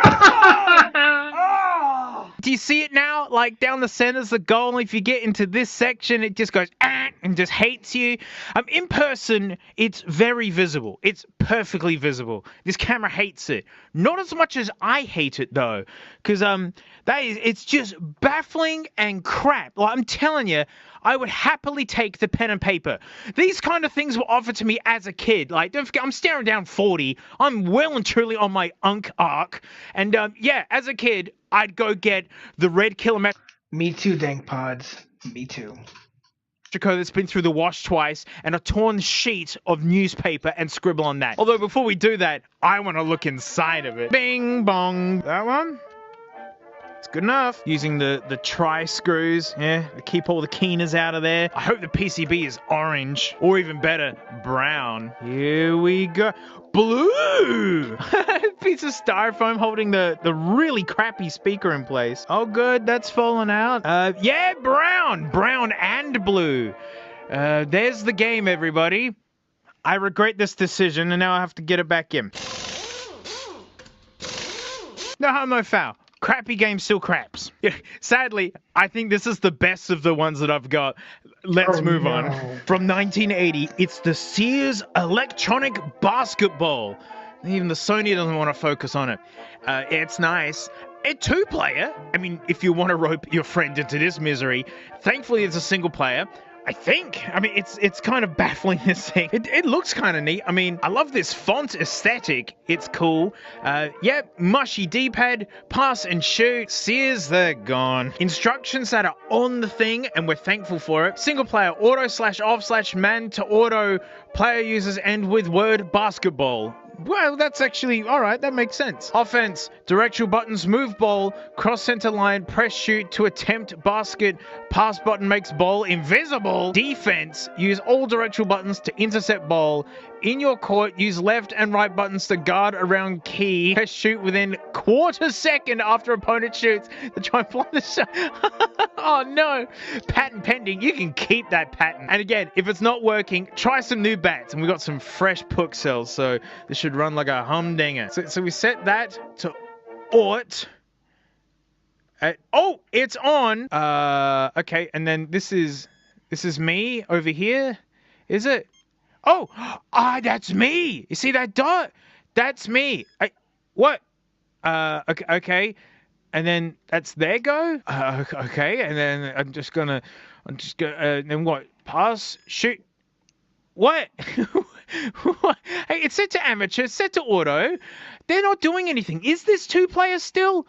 Why? I followed the instructions. Oh, it is. Or you know what? I get to have multiple. Okay, and then shoot. Okay. You know what? This is good playing against myself. I could actually try and get a score. There's no bowl on this side, and I don't understand. Okay, so if I hit shoot, what hit shoot? I'm reading the instructions again. These games are such crap. I'd rather the pen and paper and an old red Kilometrico. How do I know? I mean, I guess I'm offense when there's another light. Buttons move ball. Offense, directional buttons move ball. All right, so that's the ball that's moving. Cross center line, press shoot to attempt basket. And then pass button makes it invisible. Why? Why would I want that? I'm struggling even when I can see it. Okay, and then for some reason on this side, okay, that's it. That side's done. And then, so this is the bowl, and then, but if I press pass, it just yells at me. And what if I press pass on this side? Okay, it timed out again. So cross the center and no, damn it. Oh, it's so aggressive. So, like, what? Then what's this other light? Is that just it, failing or something? Okay, and then shoot. What is happening? What am I doing? Why is that? So what? How long can I just clown around for? So I'm just moving an LED around. Oh, out of time. Let's flick it to manual. Does that change anything? Hey, you need to hear what I'm hearing. Let me get this mic right in here. Huh? Pass, like, what? Move the ball past the center line, press shoot to attempt a shot. That's what it says. Like, I cross, like, so what? It's got a 3-second rule on it, whatever. Like, doesn't like it even stinking matters. So what, you get up. When I pass the center line, it fouls me out. I don't get it. But what do you do? It says cross the center line, press shoot. I'm literally playing against myself. No one is stopping me. I should be able to just cross the center line, press shoot, and get a basket because no one's defending me. I know everyone in the comments is going to rip at me like, oh, you don't look at it properly. You didn't do it. It says cross the center line and press shoot. I'd say it's not. I mean, I can see that LED is dim there. So, like, this thing's a little bit grumpy under the skin. But both sides are doing the same thing. Well, like pass makes it invisible. But when you get to the center line, you can't back up anymore. It just cancels out. It goes, I play a lot of crappy games. It's called Borkus Time. And this is one of the worst things I've ever played. Ooh, green. I like the SH here. All they've got to add is IT, and I know what this thing is like to use. And there we are. This is what the internals on a terrible game looks like. It's a Texas Instruments chip here. That's such garbage. It's actually a brain in this. Maybe mine's not working properly. I don't know. It's almost 50 years old. But yeah, I actually scored a goal in the soccer game. And I couldn't even get past half court in this one. Also, look at these hilarious traces. Are these like hand-drawn or something? I mean, I guess so. Like, what, late 70s design? Oh, I've got one more. No, baseball. I mean, this is a Coleco. Coleco was a big deal back in the day. They had computers and home consoles and all sorts. So yeah, having a Coleco handheld portable McDonkus dingus, totally on point for the day. And the actual controls were worn off of this. I had to draw them on myself. We've got an S, a B, a P, an N, and that's meant to be a baseball bat because that's what was drawn there. So this got some use. This has to be cromulent then. Head-to-head electronic baseball. I love the vacuum fluorescent display. I think that's what it's called. It's like an old microwave. They have a vibe. I do like them. And I like skill off, implying that I couldn't beat this thing even without power. And speaking of power, it needs a lot of it. I mean, for the day, a lot of it. 2 9-volts. Whoa. 2 of the cheapest ones I could get my hands on. Oh, get in there. Gosh, this thing is rough. Massive speaker. Can't wait for that to screech at my ears. Number 2180 Electron head-to-head TM baseball operating instructions. Press and hold next batter key. The batter's average, the accumulated number of ball strikes and outs are displayed. Release N key. pitcher lights, wait for a good pitch, press, see, there's the bat key.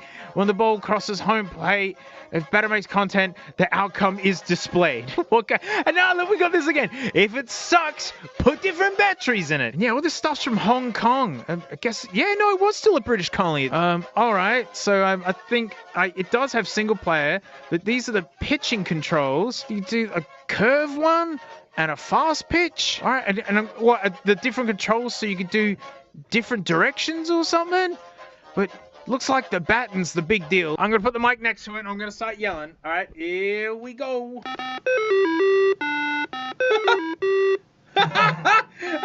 Oh.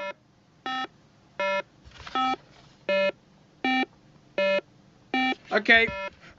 This one's my favorite already. Can we appreciate the vacuum display? Alright, so now I press N. Oh, okay. Oh, that was a pitch. Okay, I get it. I get it. Oh, that was a curve one. You see? Oh, I got it. I'm on first base. We're actually playing a game. Oh, that was a fast one. Stop giving me curveballs, mate. Yeah! Wait, what happened? Oh, hang on, I've got to zoom out a little bit because the display up there is doing something. Hang on. Dungus. Yay! Oh, what is that? What did that mean? Oh. Yay! Foul? Is that what that meant? Foul? Oh, come on. Oh, strikeout. See, you can see it does have how many balls, strikes, outs, innings. And they're all flashing 0 at the moment. Are we not playing a game? There's so little of it in your control. You're just going, and then you hope something happens. Because if you're actually batting, there's, if you're gonna bunt or you're gonna, pop it in between like the fieldsman out here, or you run it short, you go for a homer, you get like. There's none of that. There is none of that. It's just like, what, 3 LEDs? I guess we got to load the bases. That didn't count because game said so. Oh, wow, we made it to second. We got the second base. No idea why. The game just said so. Okay. Oh, okay, we got first and third. Dungus. Oh. What? Don't we have other batters? Crap. I've been playing this thing for 5 minutes, and I've already had enough. This is so crappy. Hey! Well, I hit 2 foul balls, and it did. Nah, I don't even care. Nah, you can stick it up your sideways. How did someone wear the keys off of this thing? Maybe because it's probably built terribly, and so they came off after just one sweaty gaming session. That is infuriating. I'd rather play a crossword puzzle. For real, I really, really would. Again, I grew up at a time when stuff like this was feasible to be handed to me like, here, shut up, play this. I'm like, no, I'm not playing this. Green. Oh, that'd be sweaty looking. It's just, Texas Instruments. They're all over this crap. So junky. I'm putting it away. Like, you think about old, like, Mario and Sonic games from back in the 90s. Yeah, they're dated. Like, they're not cutting edge anymore. But they're still fun. You can whack them in and actually complete something and go somewhere. Jeez, even old Atari games have some kind of punch to them. Old Space Invaders. Asteroids. No one needs to go back to this. No one. So which one was my favorite? None of the... Which one do I hate the least? This one, I actually got a score, and it actually kind of made sense. And in the hand, it feels better, and in person, the graphics, the display is the most clear. It's actually visible. You can actually see what you're doing. Most hated is this one. That's maddening. I don't know. Maybe it's completely broken. Maybe it was never good. Where did Sears go? And this one is just... it's just luck. Like, you don't know if it's going to do a curveball on you. You don't know if you actually hit it, if it's going to go anywhere. You don't know if you're going to load up the bases or nothing. You hit 2 foul balls, it goes, and it just, boom, wipes it complete off. It's just pointless. Complete, like, honestly, a deck of cards thrashes this thing. If you think about, like, a 2-player game that you're just playing to kill time, you're just burning time.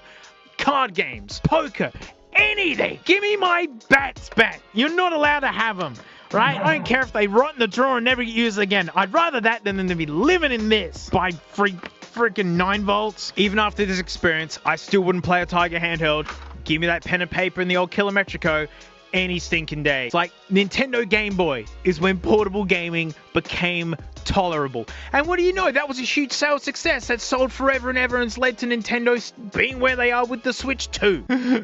It's beautiful. Oh, we have it so good. If we could afford to actually buy this stuff anymore. But oh gosh, this is portable gaming now. Never let me play that basketball game again. Never show me that baseball game again. And that's it. Thank you so much for watching. Huge thanks to these stinky names right here. They're my $10 floaties. Thank you.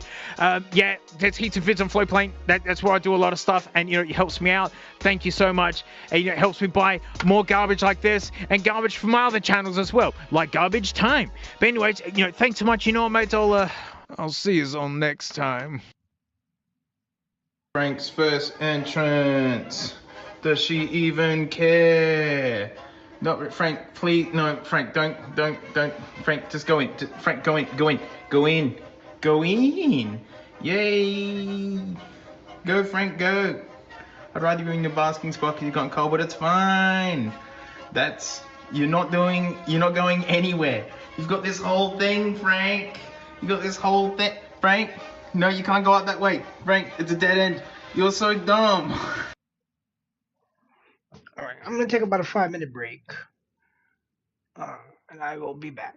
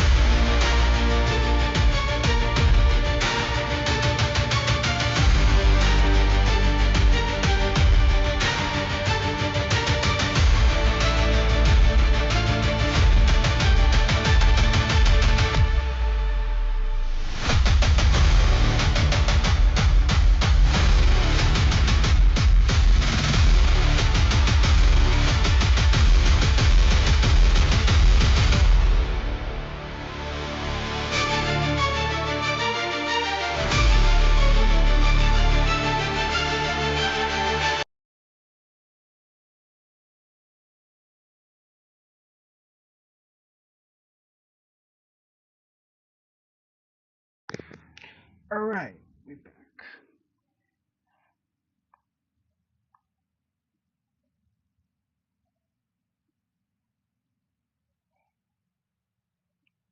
Women are capable of many This is an honest review of women's suffrage by Basic Logic. Let's check this out. Women are capable of many things, but voting well doesn't seem to be one of them. Nope. In their defense, men don't vote that well either, but are still considerably better on average. In this video, we go over the political gender gap, the causes behind it, and some ancient wisdom to give an honest review of women's suffrage. And if you enjoyed, consider subscribing, it helps the channel. First, let's get some basic things out of the way. Contrary to propaganda, we do not live in a patriarchy. Collectively, women have more power in the West than men do. We live in democracies where everyone can vote, and women both outnumber men and have a higher voter turnout. If women voted as one united bloc, they'd win every election. Secondly, women control education through sheer numbers, and as anyone of my generation can attest, will often force their politics down children's throats. Thirdly, women control the professional environment through HR, again through numbers, to the point where we've even had cases of HR ladies on social media openly saying that if you post right-wing content, they won't hire you and they will ruin your reputation with other companies. And lastly, the consistent pro-woman bias in family courts have given them asymmetric leverage in marriages. The only power men still have in our societies are reactive. They have the power to use force, for obvious reasons, which they simply don't nowadays, and they have productivity, because despite of all the efforts we went through to get women into the workforce, they have not occupied the essential jobs that keep society running. And I doubt the endless Zoom meetings would be missed. So men could theoretically go on strike, refuse to maintain essential services, and force change. But as long as the status quo remains, women collectively are in charge. So what have they done with all this power? The Greek They ruined everything. playwright Aristophanes, referred to as the father of comedy, wrote a play 2,400 years ago where he predicted the outcomes of what would happen if women took control of politics, called the Assembly of Women. His predictions included massive welfare expansion and equity focus, enabling free riding and draining the treasury, hostility to private property and private relationships, erosion of the family unit with the state as a substitute provider, weakened commitment, chaotic dating markets, and ironically fiercer female competition, as well as the punishing of masculine traits leading to more effeminate men.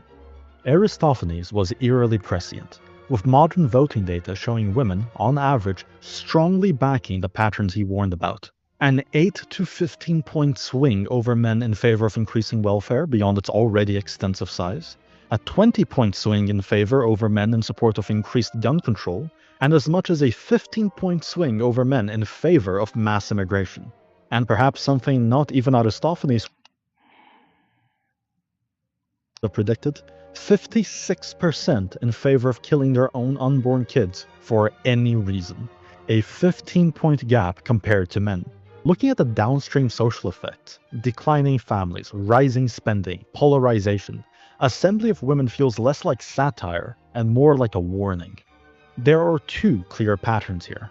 Firstly, many women are clearly voting to use the state as a substitute husband. Instead of men protecting and providing for their families, the state does it. But the irony is, the state can only provide for them by taking resources from men. After all, the state itself does not produce anything.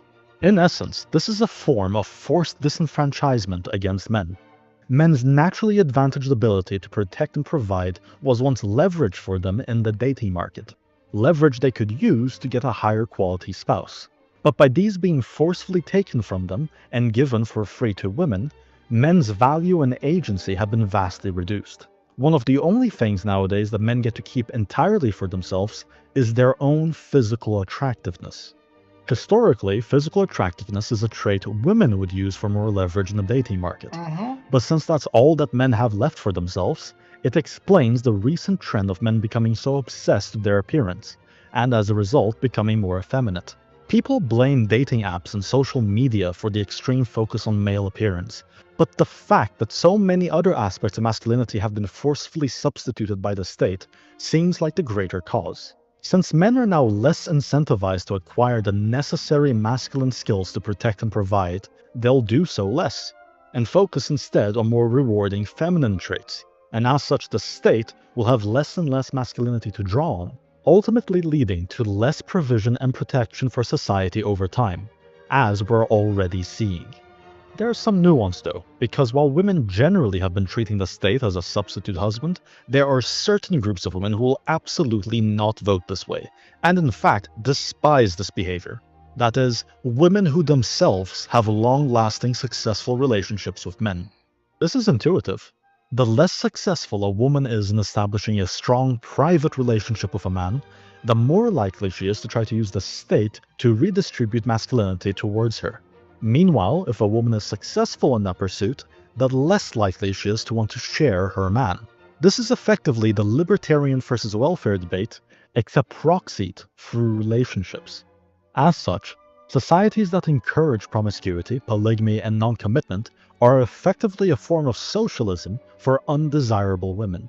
As men and women continue to drift apart and fail to establish long-standing relationships, the more appealing this form of socialism becomes for them. This again mirrors Aristophanes' prediction, where in the play the assemblywomen forced men's attention to be shared with less desirable women. The second pattern of female voting is supporting whatever the current thing is. I gave you the stats about modern-day voting issues, where you see women giving significantly more support to liberal mainstream ideology that we've all been taught in school. But if we rewind the clock some decades back to when mainstream institutions were conservative, you'd see women being more conservative than men. Why? Because it was the current thing. Women are, on average, more agreeable than men. A consequence of agreeableness is the fear of going against the perceived consensus. As such, women operate less as independent voters, but rather as parrots of institutions. If the dominant institutions are conservative, women will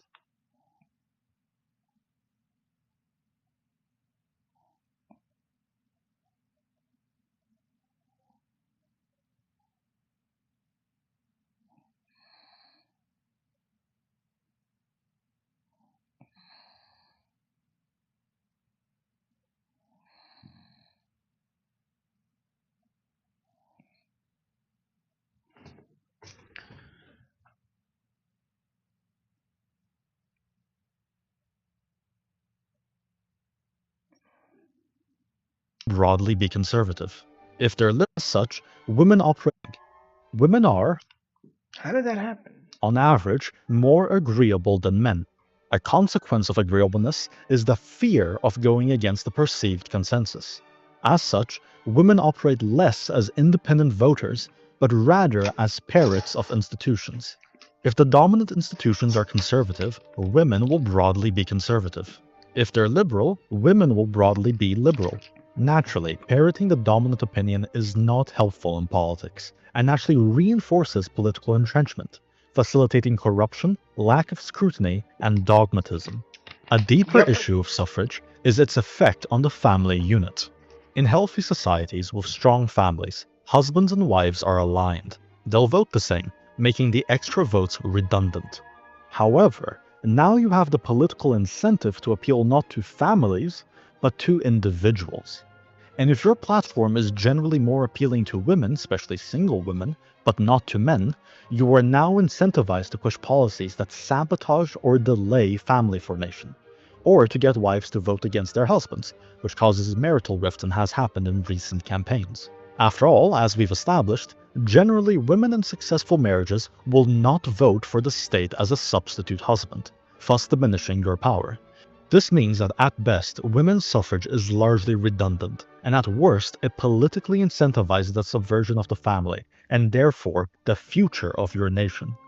Additionally, this is a weakness that's unique to women's suffrage, as while you can somewhat use the state as a substitute husband through the roles of protector and provider, the state is incapable of providing men with what they'd want from a wife. The market, on the other hand, fully exploits single men. But that's a topic for another day. So here's my honest review of women's suffrage.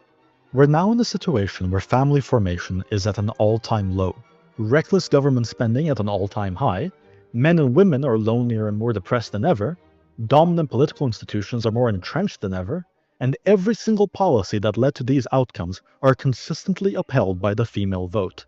In a way so predictable, the ancient Greeks were laughing at us over 2,000 years ago. 0 out of 10 would not recommend opening a door for total societal collapse again. Alright, we saw that. Let's see. Definitely want to keep at least a couple of things for tomorrow night.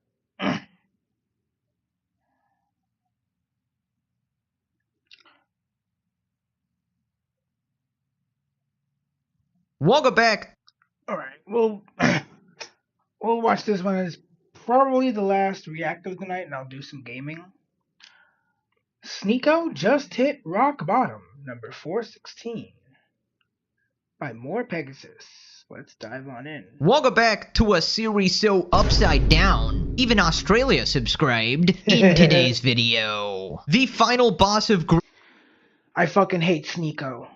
I don't know who I hate more, Sneeko or Hassan Piker, but both of them are fucking pieces of shit. Grifters Sneeko has completely lost his mind after desperately challenging everyone to debates on the age of consent. He has now crashed out at fellow sloptuber WestJet who made fun of him. He gets so triggered he tries to find his face reveal to make fun of him. He's flexing being banned from the country of Australia for being a radical extremist and racist. What a moron. He's actually trying to be like Hassan, wearing a bunch of suits and constantly bringing up politics. After challenging Asmongold to a debate, he got rejected, so he got his friend to do a face swap of Asmon and debated him instead? What a weirdo. Yo, what a fucking loser. That's actual loser shit. Has responded absolutely humiliating him. Hassan is now threatening to sue CNN after they brought up Colorgate and him apparently shocking his dog. Imagine discovery. Hassan is now claiming that he is the American dream and success story. Delusional. How can I be okay? The Hassan versus Destiny beef continues, with Destiny calling him a cancer and setting up a debate potentially worth $5 million for charity. Hassan responds calling out Destiny for his weird comments about 15-year-olds. Battle of the Riga. Yes. Subscribe, or you gotta watch from the cuck chair like Sneeko. He's loving it. Now let's begin. Right, so apparently Sneeko has completely lost his mind. He's crashing out at Asmongold and fellow sloptuber WestJet. Now you might remember him as the man who got absolutely dumpstered by Yo, Charlie absolutely fucking bodied this kid. Charlie, he basically tried to threaten his life with a gun over internet drama, and Charlie actually responded pulling out an even bigger gun. One of the best fucking moments of the internet. Watch my clips. You want me to watch your clips? Watch my clips. These are mags. Not clips, they're mags. Same way that this is also a mag. He's also the guy who said his favorite movie Wood Chipper is Cuties. Wood Chipper. And that's basically a movie where, in my opinion, underage girls are being exploited, and it is very disgusting. He's also recently been going around challenging everybody to a debate on the age of consent, and will literally argue with you about child marriage. Do you think it's okay for anyone? Because he's a Muslim. One in their 20s, an adult, to marry a 15 or 16-year-old. A 21-year-old, if there was a marriage where the father consented and the daughter consented, and it was both good on both families and they wanted to do it, why am I going to get involved? Bro legitimately needs to be on a watch list at this point. So anyways, WestJet responded to him crashing out. We'll check out a few parts here. He gets really triggered, and he tries to find his face to make fun of him. Make your stupid YouTube video. Oh, yeah. Do that forever. You're a good little boy for them. Good. Nice slop. No, I actually triggered this dude so hard he looked like he was about to cry, but more on that later. Yeah, I would love to see Sneeko cry. What is that? You see what Loomer's saying too? Bro put his cursor on my chud face and didn't say anything. What the hell even happened? Why is Sneeko of all people crashing out on me? Well, a couple weeks back I made a video sort of clouded on him. We're not the same. We're not in the same conversation. I don't need to know you. Whoa, pipe down. I think you got a cortisol spike. You ever been banned from a country? You ever been banned from Australia? You ever had secret police following you around? Have you? Why would they follow the CIA? I'm literally an asset, Sneeko. I'm coming after you. Have you ever had people with connections to the Trump administration tweeting, calling the FBI? You ever had to look around your apartment for bugs? I doubt they're in your apartment, but they might be in your skin, dude. Dude, can you imagine being this delusional? This guy actually thinks that he's so important that the government would put bugs in his house. Because he's that much of a revolutionary, guys. He's revolutionizing the only bugs in this idiot's house are fucking roaches. age of consent. Truly Maybe bed bugs. impressive stuff from Sneeko here. Dude, the fact that people genuinely used to be a fan of Sneeko, like he genuinely used to make like somewhat creative videos like way back in the day. And this fall off might legitimately be worse than iDubbbz. And I thought that guy was Damn. Imagine beating iDubbbz in a fall-off contest. like hands down the worst fall off in history, but Sneeko is legitimately competing for that spot. Also, only Sneeko would be stupid enough to flex actually being banned from Australia. Buddy, that's not a flex. It means you're a radical freak who is spouting nonsense and is extremely racist. So much so that they literally did not want to deal with you because you actually just are a net negative to society. And I've said this before, but Sneeko is basically Hassan 2.0, but instead of being on the far left, he's on the far right. Yep. And they somehow agree on stuff. Hassan got banned from the UK, Sneeko from Australia. Honestly, Sneeko should just apply for a visa in every country and just see how many bans he can stack up, considering he actually thinks that it's a flex, right? And I gotta say, trying to find WestJet's face is so fucking pathetic. This is the man trying to argue with facts and logic when he's literally instantly trying to go to personal insults. So then he randomly brings up Israel and politics. I mean, what did I say? Basically a wannabe Hassan. They talk about me more than they talk about Israel. They talk about me more than they talk about their country being occupied. Me more than the trillionaires giving hundreds of thousands of H-1B visas. They talk about me. Oh, friendly fire, dude. You are an H-1B visa. People are speculating that Sneeko's fallen off and he's just botting his views because his chat is dead. Are you guys just what are you talking about? I bought my views. Do I need to show my KPP right now? You know what? Like, this is starting to... I was calling him out for his YouTube viewers, and for some reason he wanted to show me his kick stats. Like, okay, dude, that's not what I said. I'm about to do it. Don't get baited from this.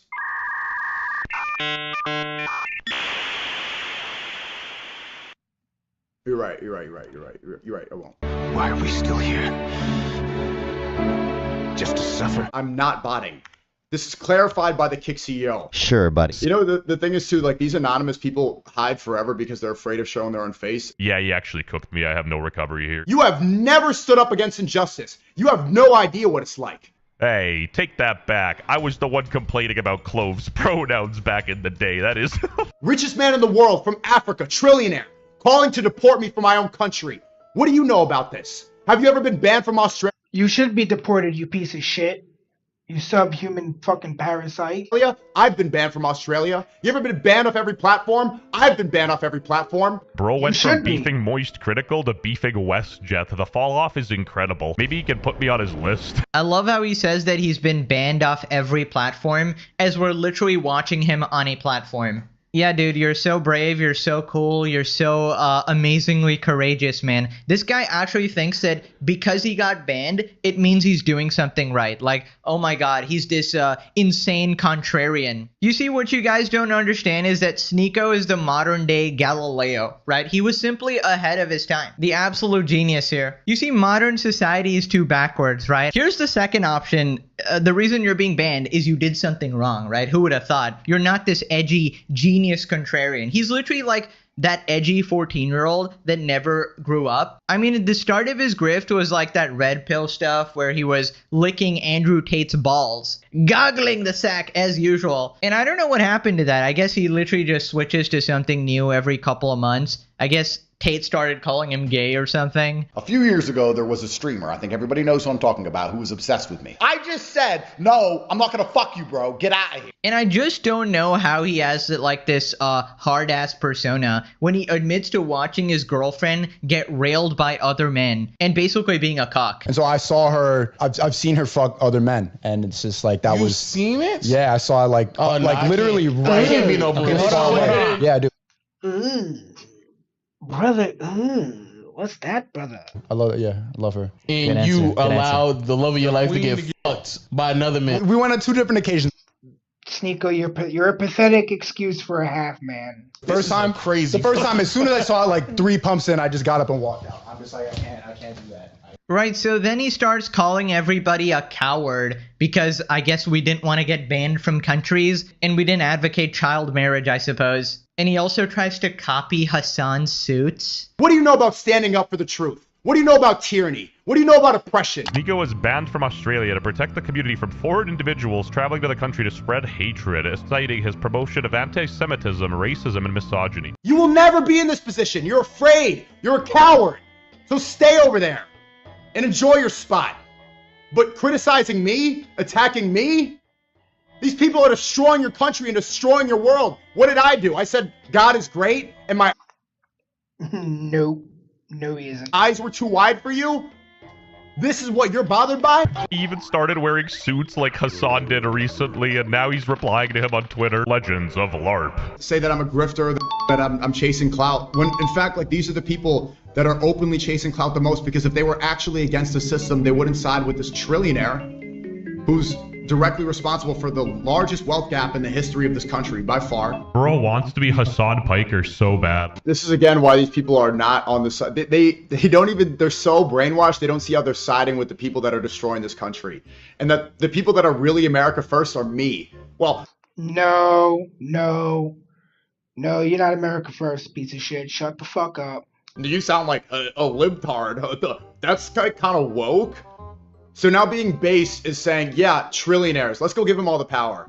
Dude, just take some advice from Smosh and shut up. Shut up! I'm sorry, guys, but Sneeko's a joke, and the joke isn't even funny. Nobody's laughing. He's like a washed-up Andrew Tate, but Yo, he is. Oh my god. instead of specking for charisma, he's specced for whining. Dude, at this point, the horseshoe theory is so real. The fact that Hassan and Sneeko actually get along on so many topics. I mean, I guess they were best buddies ever since they appeared on Iranian TV together. And I swear to God, forcing your citizens to watch Sneeko and Hassan, that's gotta be like several violations of the Geneva Convention.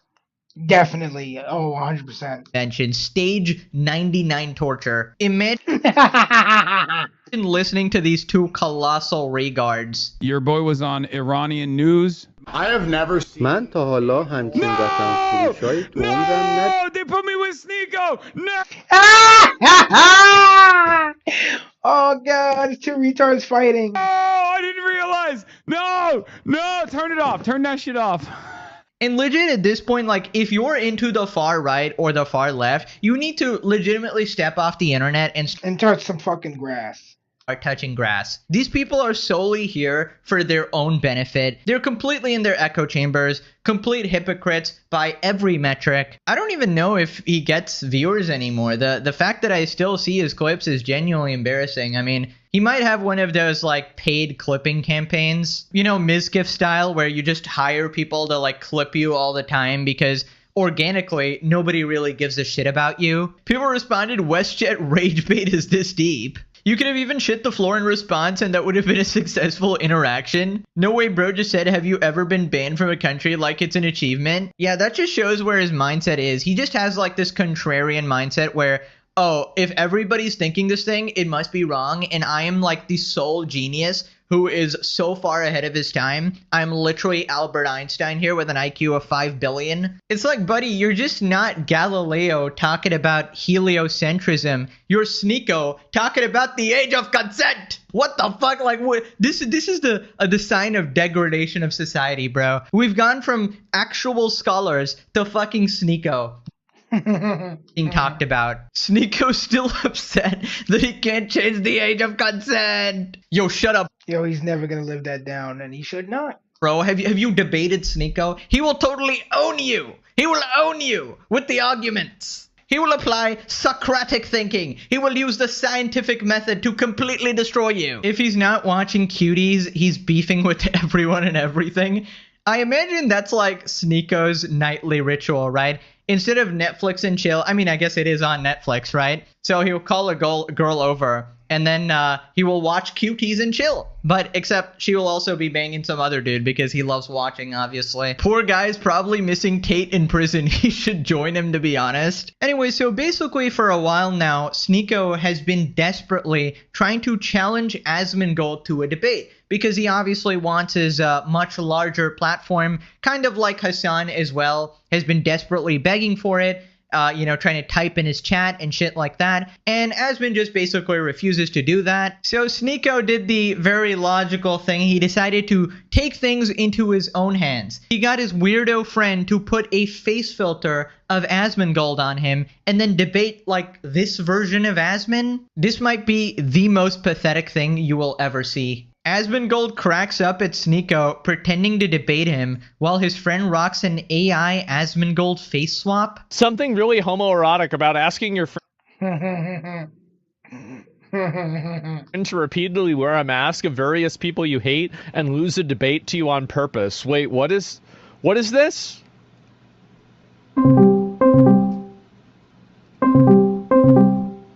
Pants check. Nigga was thinking about my pants. Oh, Asmongold picked up.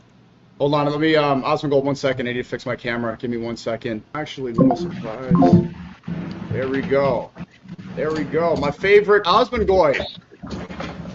How you doing, bro? Hey, Sneeko. I'm doing good. I'm doing just fine. How are you doing? I'm doing good, alhamdulillah. So you are finally not too coward to debate? I mean, you react to my stuff every day. I didn't think you were actually going to agree to this conversation. Yeah, well, you've been saying a lot of things recently. I think we need to start bringing the Crusades in, and you've been using a lot of rhetoric. This is so gay, dude. It really is. Like, this is the gayest thing I've seen all day. This is actually gay. Oh my god.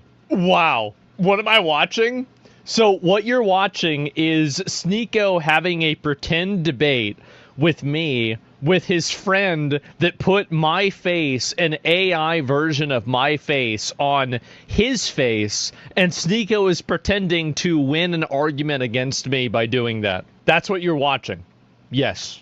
Bro, this is genuinely a new fucking low. I have never seen anyone do this ever. I've been on the internet for 8 years, and I've still never come across somebody this colossally pathetic. Sneeko somehow dug to the bottom. He found rock bottom, and he kept going. He dug deeper. He's found a new area of the universe here. So let me get this straight. This man could not get a collab with Asmongold, so he decided to AI face swap it. Fucking tragic. And not to mention, this is so creepy. This is so weird. Doing like a pretend debate and talking about these like political issues, trying to guess what Asmon would say about it or whatever. I mean, I'm surprised you didn't choose your favorite topic, the age of consent, right? Considering you're just so educated on that. So then he pretends that Asmon lost the debate and like fumbled his words. So what I think we need to talk it out finally. You know, I haven't talked to you for the last like 3 months, though we've been going back and forth on clips, but I think it's time. Okay, so why do you talk to an audience of millions but you don't read or know anything?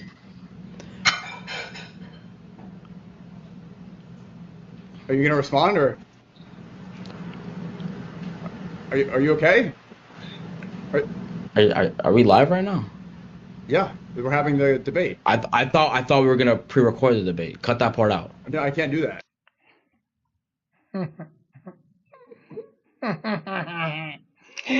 Yo, no, we gotta sit again.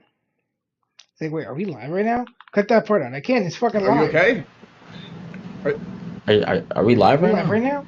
Yeah, we were having the debate. I thought we were gonna pre-record the debate. Cut that part out. No, I can't do that. I'm not gonna. Cut that part out. This is, to be fair, is kind of funny. It's not a clavicular propaganda cut that part out. Cut that part out. No, this is not a clavicular Israeli propaganda tour. We don't pre-record. It's live. Oh my god. It's just projecting so hard it's insane. The face just glitched. Well, yeah, because it's not me. I don't... It's so funny me Stingo Ensemble starts wearing a suit for the first time in their lives after Fuentes got famous. It's funny, man. Girls like to host tea parties with their... That's about what it is, right, guys? Holy shit. Yeah, wait, that wasn't you? As far as I know, it wasn't me. No, unless I don't know, I've been busy these last 2 days. Maybe I did it and I forgot about it. So why on earth is he even worried about it? I don't even know, but I mean, it's just, it's so embarrassing to see something like that. Dude, I thought that Mizgif was pathetic, you know, with him buying advertisements on Asmongold's channel, paying people $10 to watch his dogshit videos. But we've somehow found someone worse. Not even the gods could have predicted this level of pathetic. And honestly, like, Sneako's stupidity is otherworldly. Congratulations, man. You've found a new way to humiliate yourself. And I gotta point out that this is, like, weirdly violating as well, because imagine he did this with a girl. I guess it just looks, you know, goofy and weird because it's Asmongold. But if he did this to a girl, that would be like crossing some boundaries, right? So how is it okay to do it with him? What a weird, creepy little loser. People responded, this is freaking weird. Does Sneako really think that this is entertaining? His definition of entertainment is spamming the fa sound board, which is something him and Hassan just love doing. Sneako has entered his prime lolcow years. Honestly, decent shot at the Hall of Fame. This was so pathetic it crossed back over to hilarious to me. Even in a fake debate, you can see the bad faith acting and the reason why Asmon doesn't want to debate him. The things these right-toed regards consider gay, and it's like Asmon in like a Catboy suit.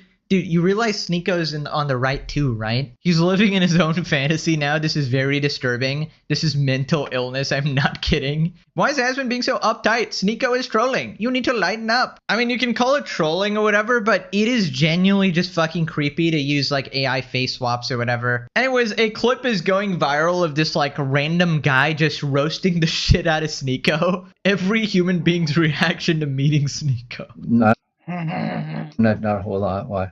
You don't like Trump? Not too much, no. Oh, okay. Your room's kind of messy. You got a lot of stuff in there. It's not messy and there's not a lot of stuff. You're wrong. You need to get your vision checked.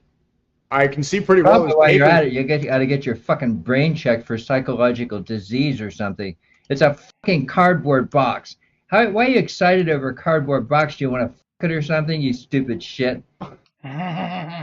You dumbass. Get lost, ass. Bro just instantly sensed that Sneako's a piece of shit. What an absolute legend. Watch Sneako's eyes. Every time he needs a comeback, he looks at chat instead of thinking. It seems he's outsourcing his brain to the audience, and they're not sending anything valuable back. Sneako needs to take a month-long holiday from the internet. A month is way too short. Maybe like 10 years. Anyways, out of nowhere, Tectone actually messaged him to do a debate. Yo, real talk, if you ever want to do the age of consent debate, myself and others would love to. You're Asmongold's minion. I don't waste my time with side characters.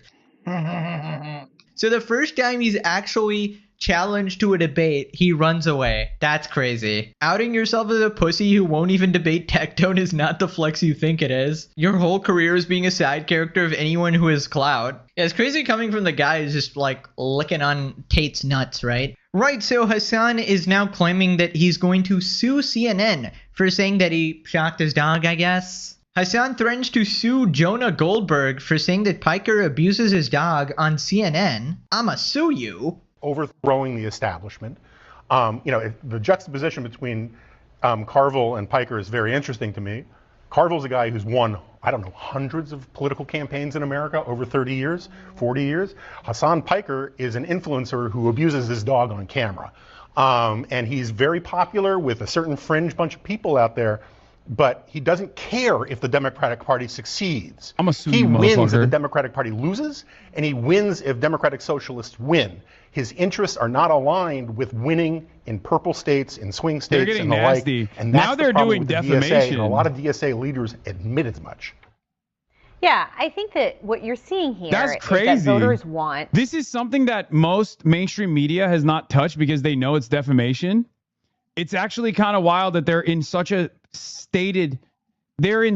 panic state that they're now moving on to like Fox shit that Fox News won't even do.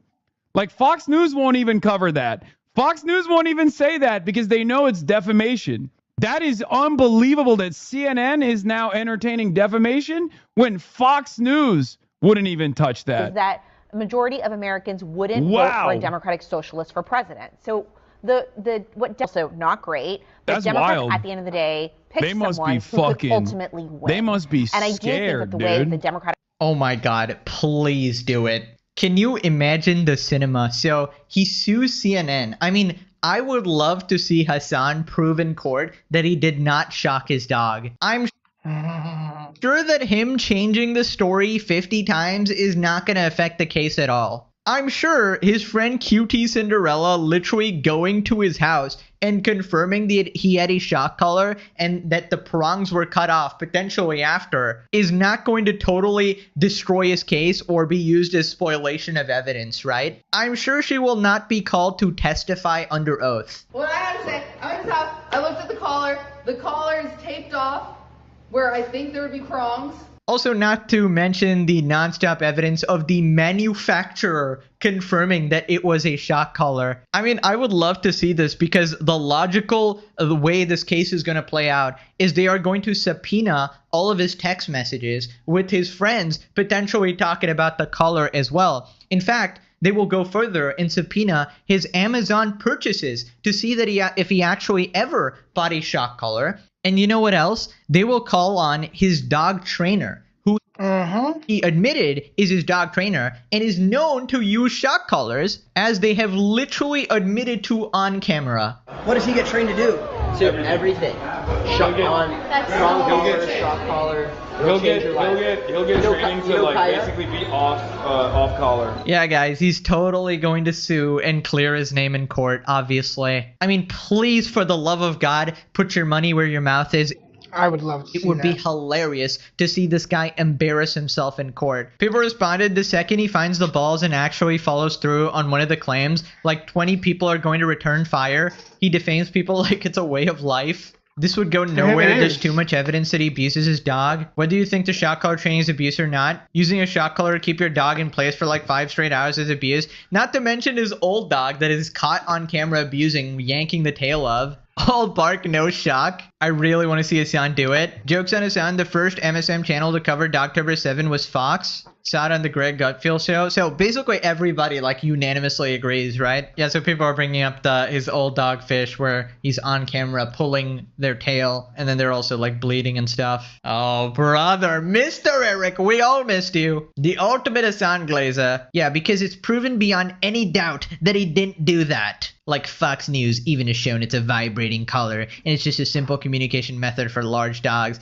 Nope. Yeah, he's talking about the picture they took it outside Hassan's house, and it was a red color. We literally saw that it was a fucking black one. So they literally changed it, and Hassan is like, it's completely debunked. Which also shows that he was completely lying, because he wouldn't go with that narrative, right? He's just trying to obscure it as much as humanly possible. People really need to educate themselves on the needs of larger dogs. It's so tiring, dude. Yeah, honestly, it's pretty intense cardio to be sucking on Hassan's schlong 24/7, to be honest. Fox News has shown it's a vibrating collar. No, they showed a new color after he got caught using the black remote. What's tiring is your sweeping, gaslighting, and deflection. Unhinged. Yeah, of course. No response to that, obviously. You point out the facts and then no response. Daily reminder, it took a Hassan fan 8 whole fucking months to actually admit that it was a shock collar.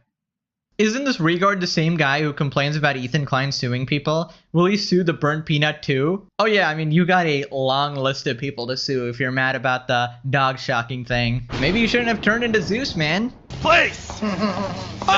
Hassan, stop! Stop, Hassan! Hassan! No, please! it's a serious caller. Right, so Hassan is back with level 99 rage bait. He's now claiming that he is the American dream. Hassan on why he should be a success story for the American dream in the eyes of people who oppose him. I'm the poster boy for American excellence. No, you're not. You quite literally are Nepo baby.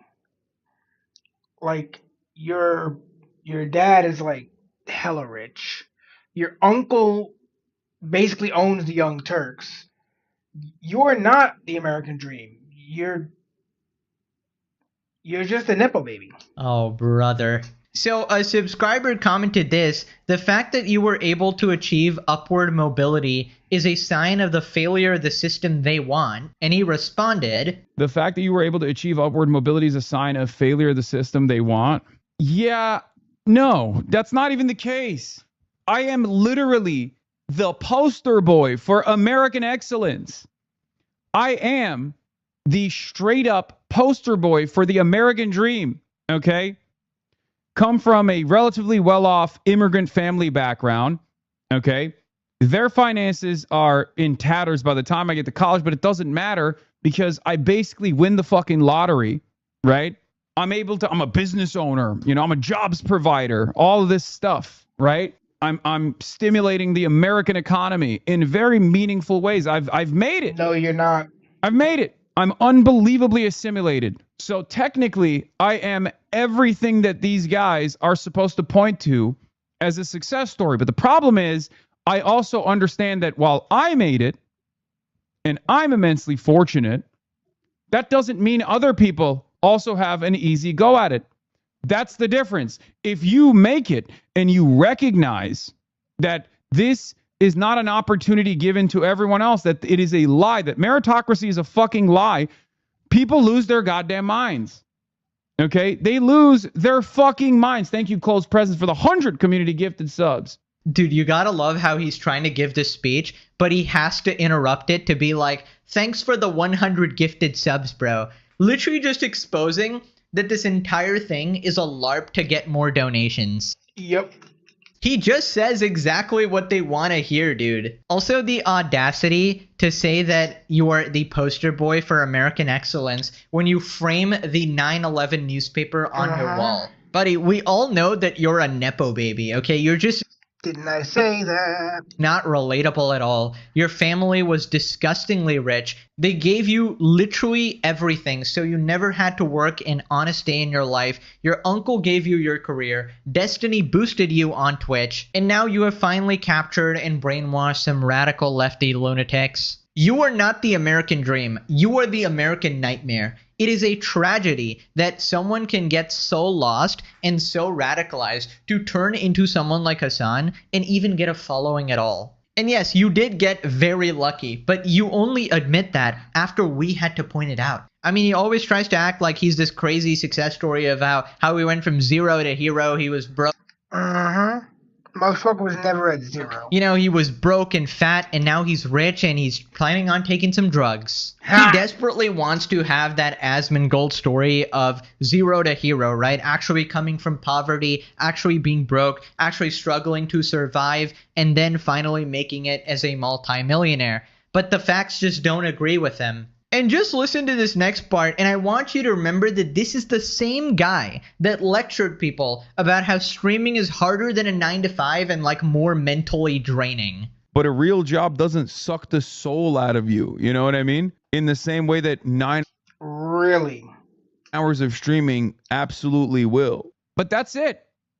That's it. If I sat here every day and told you, if I can make it, you can too. Look at how tough my job is. Look at how big of a business owner I am.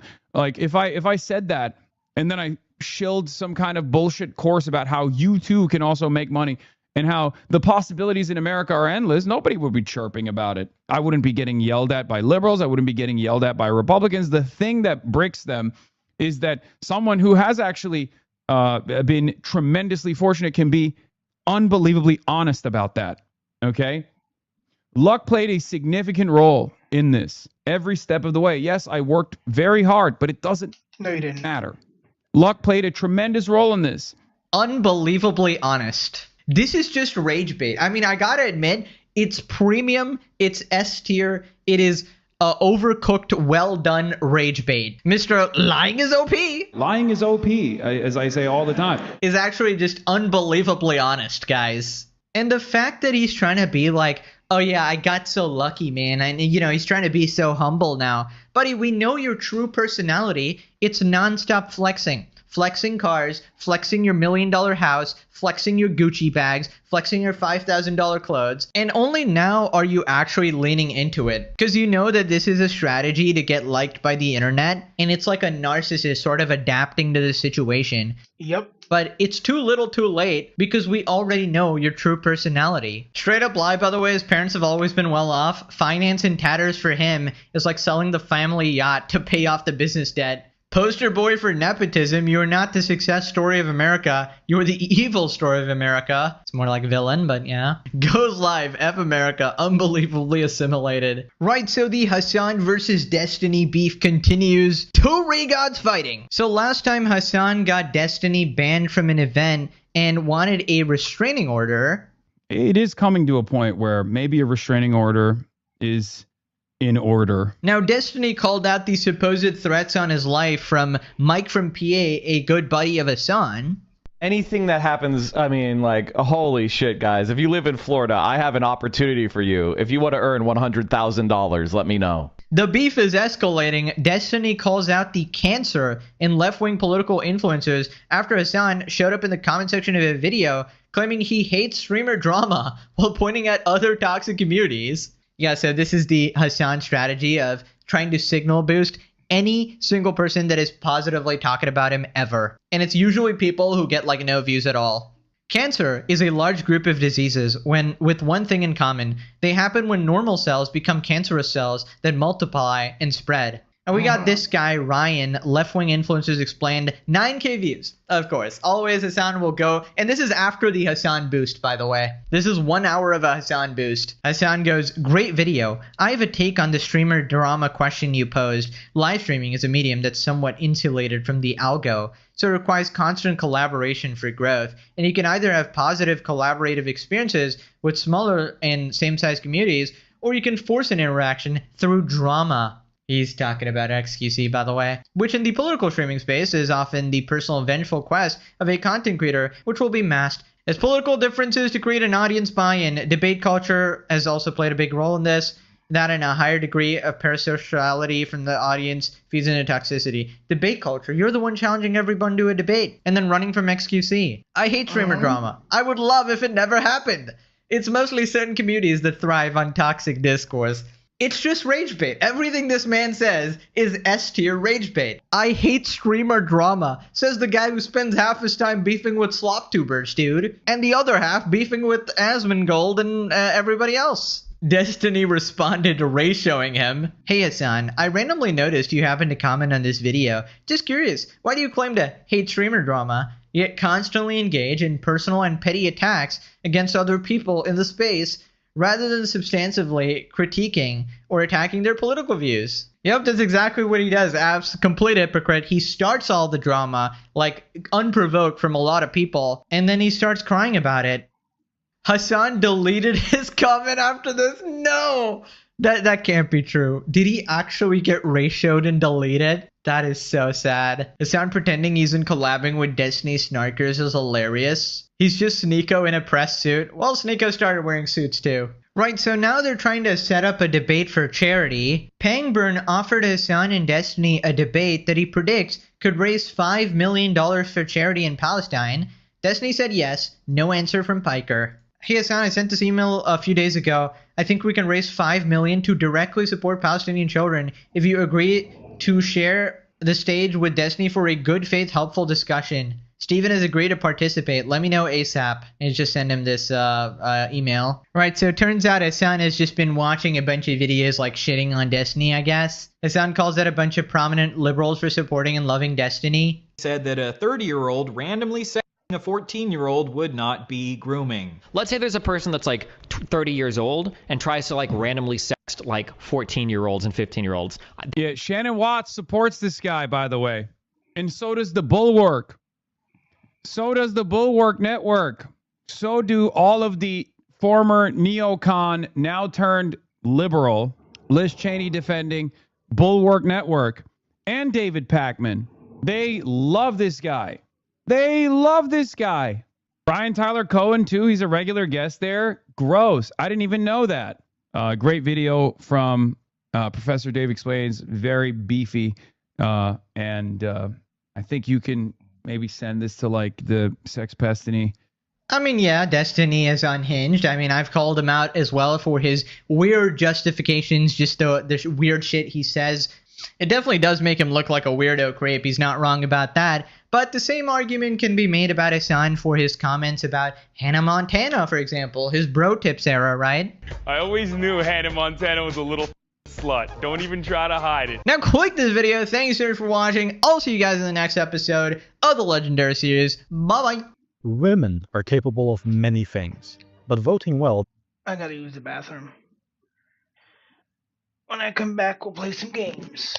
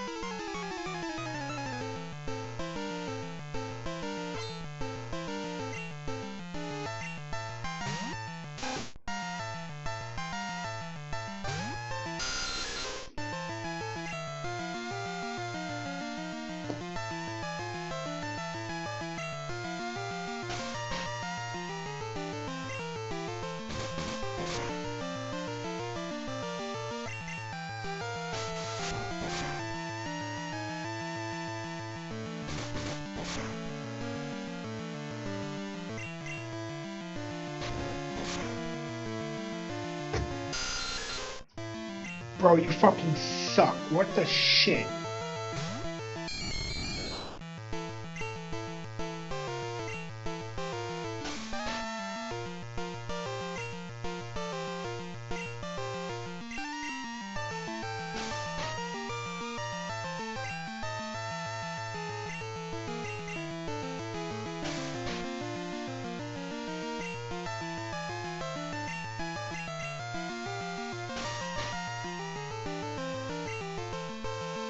Oh my fucking god.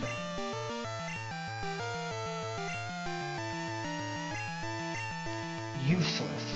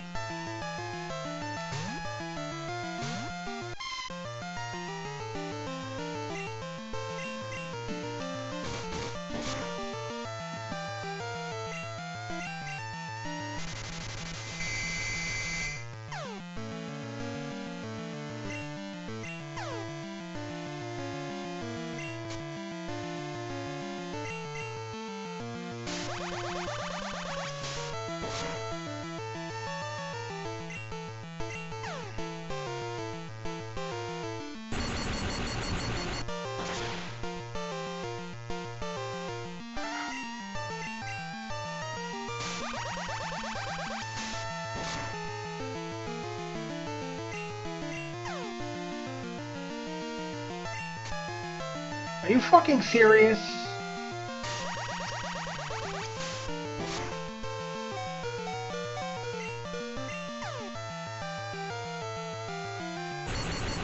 Piece of shit, man.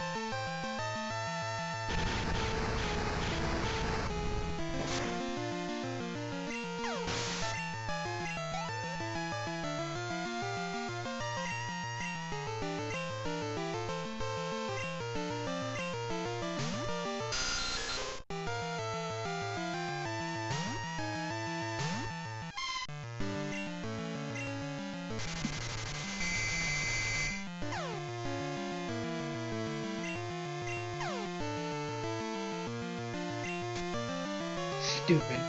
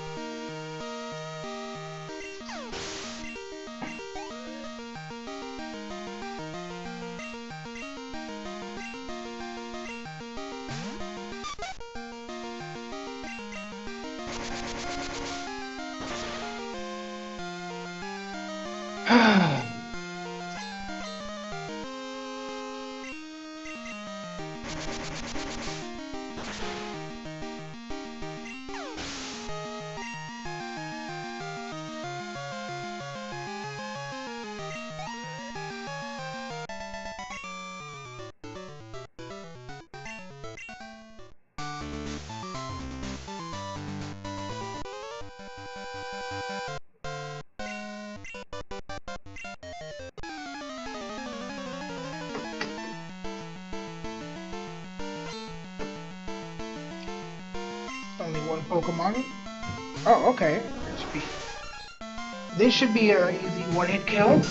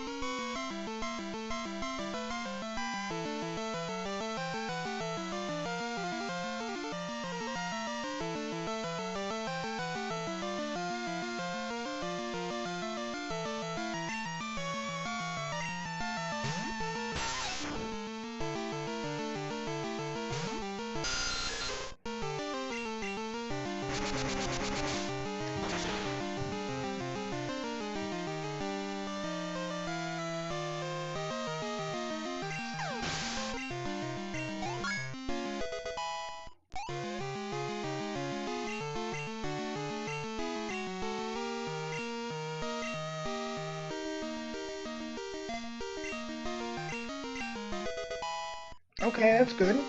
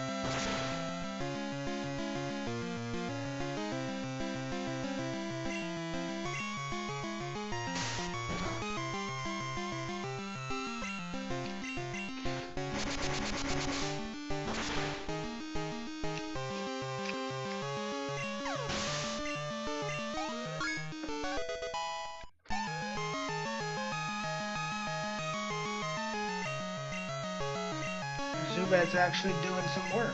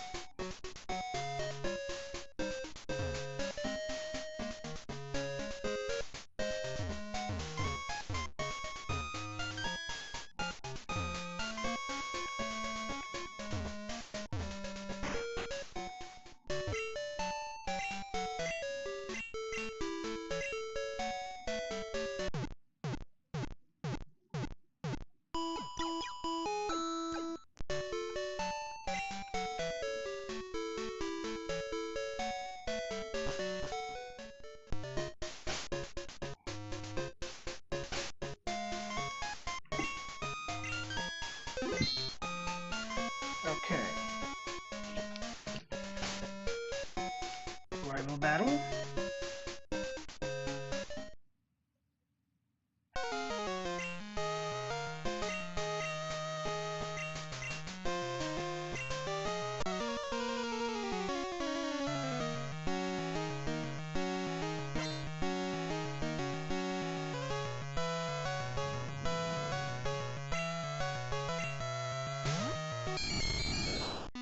Nice matchup.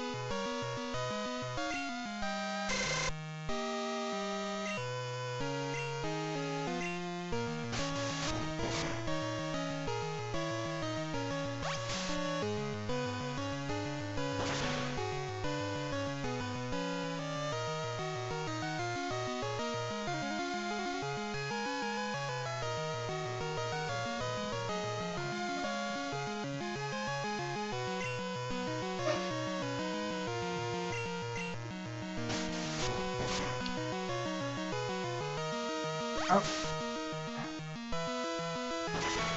Have a good night, Red.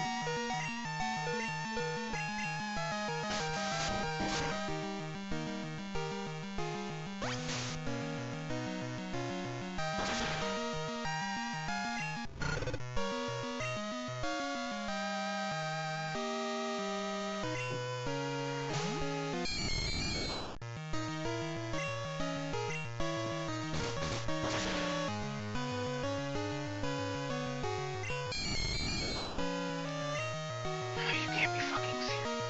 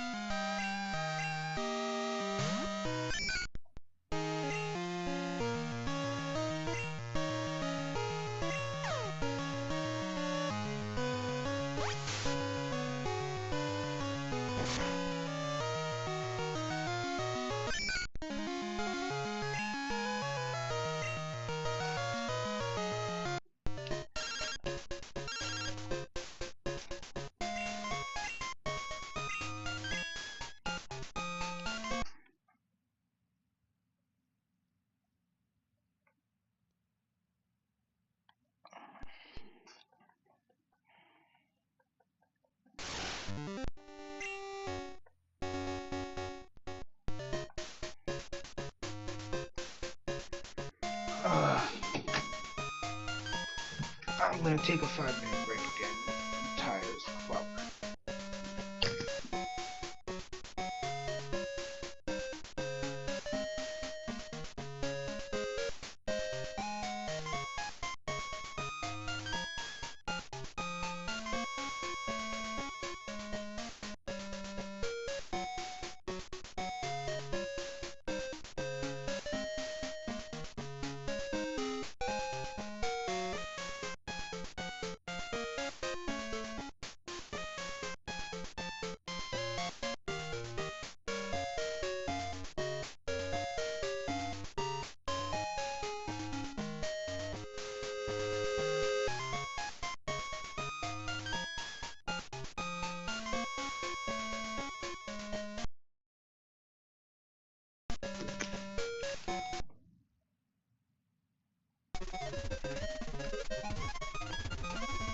So 2.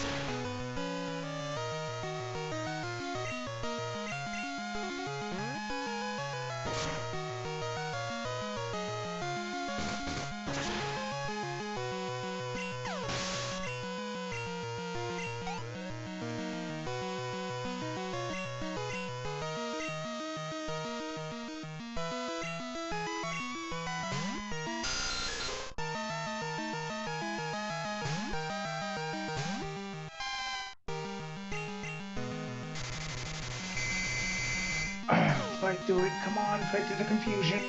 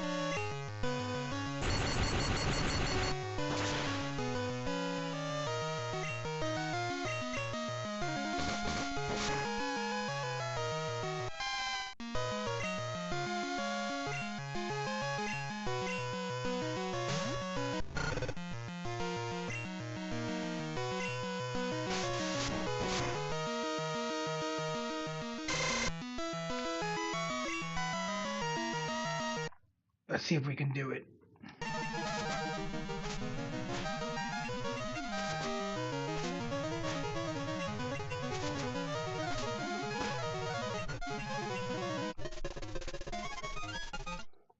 Fucking asshole.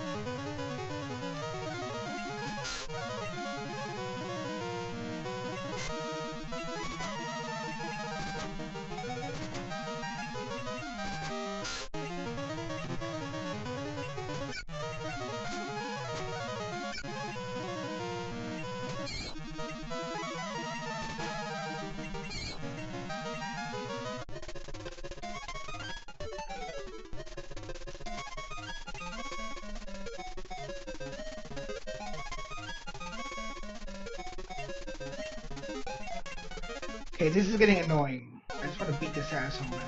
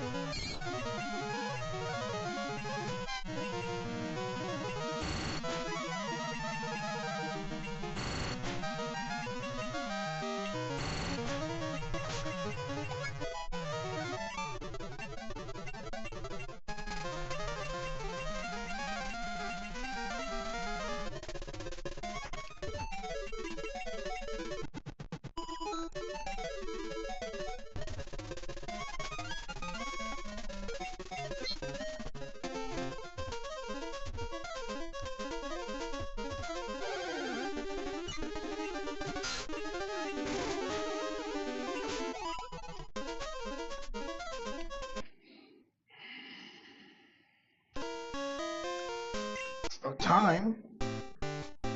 Let's see what we get.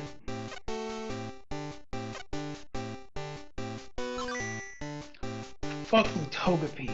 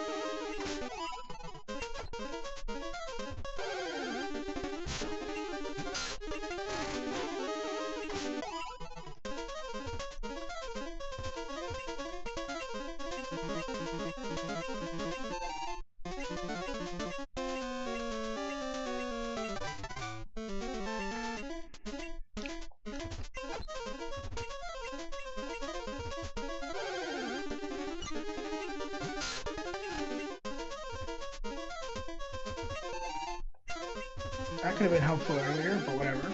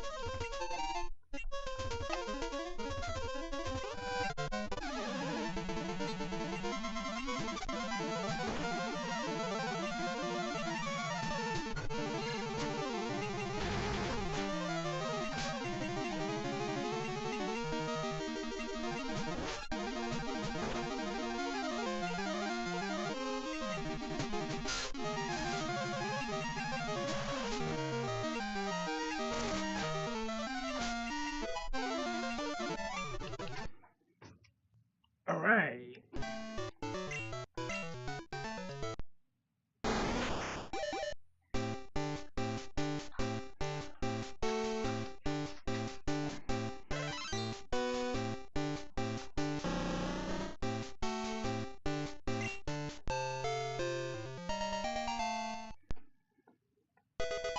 Nice.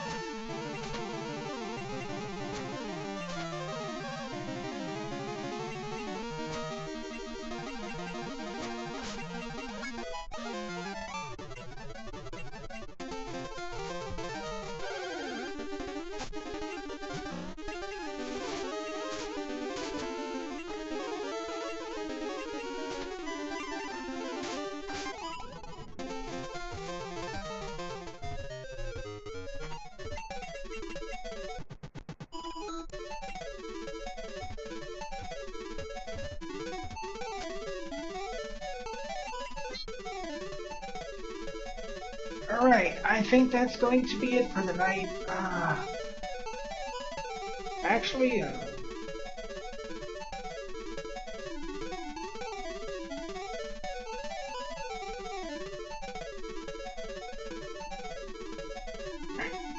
hold on, that's annoying. That's annoying. All right.